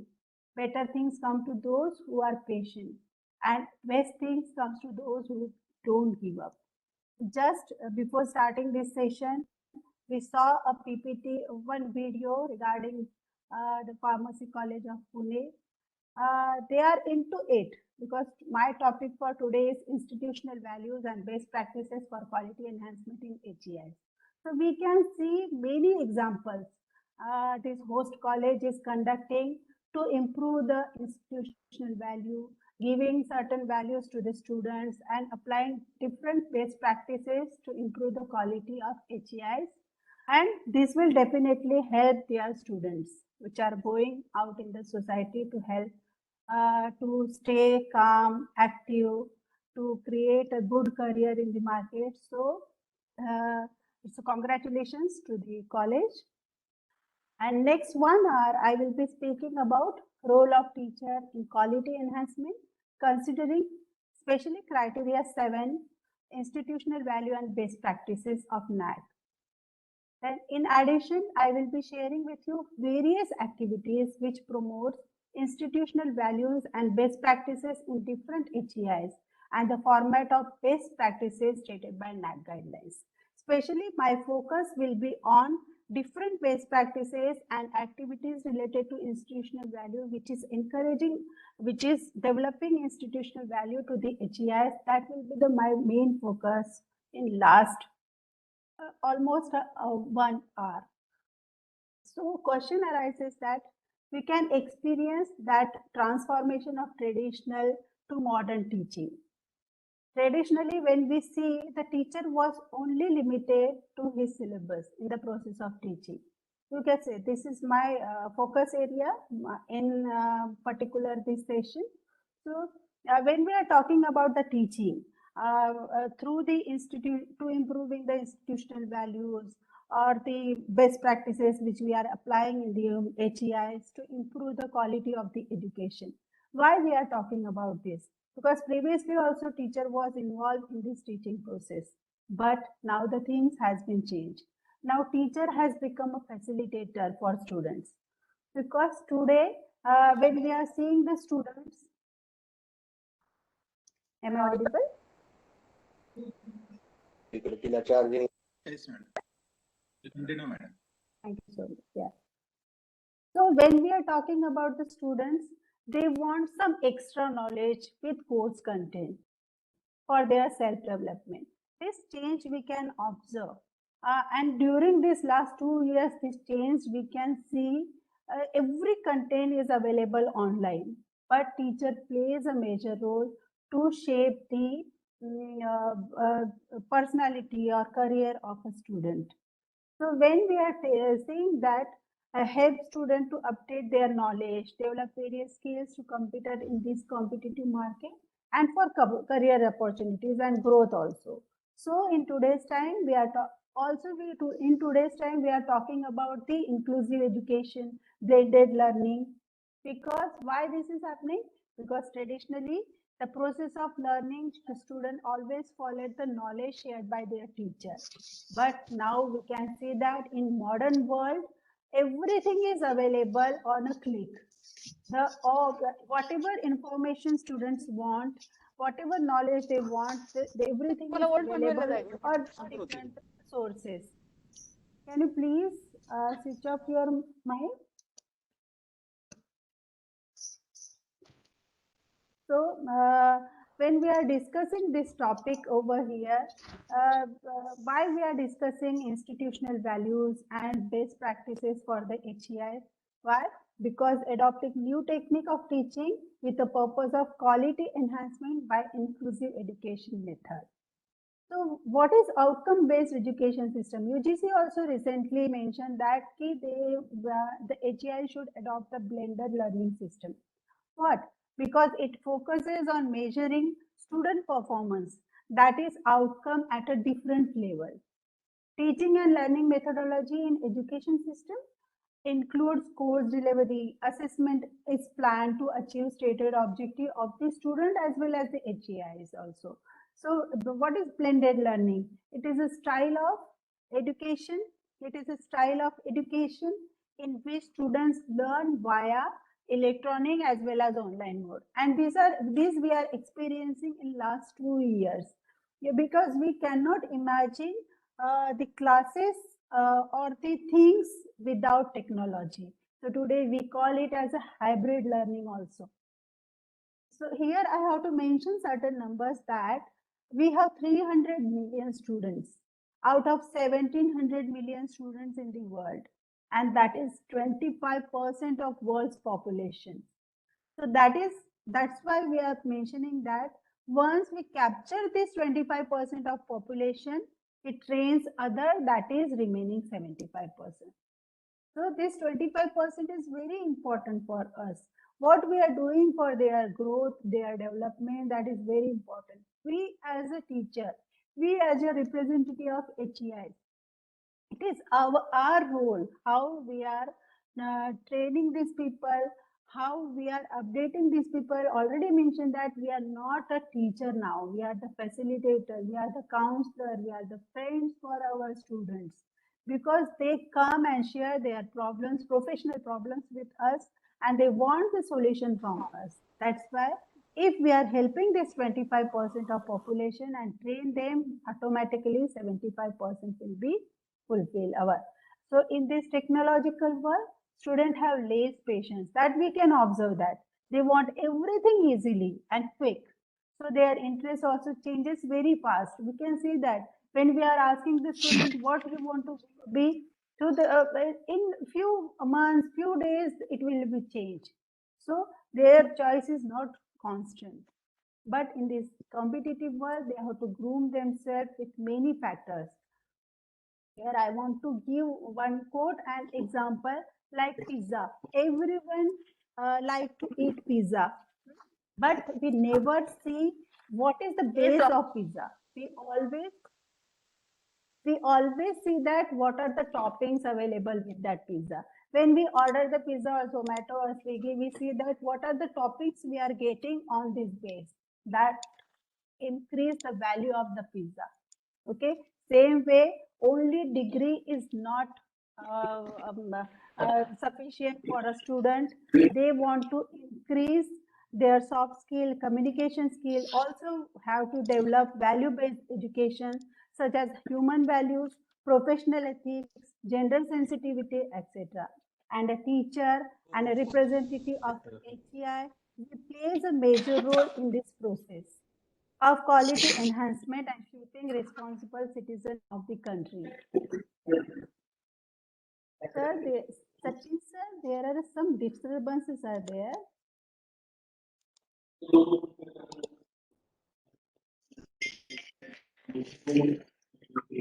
So thus it is always well said that what you do on daily basis, even though imperfectly done, will bring for better result than what you do perfectly but on an irregular basis. So as a teacher, we have to see that how we are helping to improve the value of the institution as well as applying different best practices for the quality improvement, because if we are improving the quality of the institution, that will definitely affect on the output, means student quality of the students also. So earlier also, every institution teacher adopted many activities for the betterment of the students, but never highlighted these activities.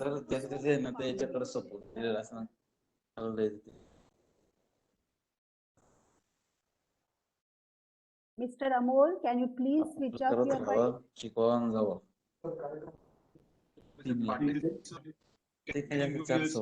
Since the NAAC has given stress on institutional values and best practices in criteria 7,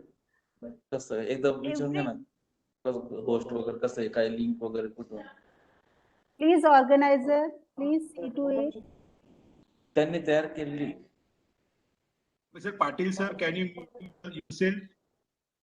पाठवलं ना link मध्ये हे पाठवलं मला ते design नाही का हो तो पाठवतो आयडी पासवर्ड आहे बघा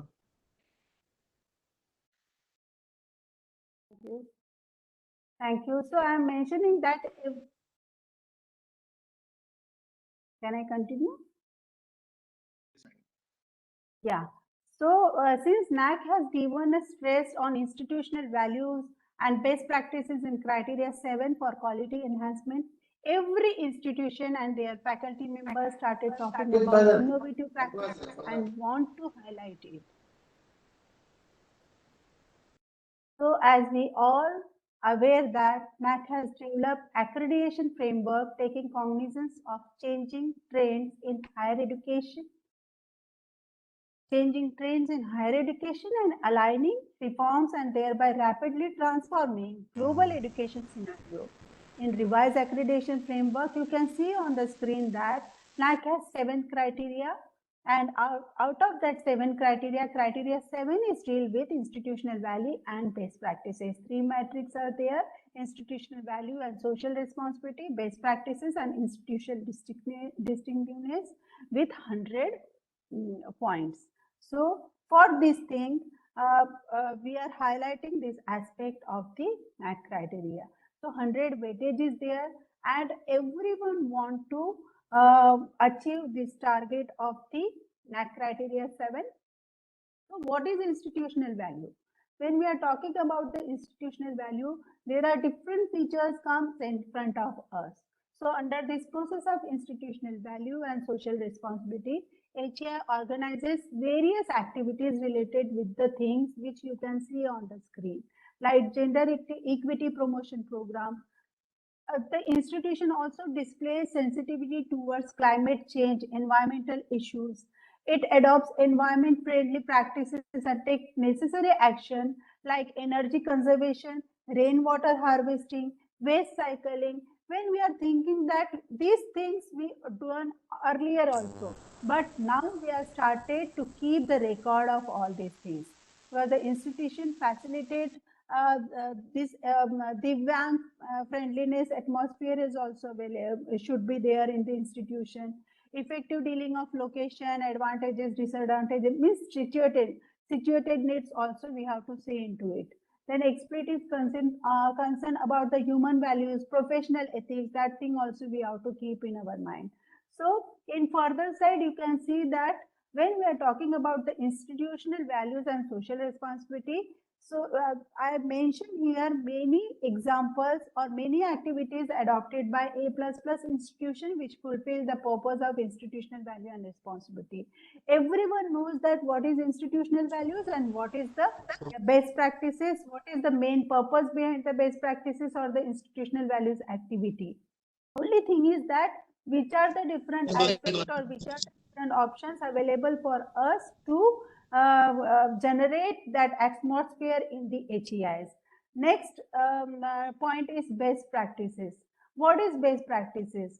When we are talking about the best practices, in simple things, we can term that best practices are set of guidelines, ethics, or ideas that represent the most efficient or prudent course of action in a given situation which is available in the HEIs.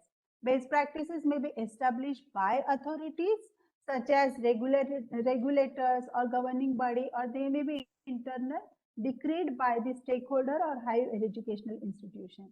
When we are pointing out the best practices, internally involved and using last few years, when we are mentioning any best practices in the AQER or the it should be a continuous process. हम ये नहीं बोल सकते कि हमने ये साल में एक बेस्ट प्रैक्टिस कर दिया फिर उसको छोड़ दिया फिर दूसरा.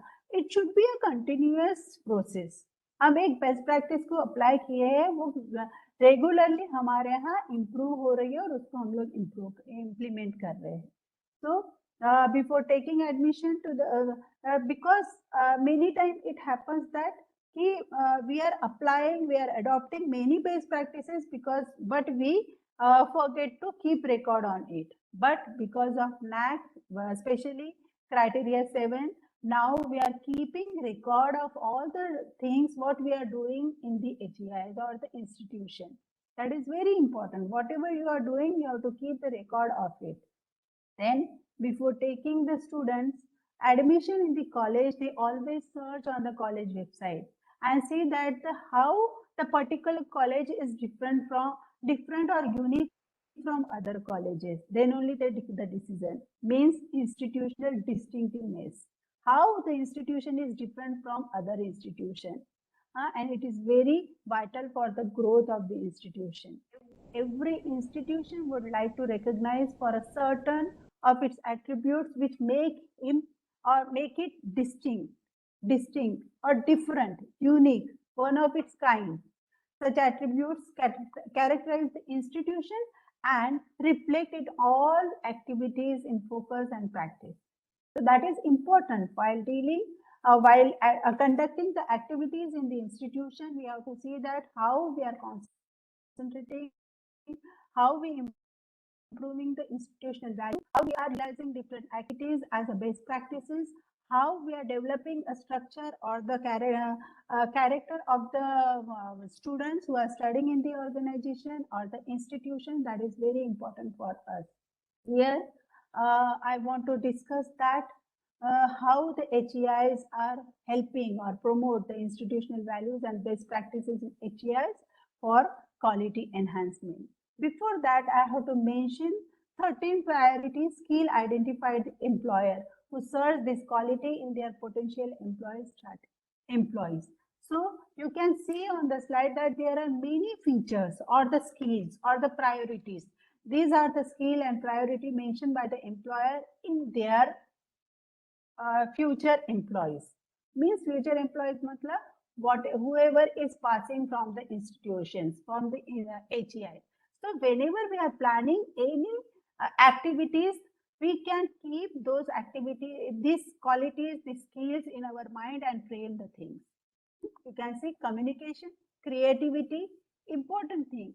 If we are unable to communicate the thing with the people, we are not fulfill our target, what is our planning, what is the process. Creativity is the most important thing. Whatever product, we can take a small product, we can see that many options for that in color, in size, in fragrance, look, by everything. So creativity is the major thing which we have to inculcate in our students. We have to plan different tasks or activity which improve the creativity of the people. Computational, very important thing. Critical thinking. Here, one example I have to quote that when I went to Delhi, in this time, in the winter time, there is a full of smoke. When we go to Delhi to Punjab, on the route, you can't see anything. So once I asked a professor over there, what is this problem? So they said that the fog is there, but with that, when the farmers burn their waste of this agriculture thing, उसका भी सब fog निकलता है और उससे ये smog create होता है, इससे विजिबिलिटी ऑलमोस्ट जीरो हो जाती है. So I suggested that कि can't you as a HEI, group of HEI come together and think critically for the solution. Different departments are there in the institution. They can take different suggestions. They can think critically and take a solution for. Take the help of the local authorities also who are working towards it. So that will be a best solution for it. Recently, we read in the newspaper also a boy brought a solution on this Delhi smog problem also. So as an institution, we can make a change and think accordingly, because there are so many things are there on which we can take the decision, we can plan the things, involve our students and give the solution to the society. Then positive work habits, problem solving attitude, people management. What is people management? The soft skill. Everyone is talking about the soft skill. This includes communication skill, trust, patience. So many things are there. These skills are very important for the communication to lead a good quality life in the coming years for the students. To get the development or the encouragement of the student, it is very important to develop a soft skill into him. And teacher or the HI plays a major role into it. Service orientation, orientation, that ability, desire to anticipate, recognize, meet other people's need, that quality how to be improved in the our students. That is very important thing is that. Then comes sustainable development. We are giving more focus on the sustainable development in later part of the session. Then technical knowledge. Yes, without technical knowledge, we cannot live, because today also only because of technical assistance we are on this platform. Transdisciplinary. When we are talking about the research project, this concept we are already seeing that how we are doing research from different disciplinary boundaries. To create a holistic approach means more than one branch of knowledge. if I am a economics professor, I have to coordinate with the chemistry people or the biochemistry people, biotechnology people, or sociology, psychology people, and make something different. That is a transdisciplinary study. And emotional intelligence, decision making, very important. When we are talking about decision making, there are different alternatives in front of us. One alternative we have to select which is beneficial for the organization. Same skill we have to develop in. So these are the different priorities, skills the employer want in their prospective employees. So we have to target our activities. We have to target our activities or the whatever plans or whatever things we are doing in the organization based on this. Focus on these aspects and plan the things accordingly. Today I am mentioning various activities which promotes institutional values and best practices in different prestigious institutions for quality improvement. Also wants to share various ideas of best practices which will help us to create a responsible citizen. Main focus on the sustainable development, because everyone, why I am giving so much stress on the practical approach of it, because everyone knows that what is institutional values, what are the best practices we are, whatever good we are doing in the institution, that is the best practice for us. What is situatedness, that everything we know that, but how can we achieve these things, that I am going to share over here. So I am giving more stress on the sustainable development. In a simple way, what is sustainable development? It meets the needs of the present without compromising the ability of future generation to meet their own needs. Without depletion of the natural resources, whatever growth, whatever development we are doing, that is okay. But if you are harming the nature, if we are harming the natural resources, that will definitely give return. That thing we are facing from now. So here I have to mention different examples. So here I already mentioned so many options for activities related to sustainable development, and few examples I have to quote over here, like kerchief bouquet. Here I already mentioned that I am giving more stress on the practical activities which adopted by different best institutions of the HEIs of the country. My main focus is that only, because as a teacher, as a academician, everyone knows that what is institutional value, what is best practices, how we have to achieve in this institution. And many organization, many institution is applying or adopting all these things. But just to remind, just to refresh it, I am mentioning certain activities over here to encourage every academician, they can think on this path. So when we are talking about the sustainable development, आज यदि मैं वो college में जाती तो definitely मुझे एक bouquet मिलता है, but now things has been changed. People are more creative. I'm talking about the creativity. Now we can say that this flower bouquet has been replaced with sapling, kerchief bouquet, chocolate bouquet. So this is a small step towards the sustainable development, because we know that flower bouquet are useless. For 1 hour, 2 hours, we can keep in our room, then we will throw in outside. But that's why we can replace this with the kerchief. Another important example I have to quote over here, activity I have to quote, replace that use and throw pen with the ink pen. Previously, our father, our grandfather were used to use those ink pen. Even in my childhood, I used to write with the ink pen. But with the time, it has been changed. Now we are just using use and throw. But what is the result of this use and throw pen? Just we are using and throwing it. How much plastic we are generating? So the institution can adopt that, replace this. No need to do any big thing. Just keep a box in front of the class or main entrance of the college, and ask the students whenever they are using this pen, and once the ink is over, they can put that pen in that box.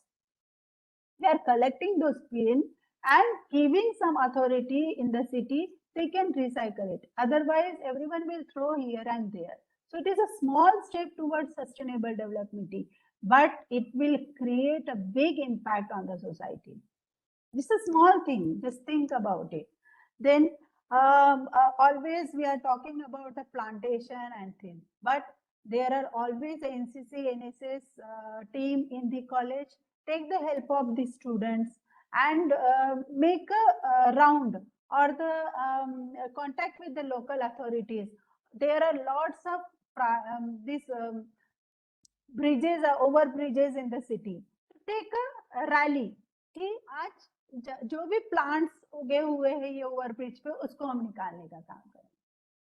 Different way, cleanliness but in different way. So think like that. So we are again, I am telling that this is just a small steps towards the sustainable development. The e-waste collection.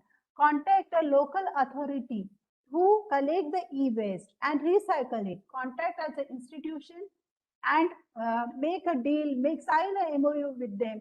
Collect, make an appeal to the students and teachers to collect the e-waste and give to that person of the industry or this NGO who are collecting this e-waste and recycling it.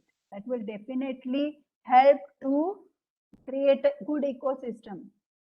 Then government sector also facilitate RTO process, passport making process by me. So you can the best practice for the best practices you can make these small videos to update the students, because हमारा कितने students होते हैं जिनको they want to apply for the passport, they want to register for the licenses. So what is the process? Take help from the students.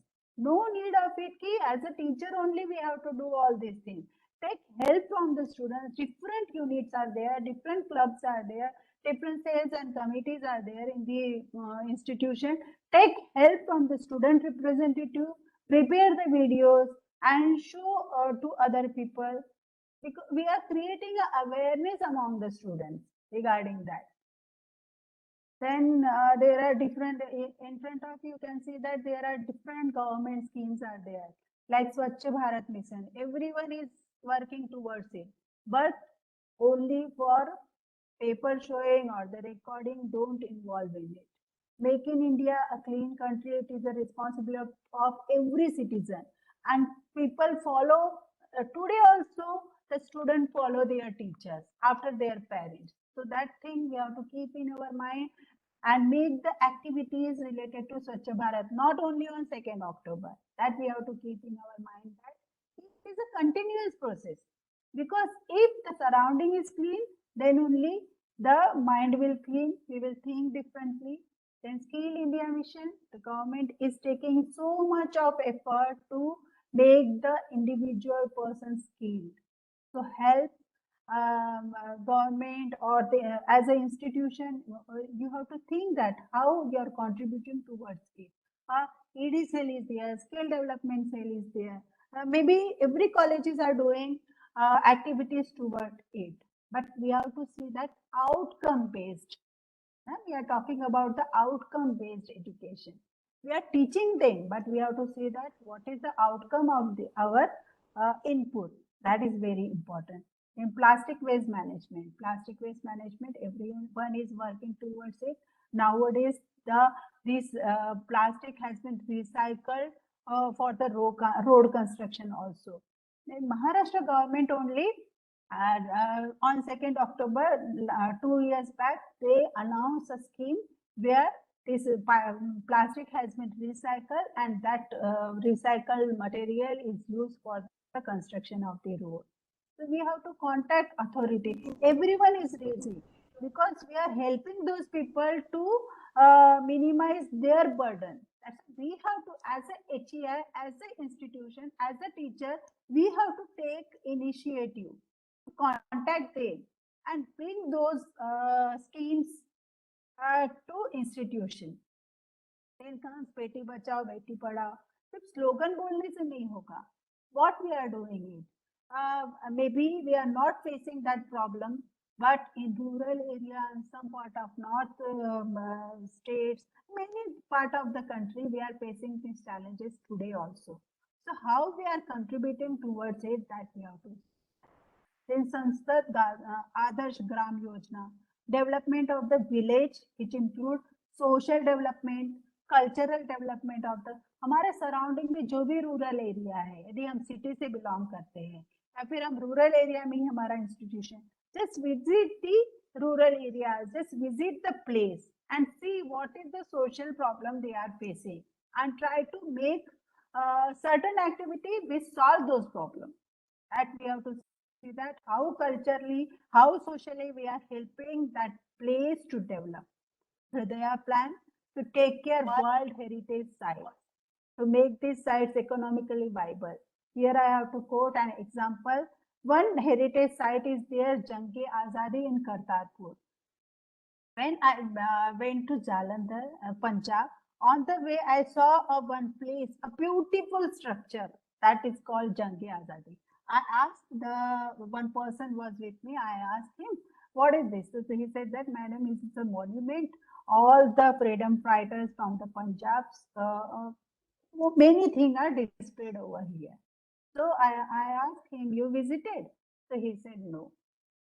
We have to encourage the people, local people, our students to visit our local heritage. We have to promote that local heritage. So this can be possible through the institution. A heritage site visit करो. ऐसे student को उस पे छोटे छोटे clippings बनाने बोलो, upload on your college website. So that will definitely help in this Hridaya plan. Startup India to promote new enterprises. That is the ADCEL. Sabhi colleges में ADCEL are there and everyone is working towards it. So these are the different governments. Not necessary our activity is only focused on this government thing. We have to think something out of box. We have to think that how we are contributing, how we are improving the institutional value, as well as we are adopting different best practices, which is giving a unique platform for our students. We are not, already I mentioned that we are the facilitator for them. We are motivating them to do something for the society. So in few years back, we saw that Narendra Modi also collected plastic polythene from Mamlapura beach in Tamil Nadu. Many people laugh on it, but the leader जो करता है उसको लोग follow भी करते हैं. कुछ लोगों ने हंसा होगा, but काफी लोगों ने उसको follow भी किया. So we should be like a leader. हम जो करेंगे, the people will follow us. So there are many issues in the society which can be solved through the initiative taken by the institution and with the help of student and along with the student step by step. We have to see that how we are utilizing these resources, means student resources, to make the changes in the institution.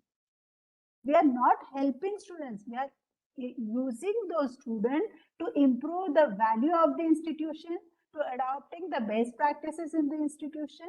That should be in our mind. At least one initiative will make difference. This can be done in collaboration with the local. Already mentioned that you can contact local authorities for those things. They will definitely help you to coordinate these things, but it is easy for them and it will remove their burden also, and it is easy for implementation also because they are the local authority. For this process, you can make different group of people, different teams, identify the problems, coordinate with the local political groups. The different teams will work in different field. काय म्हणते share तुम्ही PDF मध्ये केले का तो file कुठे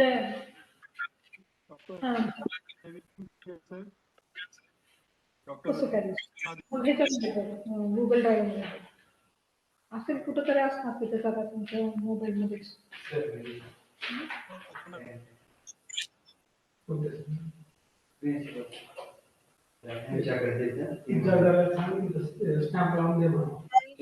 Sorry for disturbance, ma'am. I'm trying to mute them, sir. Then. Yeah. Thank you. Thanks. So the title you can see that think out of box. As a teacher, as a facilitator, as a counselor, we have to think that how we can make different aspect or make different activity which will create a good ecosystem in the institution. कैसे हम दूसरों से अलग लग सकते हैं, ना? So already mentioned that I am just mentioning different activities, different best practices which will improve the institutional value. And I really mean to it, whenever you are applying those activities, teacher will feel, student will feel free to interact with you. They will ready to come to the college because already mentioned that whatever academic things are there, they are getting it on the online platform or somewhere the other way. They have their books, but for that extra knowledge, they are coming to the institution nowadays. So as a teacher, what we are planning for them, that is very important. So you can see that think out of box. Adopt internship program. Internship, her PG, UG courses में होते हैं internship program. So other than that, adopt different aspect, different internship, contact the industrial people. Contact the industrial people and see how we can give different opportunity internship program to these students. Not necessarily they are getting the money. They are getting the experience also. Student exchange program, institution to institution, city to city. You contact local institutions and start a student and faculty exchange program. हमारे यहाँ का कोई bright student है वो दूसरे institution में जा रहा है, वहाँ के कोई student को ला, एक दूसरे के जो experiences है, जो knowledge है उसको share करो. Not necessary हमको internationally भेजना है. Local level पे also we can develop these things. Then social empowerment through research project, research aptitude. It's very necessary to develop in research aptitude. Teachers are encouraged for the cash purpose. But what about our future generation? We have to improve that research aptitude among the students. So, जो locally जो भी problems है, statement problem उसको find out करो, discuss with the students and try to take solution from them only. छोटे छोटे project बना, give a task, assignment, subject related assignment देते तो रिसर्च प्रोजेक्ट का टाइटल दो उनको, जो भी सोशली जो problem we are facing on the basis of this we can be a very good best practice in the institution. Then entrepreneurship education. Entrepreneurship education is very important. Startup, new ideas, conduct the activity, conduct the sessions on it, organize the competitions on it, new ideas the competition can bana. ICT booth. Everything is online. Admission to examination, everything is online. But many students face the challenges into it. So search out few students who are very good into it. And whenever there is an admission process, start keep a table, one laptop and one group of students. They will help other students to solve this admission process, scholarship problems, examination problems. Give a good name to it. That will be a very good practice in the organization or the institution. Take the help from students only. Not necessary as a teacher, you have to do everything. You involve the students. जितना ज़्यादा आपका student involve होगा, he will be encouraged to attend the classes. Because today we are facing a challenge. Students are not coming into the classes. But when you are adopting these things in the institution, it will definitely encourage them to come to the college. Okay. Then comes that mentoring facility. Every college, every institution, every HEIS is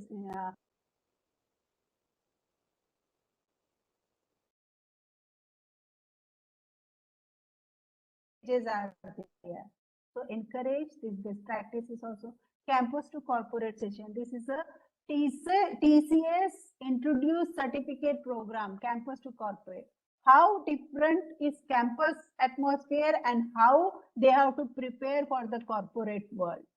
So prepare different activities, make certain skits, make certain videos and share with the student.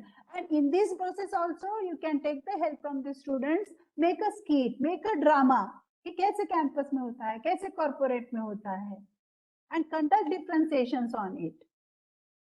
That will give a feel to the student also कि how they are behaving in the campus and how they have to develop themselves, improve themselves, personality wise, habit wise, skill wise, to enter in the corporate world. Earn and learn scheme. Many universities are applying this technique.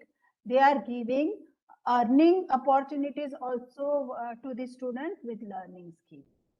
There are so many activities, so many work in the university and institution which we can share with our students. They are doing it, they are earning. Many financially weaker students also there. Find out those students, bright students, and take their help to do the college work, institution work, university work. Pay something to them. In this way, they can earn also and they can learn also. This is one technique over here. Answer first, discuss next. So first, give the answer to the student. Then ask them to discuss that problem, that answer, how that answer has been given. So there are various solutions for that. Another sustainable development activity I have to mention. Why I am mentioning temples, mosques, churches, everywhere are there. And it is almost estimated that some 800 million tons of flowers, including roses, yellow marigolds, are offered across the all temples, mosques, and gurudwaras in the country. Okay, and when we are offering these generous things, we are not thinking that what we are doing with this colossal waste.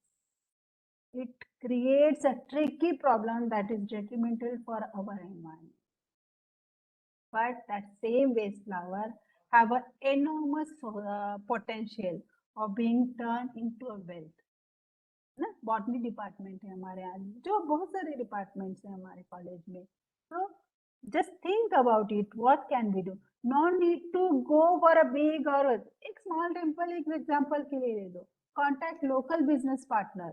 Institution can start a venture with the help of students. Just see, many different class of students are available in the institution. So we are giving opportunities to them, job opportunities them, because with the help of these waste flowers, we can produce various products like essence sticks, perfumes. So we are giving developing an entrepreneurial skill in the students. We are giving a job opportunities to them, some startup ideas to them. But we have to create that platform for the students. That is very important. Then again, many examples are there, like road show on Save Women Safety Awareness Program, reduction of sexual harassment. Every day we are seeing that how difficult to live in the society. When we are seeing different examples, when we are seeing that sexual harassment of our girl child. Okay, so only not conducting the Sexual Harassment Act lecture on 2013 Act, we have to see how we are encouraging our girl students and our male student also, boy student also, how they are creating a good atmosphere for both the parties. Not necessarily कि women का safety है, everyone is unsafe and everyone is safe. So create a women safety awareness program in this college or the institution. Then comes environment consciousness and energy. Concentrate trekking program low, forest nearby कोई forest होगा तो forest visit कराओ, nature walk कराओ. It's very, because nowadays students are just sitting at home and they are busy with their mobiles and all. So to create a consciousness among the environment, we can arrange these activities like nature walk, environmental day, celebrate the Environment Day, Hiroshima Day, replacement of energy consuming tube lights और bulb energy. Hostel होगा तो hostel में भी देखो कि हम लोग क्या स्टेप्स ले रहे हैं दिस एनर्जी सेविंग के लिए. That thing is also you have to see that. The eco-friendly campus should be there. We have to see that how as an institution, as a HA, as a teacher, we are playing a role into it towards the eco-friendly campus. Such a campus already mentioned that don't only stick to the 2nd October, ki only on 2nd October we will do the Swachhata Abhiyan. It is a continuous process. You have to see that how we are contributing regularly for the cleaning of the, take the help of NSS volunteer, randomly create a groups, cycle बना लो एक कि ये group ये time पे करेगा, जरूरी नहीं है कि झाड़ू लेके हमको निकलना है, but we have to see that how we are helping to keep our campus clean. Then these are the problem with the science department, chemical chemistry department होगा तो how we are disposing the harmful chemical coming from the chemistry laboratory, how we are disposing it, that is also very important. How we are discarding or utilizing this chemical, that is very important. Then if other waste are there, we have to keep the bins. These are the small examples, but when we are seeing on the large scale, it will be a good in the institutional environment in the HEI. These are the small things. One pointers are there, but if you are thinking different activities on it, you will get a good point into it. You will create a good activity for your best practice. When we are mentioning that collaborating with the colleagues, when we are talking about the transdisciplinary thing, great teachers are earnest learner. All these things, keep in mind that. Spend some time with your colleagues.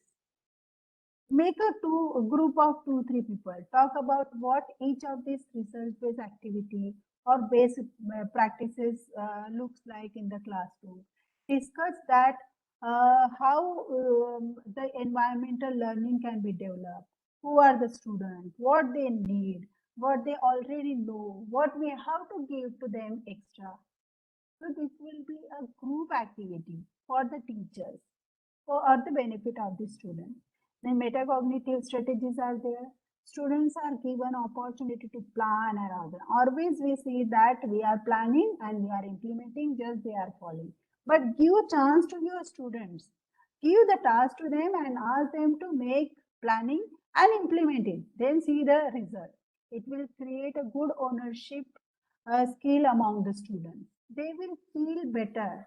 They will feel responsible, authoritative. That is very important for it. Then plan for instructional management. The decade that college instructor never thought about the classroom management. One concept is there, classroom management, as something they had to plan, but times have changed and today's college students need to know what is happening.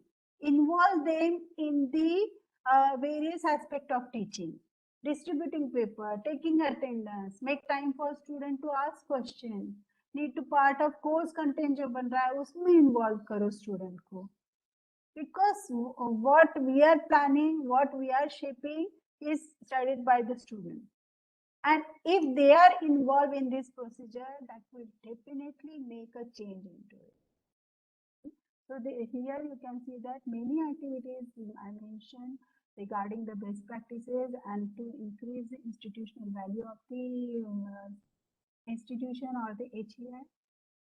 You can see that this also mentioned in the criteria 7 that celebrating the birth anniversary of the great personality.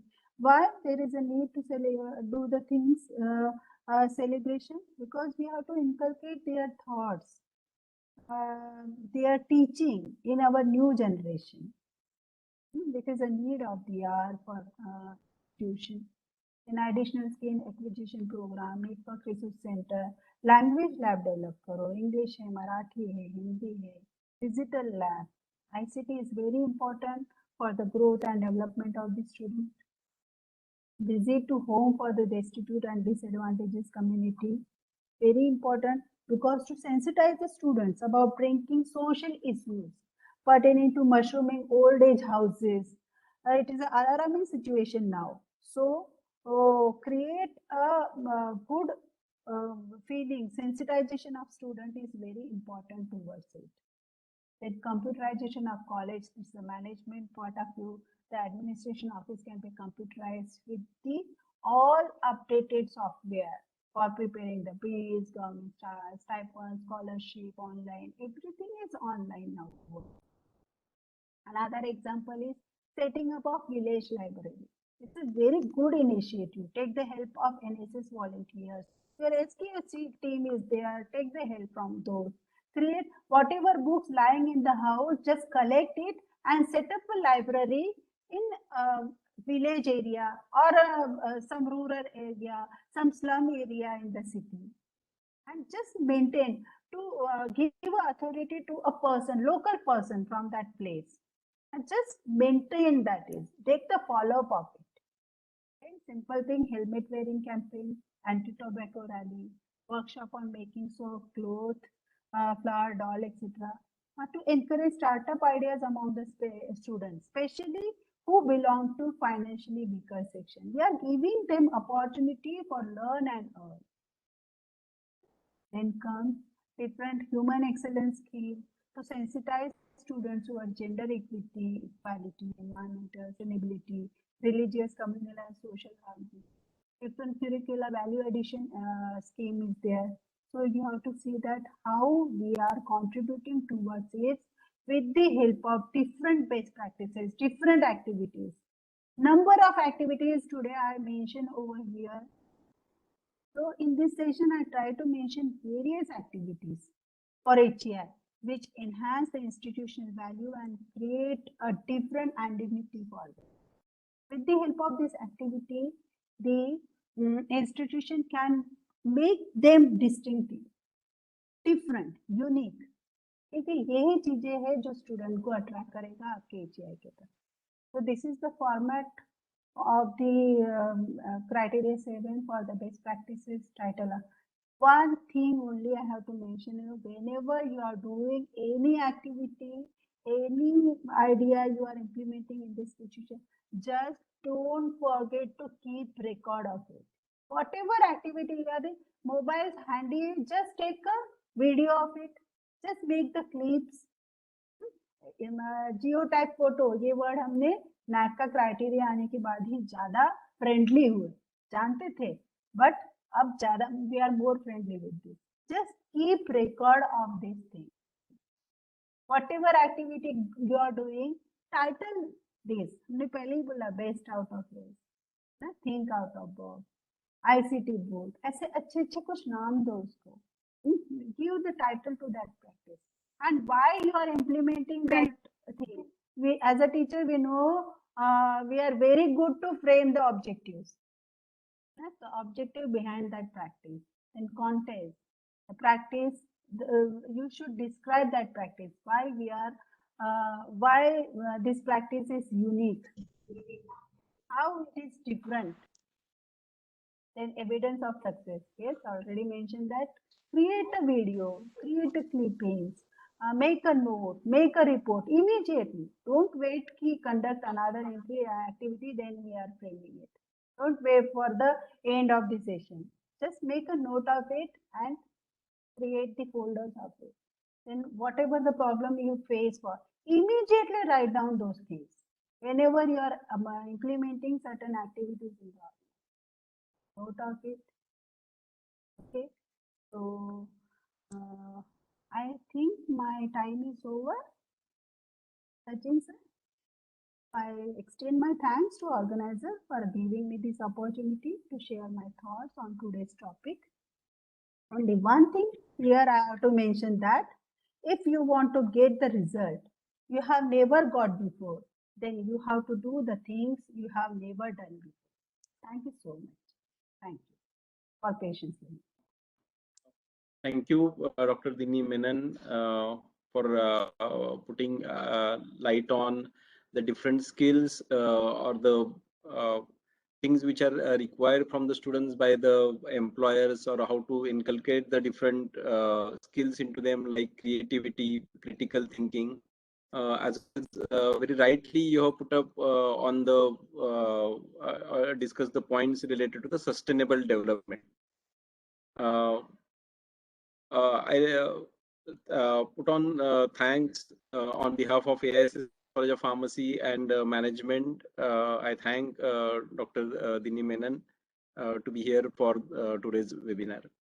Now I hand over to Dr. Mithun Bandivedekar for the next session. Sir, can I view?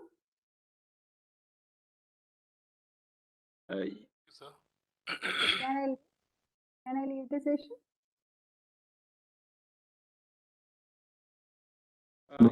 Yes, madam. If required, you can. Thank you. Thank you so much. Good afternoon, Suraj sir. Namaste, namaste. How are you, ma'am? Namaste, sir. Fine, fine. Thank How you is so much. RN doing? He is fine, sir. Thank you, sir. Thank you, thank you. Okay, thank you so much. Good afternoon, everyone, for today's webinar. Myself, Dr. Mithun Bandivedekar, and I welcome everyone to the last session. Am I audible? Yeah, thank you. I welcome all delegates to the last session of today's webinar. The eminent speaker for the last session is Dr. Suraj Bhoyar, and he'll be sharing his thoughts on LEAD. LEAD is learning experience to excellence for asserting holistic development. So before moving on, I like to elaborate. Just a minute.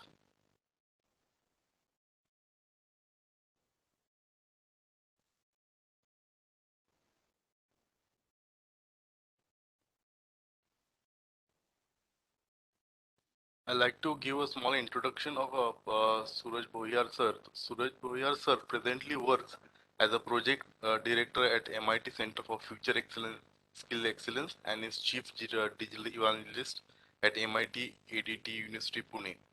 A passionate professional by choice, and counseling students and learning actively are the areas that keeps him engaged. A postgraduate in mechanical engineering, patent law, and educational administration, he is keen to develop an ecosystem for nurturing skill development as well as employability. He has been conducting entrepreneurship, intellectual property right related awareness, and promotional activities for last 8 years.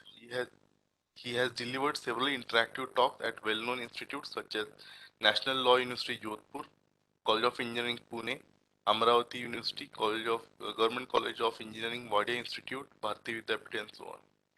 His vested interest lies in motivating stakeholders to adopt Education 4.0 in the new normal.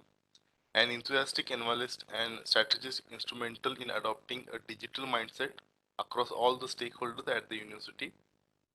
He encourages the use of digital avenue and techniques to measure institutional success with exponential technologies.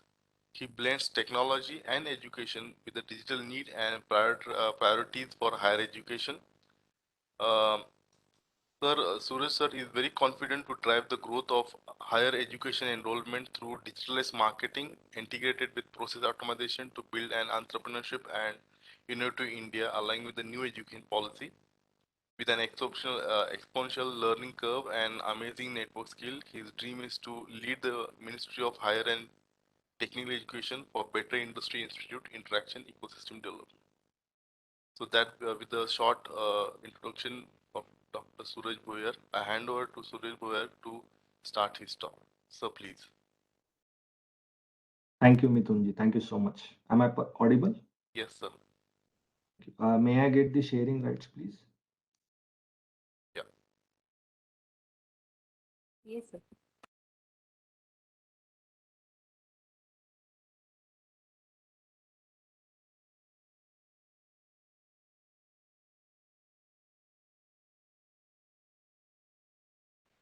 Sir, I can see there are two Suraj name participants.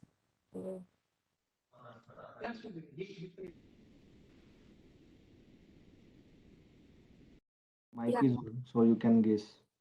I have given it. Can you just check it once?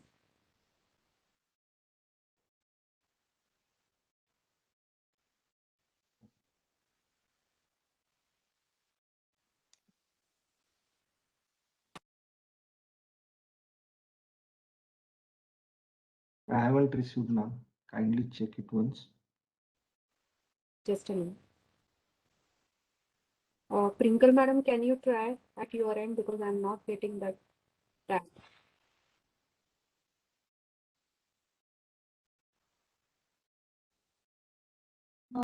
Could you please check? The option is disable till.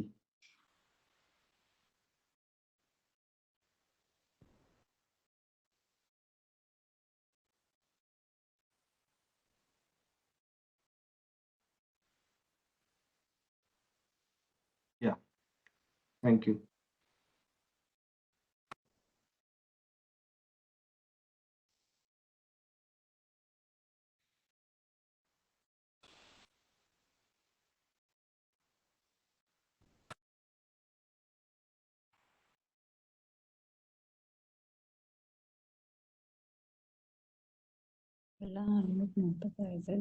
Is my presentation visible? Can anyone confirm quickly?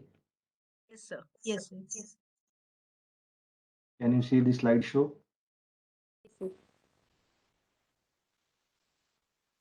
All right. Thank you. So very good evening to one and all. I express my deepest gratitude to Dr. Devendra Kaude sir, Deputy Advisor NAAC, Bangalore, for his constant support and encouragement. I also extend my sincere thanks to the organizing team for providing me the opportunity to share the thoughts in the national webinar on NAAC roadmap for quality sustenance and quality improvement in HEIs, proudly organized by IQAC AISSMS College of Pharmacy. I'm also grateful to fellow resource speakers, Dr. Milind Pandey sir, Dr. Kuchekar, Dr. Jagdale, Dr. Dini Menon ma'am, for setting the right context. And yes, my dear friends, sorry for my sore throat, but it is always exciting as well as challenging to play the last overs game.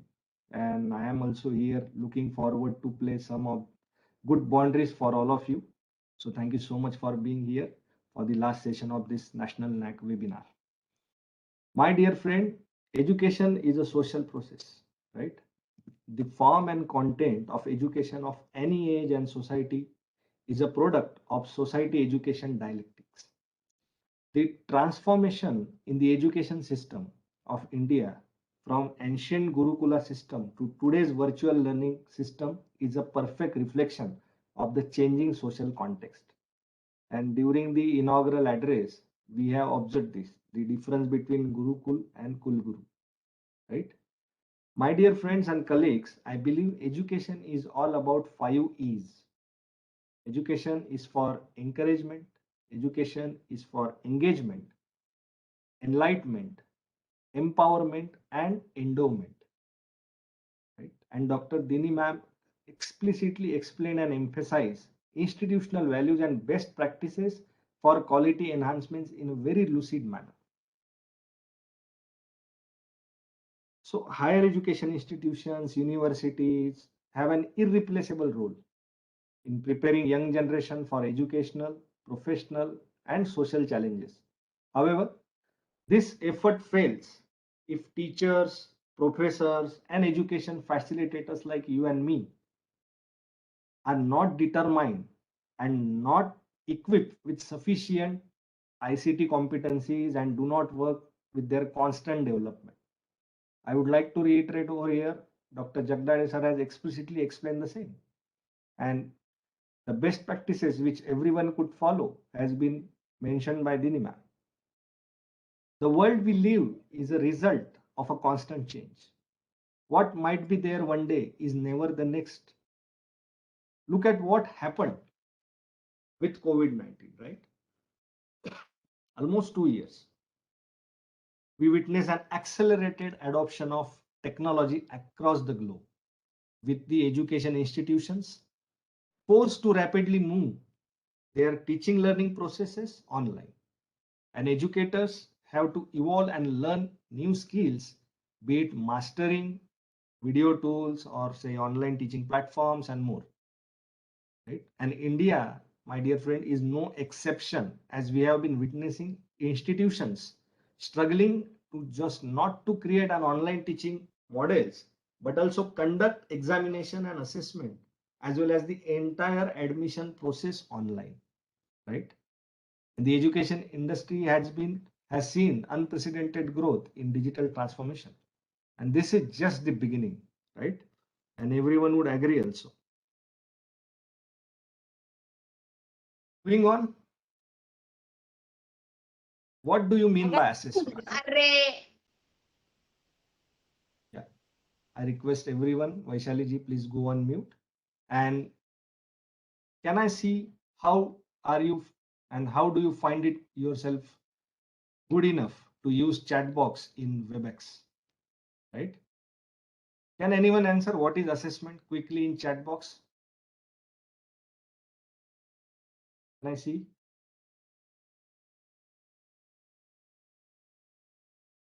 Yes.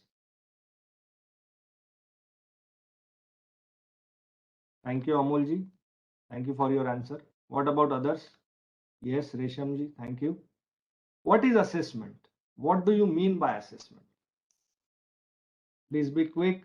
I could see there are more than 200 plus participants, right?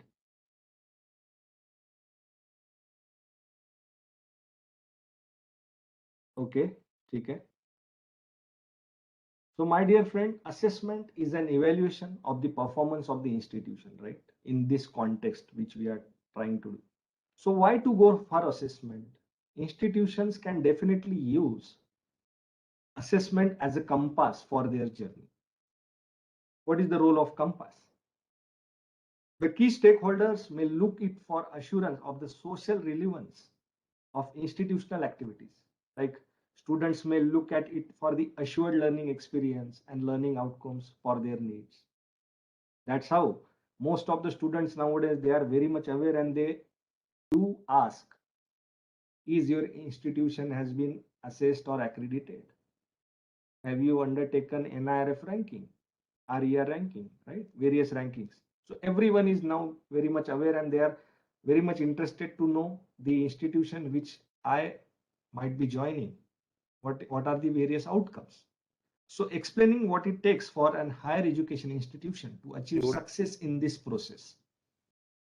You must consider 4 stages, my dear friend.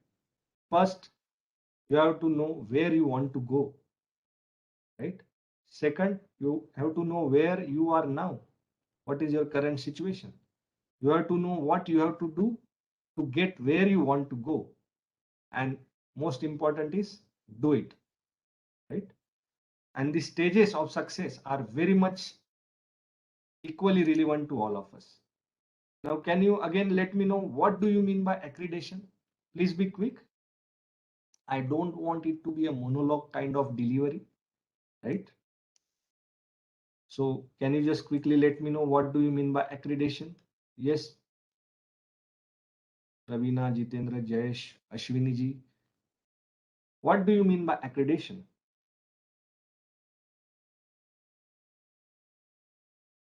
You can use chat box, my dear friends. Okay, thank you, Dr. Monica, for your answer. What about others?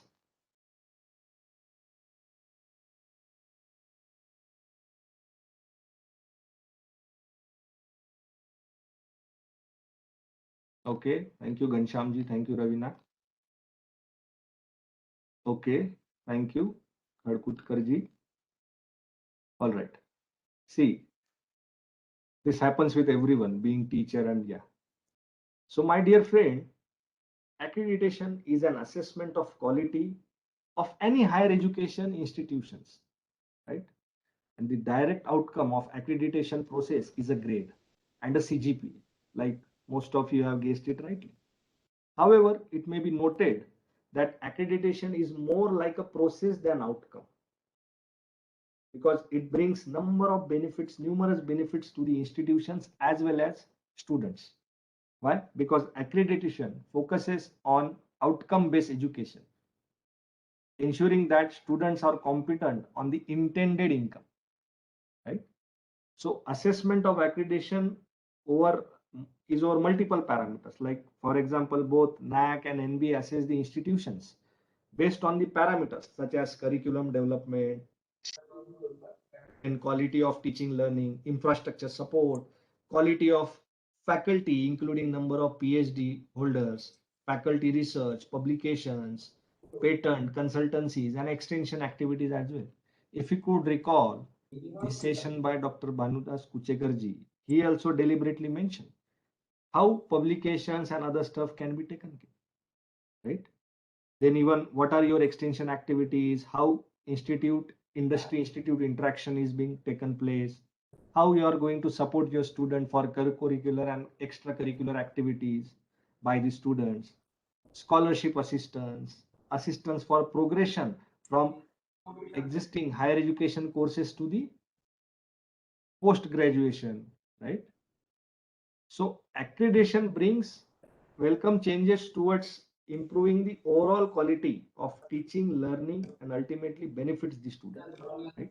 That's why even NAAC always propose, and that's how every institution should embrace this accreditation framework for quality improvement and streamlining the processes as per global standards.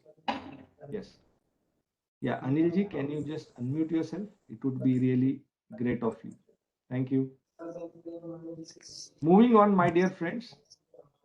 Now there are certain value framework which NAAC has also ascertained.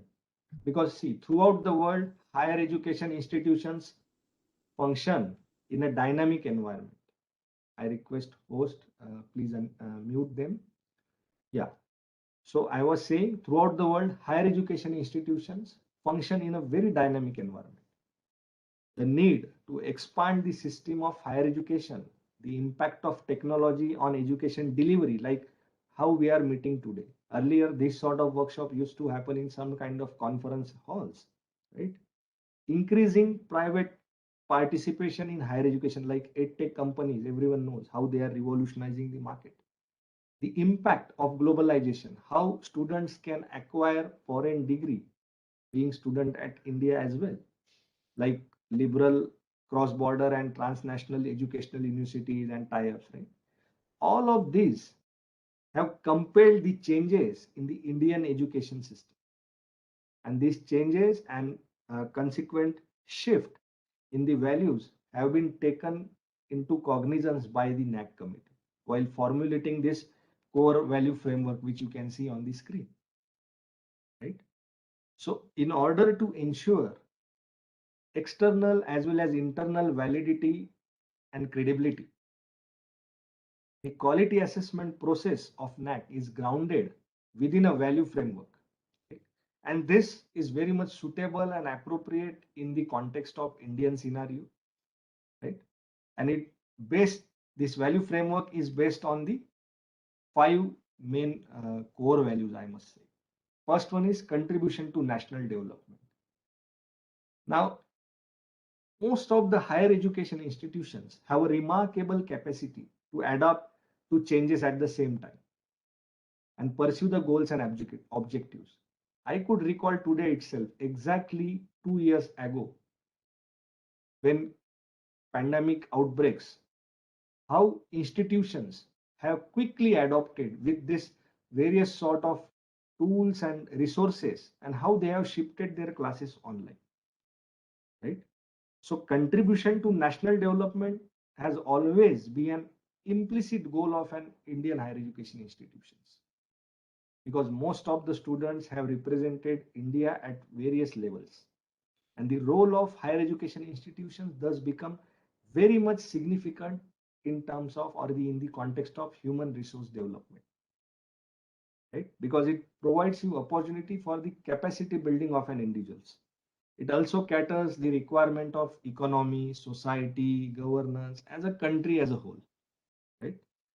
So at the same time, this assessment and accreditation process of NAAC looks into the way how HEIs have been responding to this contribution, their contribution towards national development through various.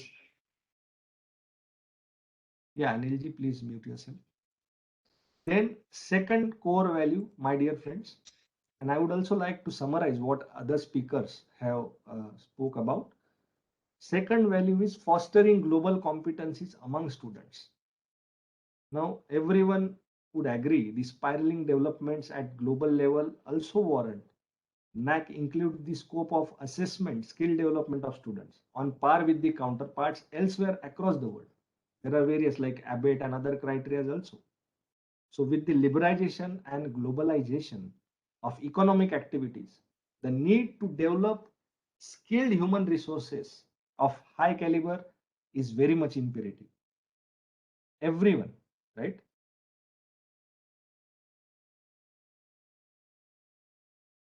Yeah.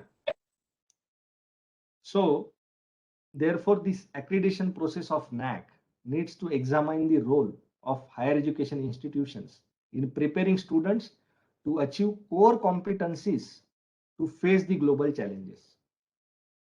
That's how most of higher education institutes started providing training to the students so that they could learn foreign languages as well. They could also excel themselves, right? And towards this, HEIs may also establish collaborations with industries, network. Yes, any question, Anilji? Okay, yeah. So this definitely, yeah, Mithunji, are you, hello? Yes, Mithun sir, would you like to add anything or? Thank you. No, sir. So, okay, thank you, sir. So fostering global competency, right? So how we could get a closer relationship between the world of competent learning and the world of skilled work, right? Then another core value of NAAC value framework is inculcating value system in students. Although, my dear friends, skill development is a crucial to the success of students in the job market, skills are less value in the absence of appropriate value system. That's why we always talk about ethos, right? And higher education institutions like us have to shoulder the responsibility of inculcating desirable value system among our students. And when we talk in the context of India, with cultural pluralities and diversities, it is essential that students imbibe the appropriate values which commensurate with social, cultural, and economic environmental realities, right? We always talk about Panchamukhi Shiksha, right? Holistic development. So these seeds of those values like cooperation, mutual understanding, empathy, so during the early stage of education have to be reiterated and re-emphasized among our students, because NAAC also is going to assess how these essentials and desirable values are being inducted in the students. Then another is like promoting the use of technology. And most of the significant developments that we can observe today can be attributed to the impact of science and technology, right? While the advantages of using modern tools, technological innovation in the day-to-day life are very well recognized, and corresponding changes of the new technology for teaching, governance, everyone. Our day starts with smartphone, ends with smartphone, right? And at a time when our HEIs, like educationally, are expected to perform as good as the global partners, then significant technological innovations have to be adopted, my dear friends. Because traditional methods of delivering higher education becomes less motivating to the large group. That's how today these edtech companies have bringing the revolution by targeting the masses, right? I could see now around 200 plus participants are attending this NAAC webinar. It is very much possible because of the technology, right? So I could reach the masses. If I go through YouTube and other, then again, I could reach more number of people and they could also understand. So based on the same context, like in other words, I could say the effective use of ICT in all across HEIs and stakeholders definitely would be desirable step. And that's how nowadays HEIs are very much interested for ICT or digital literacy as well. Now they are also providing exposure to the students, how they can use these tools and technologies to the extent where we can. That's how hackathons and other things are being organized, right?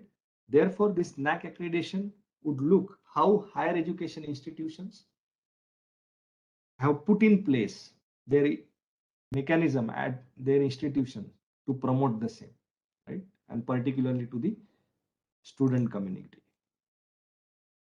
Moving forward, the another core value of this framework, quest for excellence.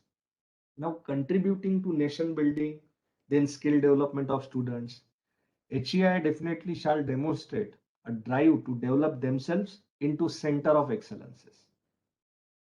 And even Dr. Jagdade has mentioned about NEP 2020, even institutes of eminence. So these are all novel initiatives which even MHRD and ministry has been taken, Ministry of Education. So excellence in all what we do contribute to the overall development of the system in higher education across India, right? And this quest for excellence would start with the assessment or even earlier by the establishment of the steering committee at your institution for preparation of the self-study report. Let me reiterate over here, self-study report forms the backbone of this assessment and accreditation, right? And another step could be in this direction that you have to identify your strengths and weaknesses in everything, right from teaching, learning, even 5 core values, those who are outlined above the foundation. We need to volunteer for this particular accreditation and assessment by NAAC, right? So that why this is required, because see, every institution has set their vision and mission. And every day, every faculty members, every stakeholder strives hard to achieve the same. But while we go do so, it confirms, right? So we could add our own values to this in conformity towards our goals, mission, or even vision, which we have set for ourselves. All right. So moving on. Yes. So these are these 7 important criteria, right? Because as most of the speakers have discussed already, NAAC accreditation focuses on improving the quality parameter in education, quality, right? Being Six Sigma black belt practitioner, we always look every process, every problem into the same context in TQM and other. So NAAC aims to improve the overall development of students by helping them to inculcate skills and knowledge via the education. So this 7 criteria have been identified as the basis of assessment, right? And they have categorized in various types. Now, yes. So these are the various categories and differential weightage according to the criteria. Now, health science, it typically includes medical, dental, pharmacy, nursing, Ayurveda, yoga. Mithunji. Sorry, Preeti. Preeti, can you please go on mute? Thank you. Yeah. So, in case of health sciences, CGPA Part A carries 900 as a weightage from criteria 1 to 7, and Part B carries 100 marks, as this could be integrated with the ICT as the 8th component. So total 1000 for the uniform. So as you can see, under each criteria, few of the indicators have been identified, right? And these are the key indicators. And those key indicators can be further outlined as a matrix. So this matrix would help us to stimulate responses from the HEIs. Okay. Yeah. So I request everyone, because I don't want it to be monologue, I request everyone, those who are on PC, scan this and please provide your answer. I will also paste it in chat box for everyone benefit.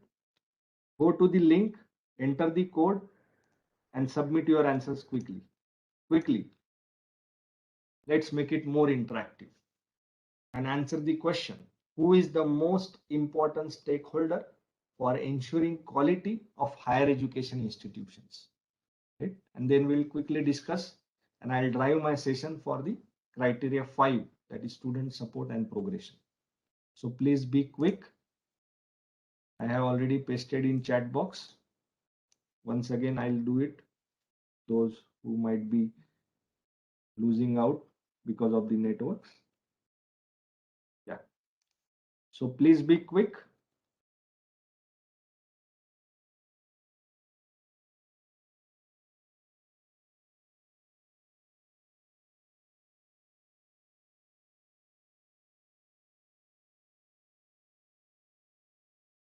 Provide your answer. Participate. I could see till now only 35 have participated. Please be quick. Provide your valuable answer.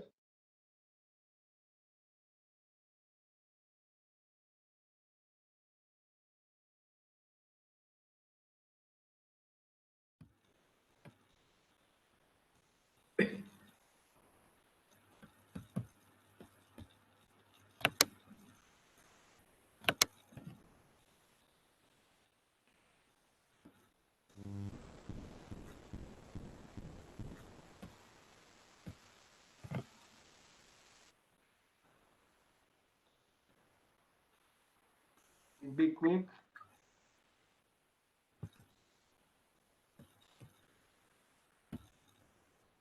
Vivekanand, kindly mute yourself.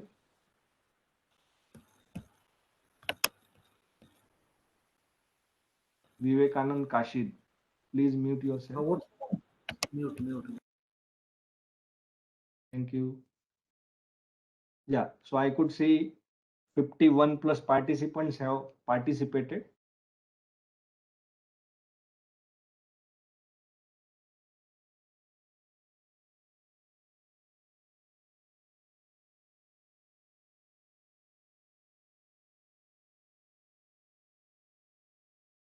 Let me share results with all of you that you would also understand. Yes. So these are the results in front of you. Who is the most important stakeholders? And you can see in the right hand corner of the screen, 57 participants have participated. Right. 58, I think some of you still giving the answer. So students, right? Let me get back to my presentation once again.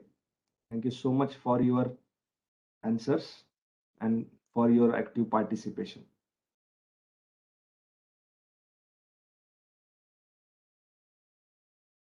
Yeah. Voting is still on. You may please participate by the time. I'll just quickly move on. Right, my dear friends.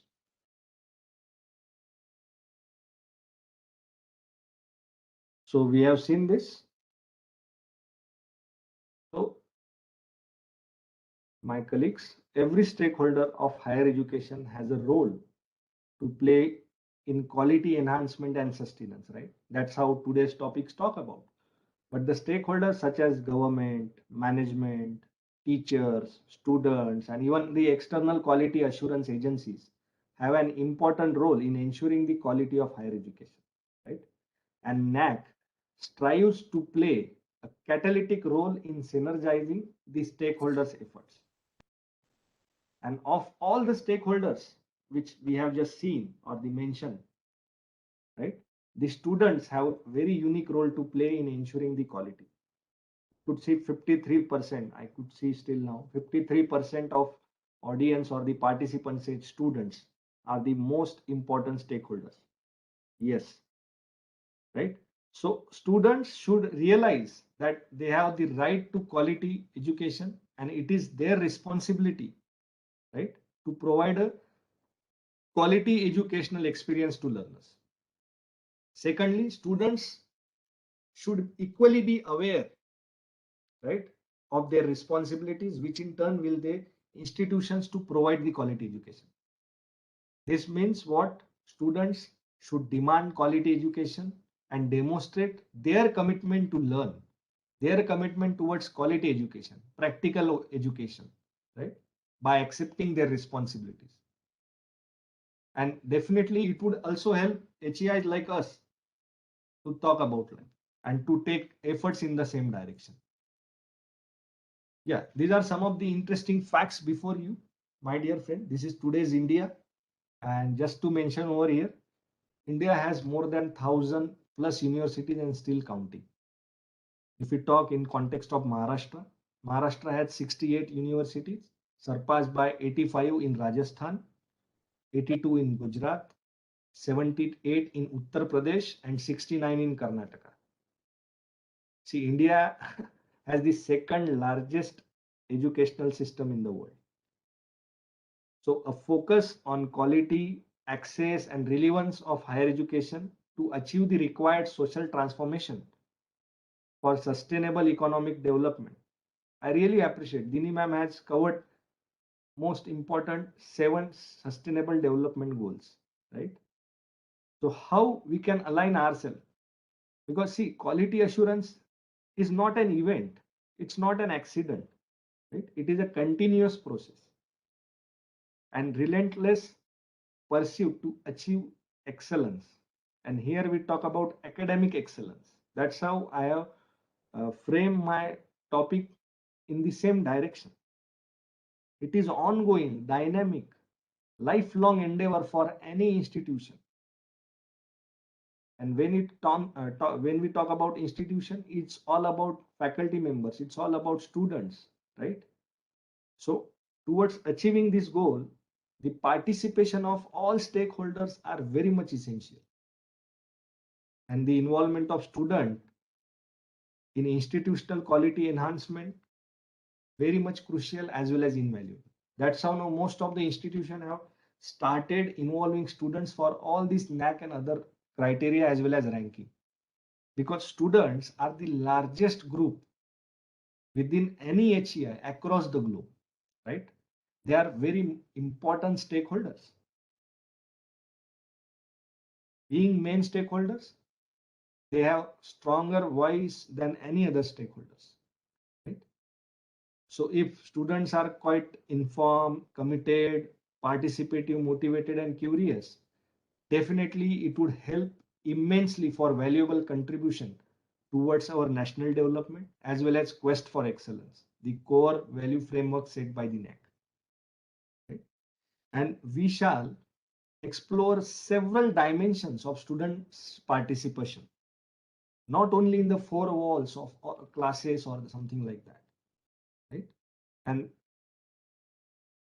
taken all these steps, my dear friend, no one can stop you for being an academic frontier, right? Because see, NAAC and others, they are just going for assessment and other stuff. It's all about you, how you do it, and how do you document it. That matters a lot. Okay. Therefore, my dear friends, students could be the driving force behind the ambitious and far-reaching higher education reforms. If they are not taking into the confidence, if we are not taking them into confidence, it would be difficult. Because you can see today's India. And Dini ma'am has also mentioned 300 million students. Just think about it. And I have also deliberately mentioned the number of pharmacy colleges across India. Just to open and just to think about it. Right? Yeah. Yes, definitely. All right. This is again one of the interesting slide. Though if you are interested, you can take screenshot also so that, yeah. So Indian higher education system, everyone knows it is facing an unprecedented transformation in the coming decade. And this transformation is being driven by the economic as well as demographic change. Because today, India is the youngest best, demographically speaking, right? Yes. So in 2020, higher education system has undergone a dramatic and undeniable makeover. Everyone has experienced what happens with the pandemic outbreak. All institutions, including MIT, including AISSMS, every institutions, from the progressive to the highly resistant, have to have accept the proliferation of technology, digital tools, right? So all this stuff have restructured the higher education scenario across India. and we have moved ourselves into an online mode of delivery to attenuate this challenge. And that's how we call it as a new normal. Now, most of the times during a day, we always सबसे ज्यादा हम यही कहते हैं, mute yourself, unmute yourself, am I audible, am I visible, right? So this is the change, this is the new normal, everyone has to accept. But what happens? So this pandemic triggered the transformation of higher education sector and has accelerated our move towards education 4.0. Now, again, taking cue from Dr. Milind Pandey sir's presentation, how he has mentioned, right? Education for 1.0, 2.0, 3.0, and 4.0. And we, being teacher 4.0, what efforts we are taking for upgrading ourselves, right? Because education 4.0 is being technology fueled, right? Student centric model, which promotes flexible learning paths and focuses on knowledge as well as skills requirement of the industries. Gone are the days that we will be just focusing on rote learning and other. And education 4.0 focuses on education's movement, right? And here I would also like to now reiterate the very relevant session conducted by Dr. Jagdale sir. He specifically mentioned about NEP 2020. And today, when we talk about NAAC and other, without NEP 2020's mention, we can't proceed ahead, right? So the visionary and progress, yes, the visionary and progressive NEP 2020 being supported by the technology interventions, right? It also further support the sustainable. And if we talk about how this NEP 2020 has been coined or framed, the most important pillars, 5 pillars of NEP 2020 are affordability, accessibility, quality. Now quality, another important parameter for NEP 2020, equity and accountability, right? Now all these 5 important pillars will definitely ensure the continuous learning, thus providing quality education for everyone. And this is going to create lifelong opportunity. Like he has demonstrated you, ABC, Academic Bank of Credits, right? Yeah. Yes. Now the main crux of today's presentation, that is the context of criteria 5, that is student support and progression. My dear friends, criteria 5 is very much important among all the criteria because criterion 5 is the outcome of all other criteria in NAAC. And just now we have seen by the exercise, like most of you have answered, who is the most important stakeholder. So whatever we have seen from session 1 to now this concluding session, everywhere the main stakeholder, that is students, are involved. Right? The highlights of this criteria, my dear friends, are the efforts of an institution to provide a necessary assistance to students to enable them to acquire meaningful experiences of learning, right? When they are at the campus. Like I have also been fascinated by the inputs given by Dr. Milind Pandey, CDEF, campus, right? Then to facilitate their holistic development and progression.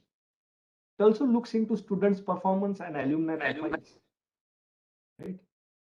The progression of students to higher education and gainful employment.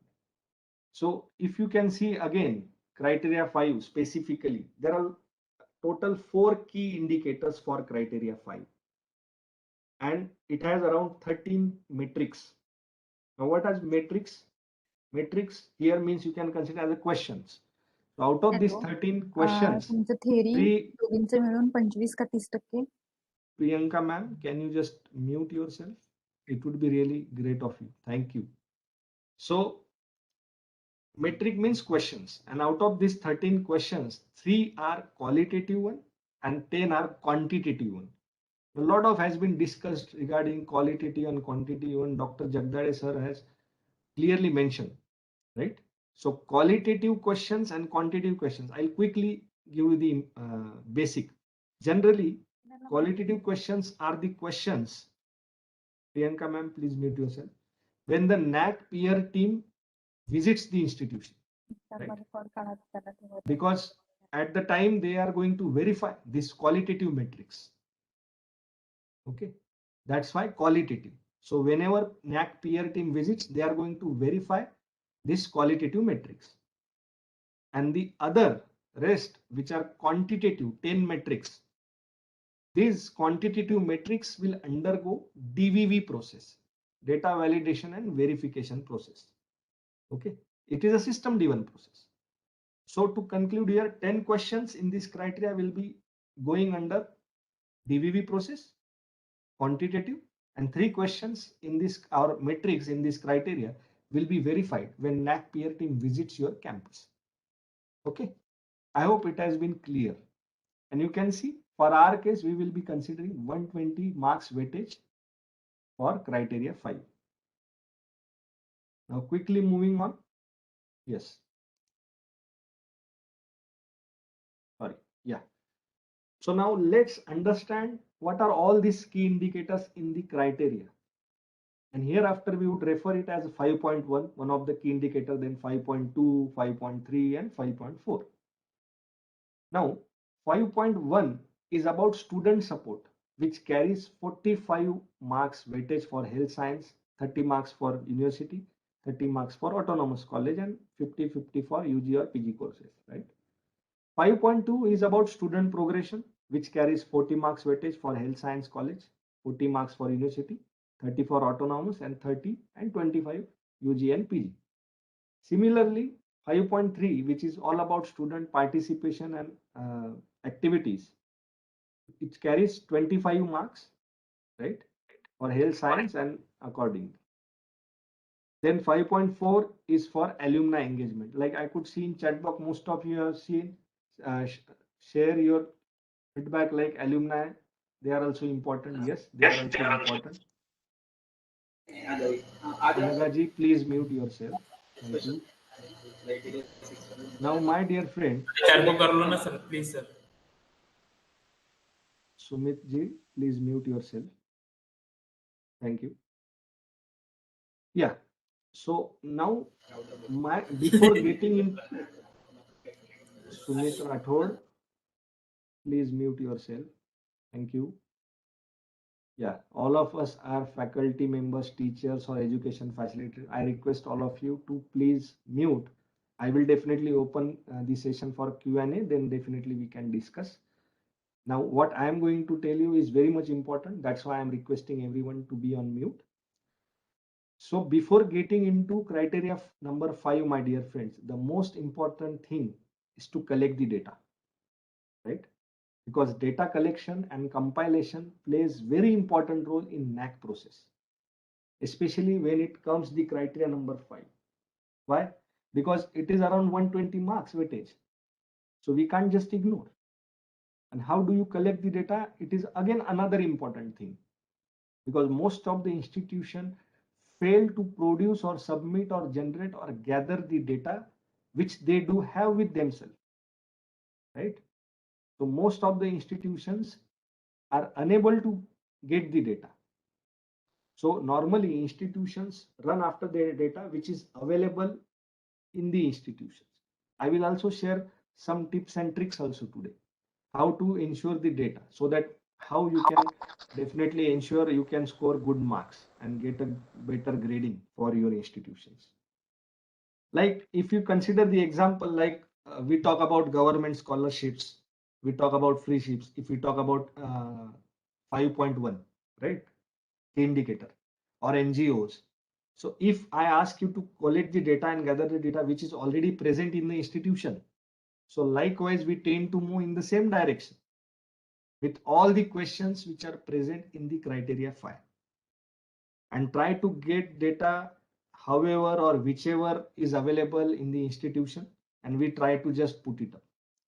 Now what happens in most of the cases, some of the questions you will not find any data. Like if I ask how many students in your college have got selected for civil services examinations or any other government or competitive examinations. So here sometimes you may find it difficult to get this data, because once student gets passed out or convocated from your institution or university, it would be difficult to trace the same. And because because of the same, very less number of institutions have strong relationship where their alumni are passed out student, right? So in this case, it would be difficult for you also to get the pertinent data. Okay. Now, moving on. Yes, let's decode quickly this criteria 5, student support and progression. Here you can see the key indicator 5.1, metric number, title of metric, and their weightages, and metric type. Now, QNM stands for quantitative matrix, QLM stands for qualitative matrix. So 3 qualitative matrix, again I reiterate, which we discussed, and 10 quantitative matrix. Now 5.1 student support talks about the facilitating mechanisms like guidance cell, placement cell, grievance redressal cell, welfare schemes for students to support the student like government scholarship, free ships, or even institutionalized scholarship or some scholarship facility from the trust, right? Then even some special design inputs for the needy students with learning difficulties. So in this 5.1, provision has also need to be made to have value added courses, or I could say career or enhancement, skills enhancement, capacity enhancement, right? Okay. Then second key indicator, it talks about student progression. So student progression is about how the institution is concerned for student progression to higher studies or to employment. It is expected to identify the reasons for poor attainment, and accordingly we need to plan remedial measures. Because if we have good and sustainable practices at the place which could support the students, right?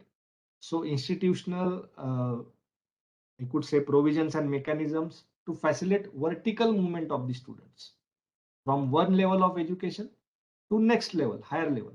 Why it is required? For the gainful employment, right? And also it talks about students, those who are qualifying for the state, national, or any international level examinations or competitive examinations. We shall identify and we shall support here. Okay. And again, the most important criteria here, as you can see, the weightage 15 marks, placements.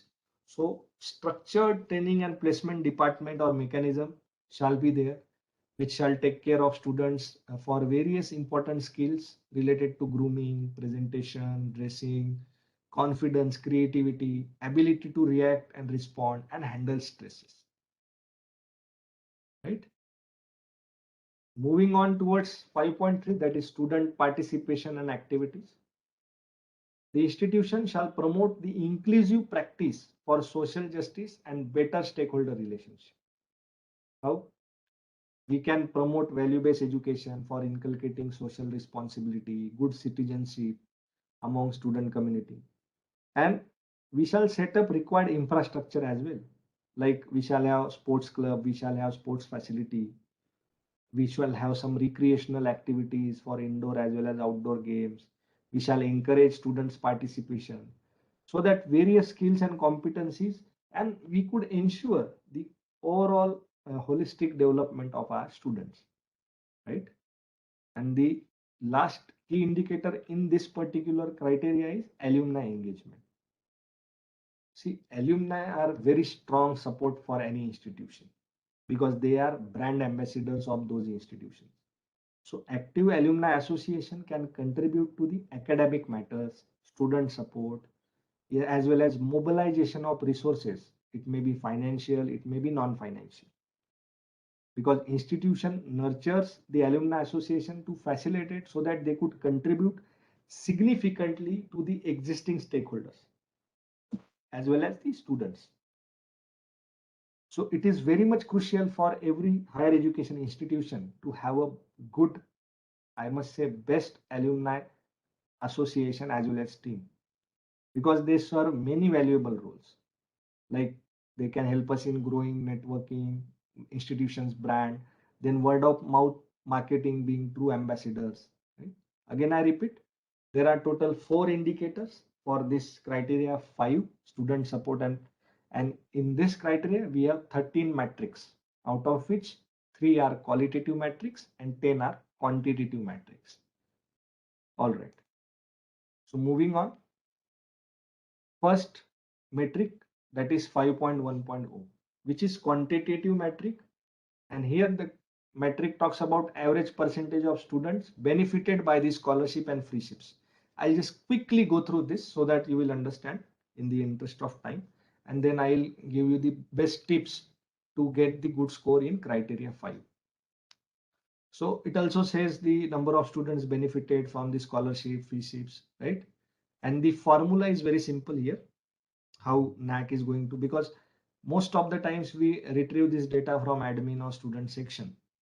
Okay, so formula would be like number of students benefited by the scholarships or free ships divided by the total number of students. So it would give us the percentage.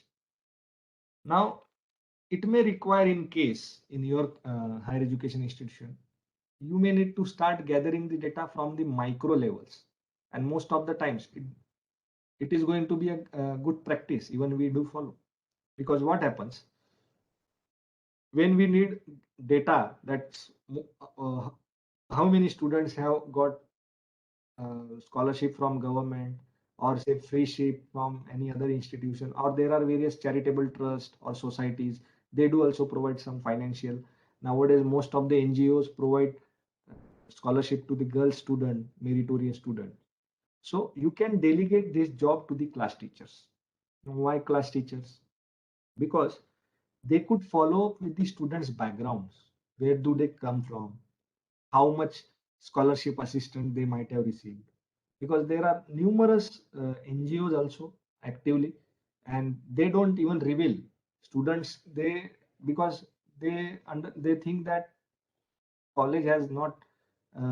What is the role of institute in this particular? So you have to take them again into the confidence. You have to understand them, right? So it is the duty of class teacher to understand from where the student is paying his or her fees for particular course, right? So it has been observed, once you do this particular exercise, my dear friend, at least 5 to 10 additional students you would get. It happens because they haven't disclosed, no one has asked them, and they haven't also disclosed that they have been uh, assisted by some of the financial assistance for their studies. Even some of the students have been also receiving scholarship from defense, those who are defense wards, right? So it is definitely very much required for you. And my dear friends, again, I would like to reiterate over here, DVV process, when we talk about this automated system, will definitely help you scholarship link to your students so that they could gauge the data. And if there are additional data required, definitely you can have proof, you can have sanction letters, you can have, and yes, always give link in SSR. It shall be working link, because through SSR, DVV process will be verifying the data. And always, it is always recommended to compile the data and upload the data year-wise, so that DVV would be very much easier. So this 5.1.0, I hope you have understood. And I consider last 5 years, considering 2022 would be the NAAC, going for NAAC cycle. Then moving on for 5.1.2, again it is a quantitative matrix which talks about the capability enhancement and development of schemes employed by the students. Since this is quantitative matrix, my dear friend, again it is going to undergo the DVV process, right? So try to understand here, what do you mean by each and every skill enhancement initiative mentioned by the NAAC? Like, and how you are going to gather the data for same, because you have to justify your actions. And most of the institutions would have conducted all these programs. You just go through the list. Most of you have conducted, right? But the students' benefit and the measurable impact would speak stronger out of these programs. So again, in this context of DVV, how do you gather all the pertinent data and how do you project it matters a lot. because you shall produce supporting circulars, notifications, reports, resources, permissions, correspondence with resource per speakers, attendance sheet, geotag photos, like Dini ma'am has also mentioned about geotag photos, testimonials, feedback, social media updates. Now, most of the institutions, they do have their social media pages, and I am very much happy. I was just going through that AISSMS group, they do also have their social media guidelines or policy. So it's really good practice for every institution. They shall have their social media policy as well, right? So most important thing, my dear friend, the sorted and structured year-wise data, duly signed reports would definitely give you a better idea of initiatives mentioned here, right? And this would certainly make DBV process easier and the arrangement of the data. And definitely you may have the good chances. Then 5.1.3, again, quantitative metrics, the average percentage of students provided training and guidance for competitive examination. Again, formula is very simple, my dear friends. Number of students benefited by the career counseling and guidance divided by the total number of students. So documentation is a key. Record keeping is a key, right? Yeah. Then 5.1.4. Now this is qualitative metrics. Whether your institution has an active international student cell to facilitate study in India or not. So again, it is qualitative and you have to describe your international student cell, right, within 500 words. And there shall be a separate web link and any other relevant information which you follow to support in this case. So this is criteria 5.1, student support. Moving on, yes, 5.1.5, again, it is again a quantitative metric which talks about redressal of student grievances, including sexual harassment, ragging case, and right. And this metric is very important because it is going to reveal whether higher education institution is having any mechanism for addressing student grievances, including sexual harassment as well as ragging case. Most of the institution have these committees. We know that, right? And you will be having committee where committee members, student coordinators are also members. But have you taken any initiatives to spread wide awareness and undertake policies like zero tolerance? Have you displayed anti-ragging posters or bills across your university campus or institute campus with important contact numbers?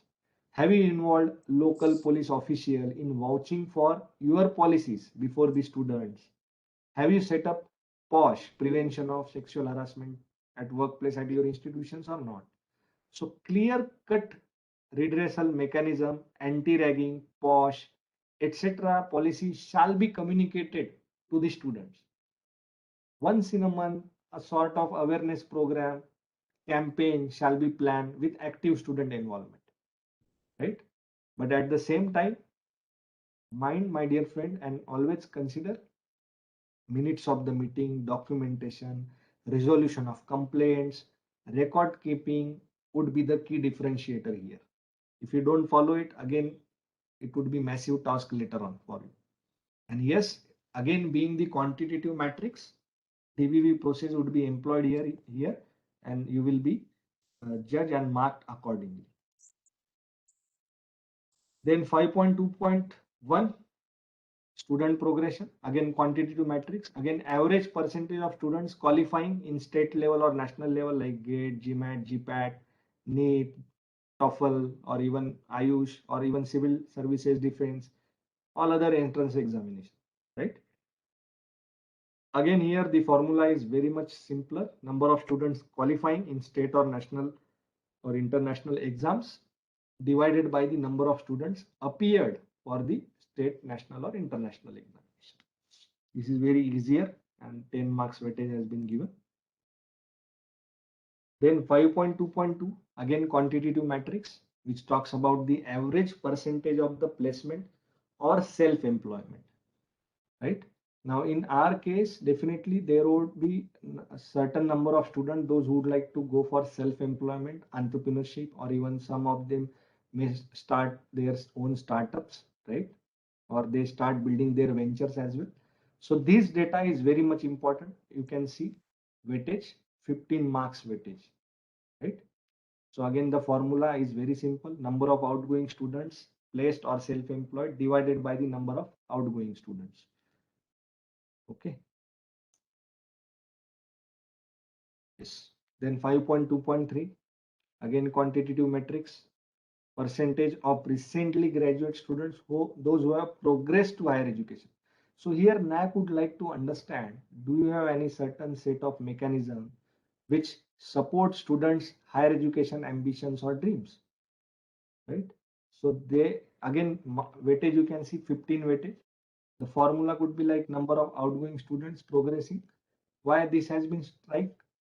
Because NAP 2020 onwards, you know that now MPhil has been discontinued, and considering last 5 years, so that's how I have kept it also, but I have striked it intentionally. So 5.2.3. Then another key indicator, that is student participation and activities, and total weightage you can see 25 marks. So here, yeah, Sonaliji, please mute yourself.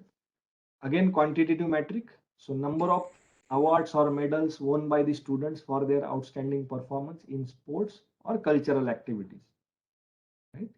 Again, formula is very much easier here as well. Then 5.3.2. Now this is qualitative metrics, the presence of student council and its activities. Okay. So, or administrative bodies. So here again, you have to describe the student council and its activity. So again, you shall have separate web page for the reports, then geotagging of the photographs, what sort of activities your student council used to organize. Okay.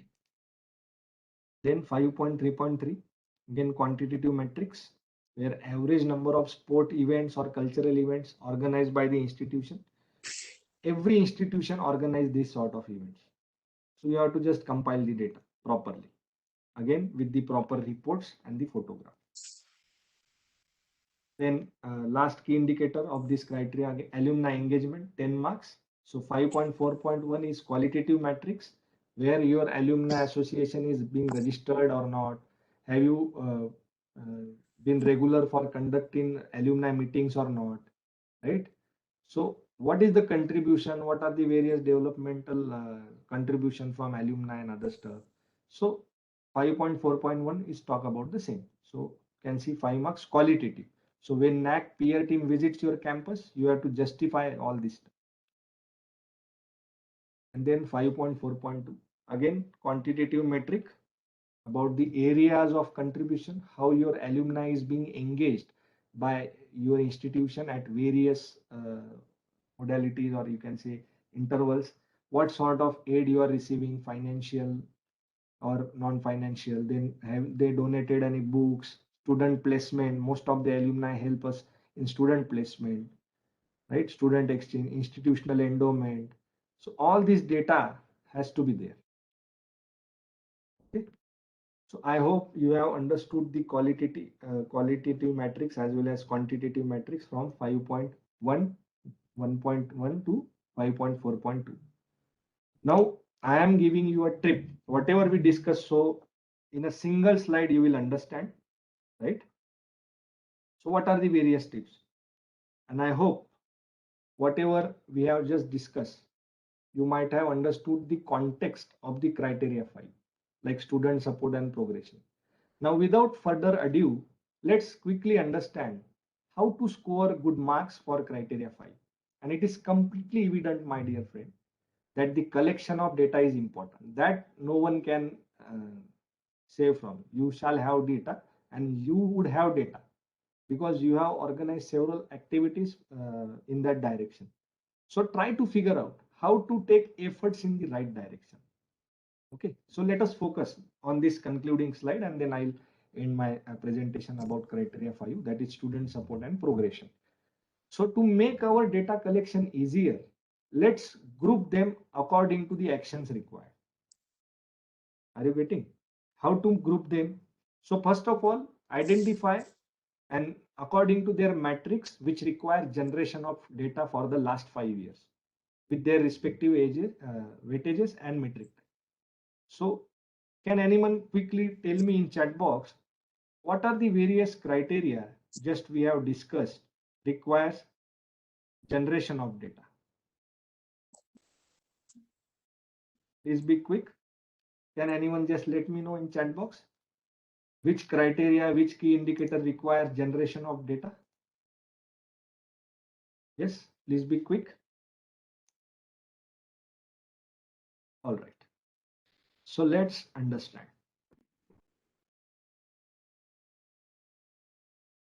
So group number 1. I hope everyone. notice टाकून देतो मी. 2 दिवस अगोदर. Dr. Hemanji, please mute yourself. Hemant, Dr. Hemant, sir, please mute yourself. Yeah.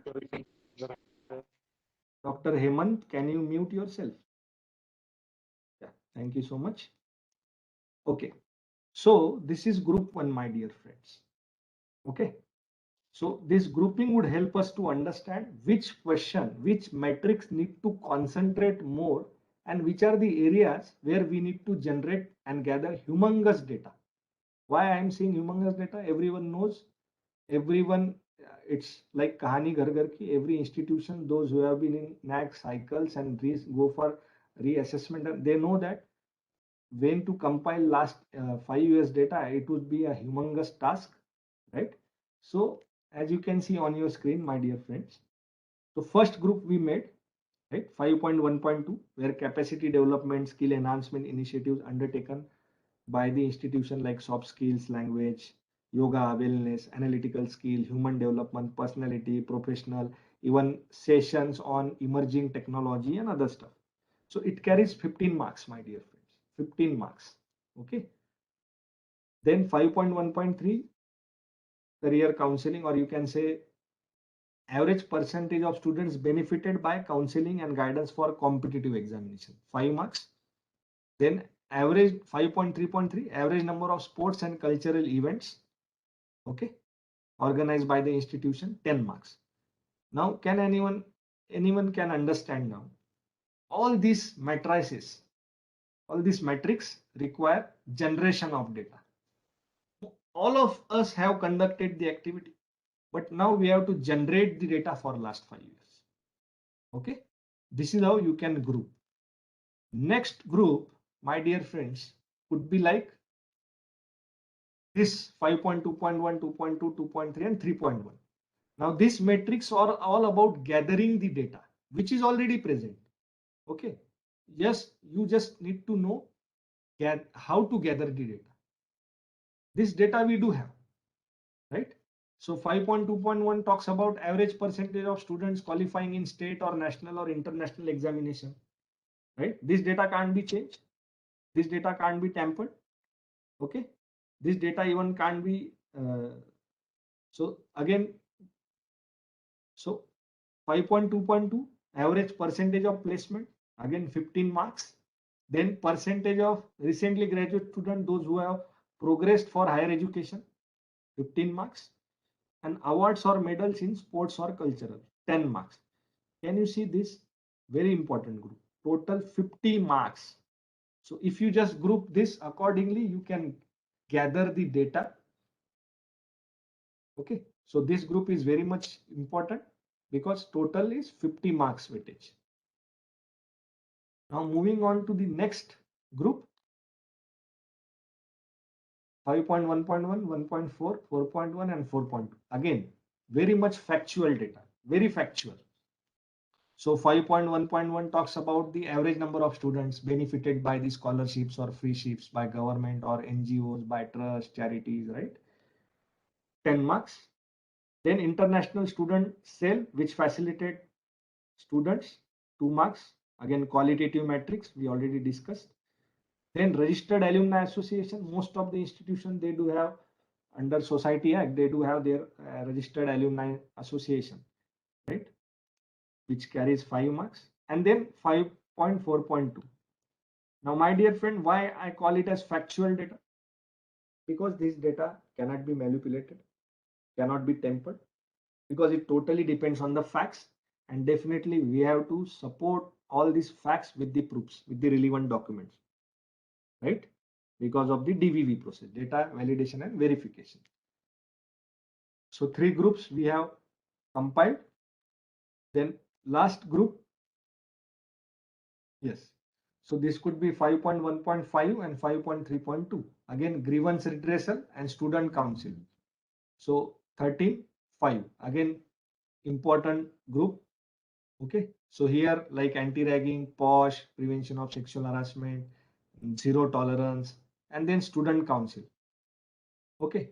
Since this group covers both quantitative as well as qualitative, so it is imperative for being higher education institution for us to manage the data for last 5 years. And how do you manage this data matters a lot. All right. So I hope you have understood, and this slide would help you to understand regarding the criteria 5.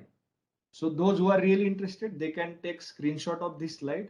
This grouping would definitely help you to score good marks in your NAAC assessment and accreditation. All right. Moving on. So these are some SSR submission guidelines. Even Dr. Jagdade has 2 times he reiterated, always be cautious while submitting the data. Do not be in hurry, because again, I reiterate over here, self-study report, that is SSR, forms the backbone of the entire process of accreditation, right? So redeeming features of accreditation process and to make them more robust, objective, transparent, and scalable. So NAAC has taken a lot of efforts to make it ICT driven. That's how DVV, third party, and other they. So due to which accreditation process and the timing has been reduced. Okay. So kindly go through the NAAC manual guidelines properly. Understand metrics and their weightages so that it would be easier for you to group them. Though it could be criteria 5, criteria 2, criteria 3, criteria 4, or even criteria 7. It would become easier for you, right? Yes, data submission in both qualitative, quantitative metrics, then uploading relevant documents. While compiling SSR, the web links which you are providing shall be working. Always keep it in mind. Okay. And the templates and specific formats provided by the NAAC. Okay. Do not alter the template. Also, once the data is being uploaded, then no further clarification or any request to be submitted to the NAAC. Okay. So these are various, and yes, always it is recommended to go through SOPs or regular intervals. It's not like that I have just gone through it once. I am confident I will not go through it again and again. So don't do that. At several intervals, go through it, understand the DVV process as well. Okay. So yeah, being higher education institutions, our responsibility towards students, like we shall always and always communicate goals, objectives, vision, mission systematically to all our stakeholders. We shall always strive to offer programs those who are consistent. Okay. We shall also strive to offer a wide range of programs with adequate academic flexibility. Always go for feedback system. Seek feedback from students, their initiation, their review, whether they could help us in redesigning curriculum and other stuff or not, right? How we could facilitate effective running of teaching learning programs and engagement, implement very well conceived plan for monitoring student. So always we shall provide clear cut information. There shall not be any communication gap about admission, completion, requirement, even fee structure, refund policies, scholarships, and other, so that we could support and ensure adequate services to our students. And out of the above, best health practices we shall promote, right? Yes, definitely students shall also have some responsibility towards learning process as well. They shall also have clear understanding and knowledge about the vision and mission, time schedule. They shall be obedient, discipline, and other. They shall also prepare, but always we shall engage them. We shall take them into confidence for their feedback, and they shall feel like I am a worthy alumni of this particular higher education institution. I am a brand ambassador of this higher education institutions. So if you are able to imbibe, if you are able to inject this sort of confidence in your students, no one can stop you. And definitely your higher education institution would be academic frontier in the coming time. Yes, so we definitely understand being teacher, being education facilitator, it is very much critical to identify sustainable practices within the higher education institutions ecosystem and how we could ensure our key stakeholders comfortable with their learning experience, right? So while we envision this revolutionary or progressive approach of higher education landscape, revisions, redesign, even restructuring, like as if you could recall the slide of regulatory framework today, NAAC, NBA, NIRF, REA, there are several ranking as well as QS ranking and other stuff. Okay, how we could provide a quality student-centric and holistic experience to learners, that matters a lot. Having said this, there is a constant need to apply creative and transformative approaches right from basic to higher education levels in order to make our own Indian educational system more relevant and competitive worldwide. NAP 2020 has already bloomed with the good expectations from every strata of the society, right? Industrial collaboration is one thing that every higher education institute strive for. We shall include them in creation of curriculum, organization of expert talks, internship of student, project activities, live project, career counseling, and placement appointment. Last but not the least, in order to enhance higher education system, we must improve our teaching methodology. How through we are meeting online, how we could enhance our instructor presence, how we could engage them, right? So we shall create synergies for research and teaching, encourage alliances between industries and education, research centers, companies. In Pune, we are fortunate that we are surrounded by several research centers of national importance, right? So how we could empower, and this is not vital just to ensure economic progress, my dear friends. It is also for the social cohesion and to empower the country's youth, right? So at our institution or university, we want to definitely unlock this potential with our students and to benefit individuals. Like I could see around 207 participants. So of course, successful delivery of this strategy or what we try to deliver from session 1 to session 3, this strategy sets out a number of actions at national level as well as global level with expectation from our key stakeholders, and implementation of which can be surely taken forward, my dear friends, with change makers like IQAC coordinator Dr. Mrunalini Damle ma'am, or I must say webinar coordinator Dr. Sachin Temburne sir, or Bhalekar sir, Gandhi sir, Tejaswini Jagtap ma'am, under the valuable guidance of their leader, Principal Dr. Ashwini Madgulkar ma'am. So definitely we can do it. And yes, let's build enterprising India. With this,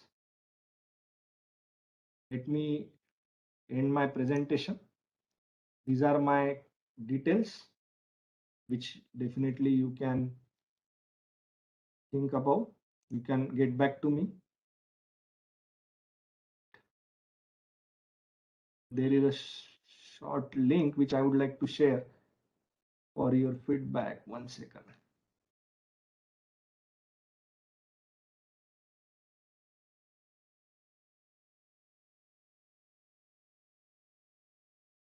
Yeah, I'm putting it in chat box.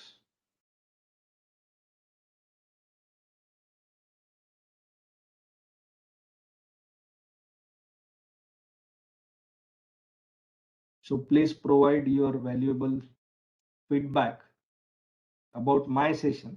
Okay. And definitely let's connect on LinkedIn so that we could establish dialogue and we could exchange the best practices. So thank you so much once again, the organizing team, for providing me the opportunity. Let me stop my screen sharing. Yeah. Thank you, Mithunji. Thank you, Ashwini ma'am. Thank you, Sachin sir. Thank you, Damle ma'am. Thank you so much for your valuable guidance as well as opportunity to share my views at this national webinar. Yes, sir. Thank you.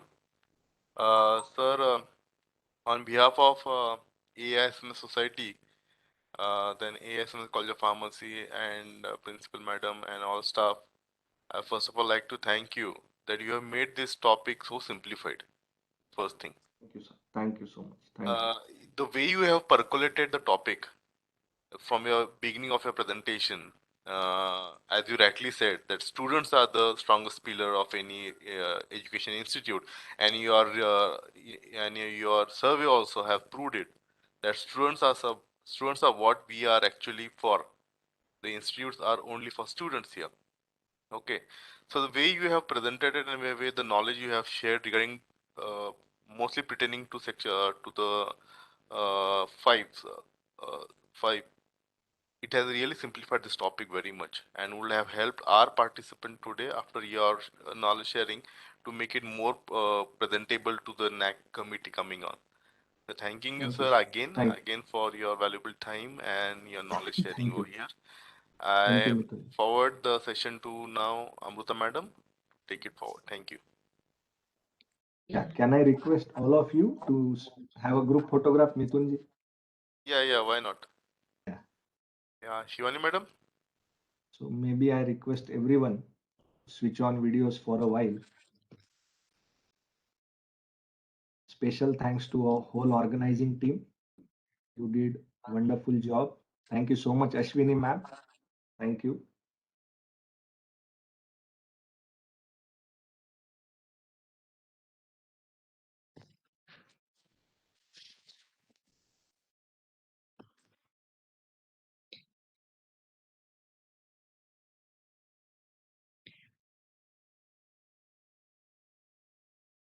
I request everyone to be quick.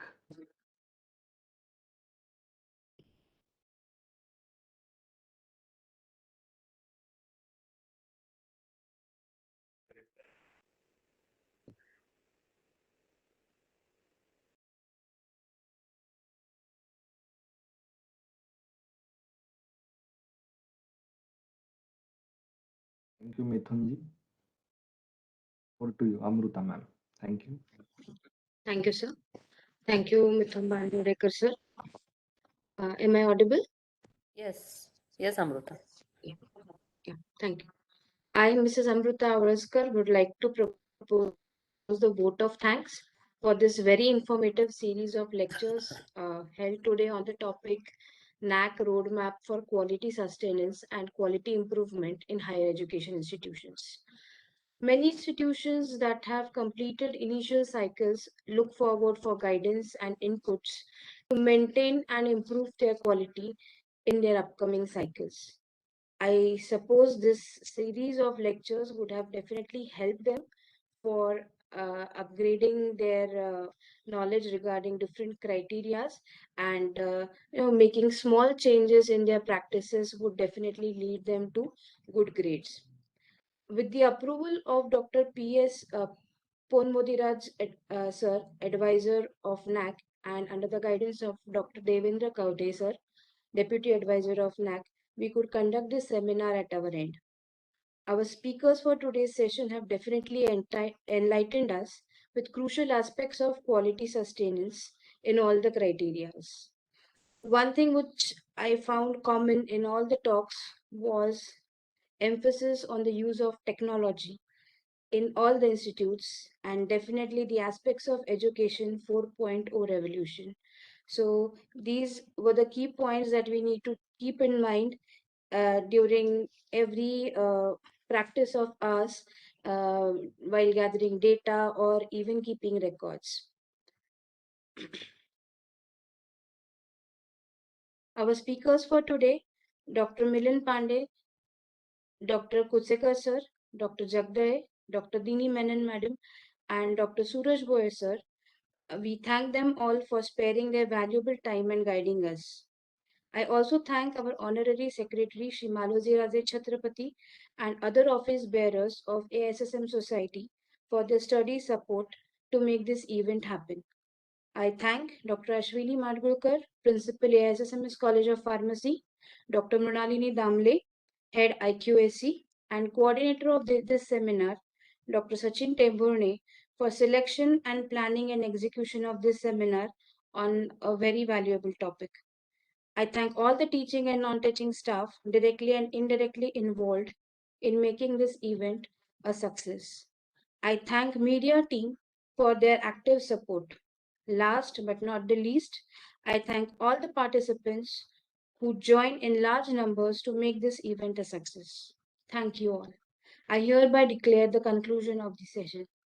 Regarding the certificates will reach to your emails within 2 to 3 working days. Thank you all.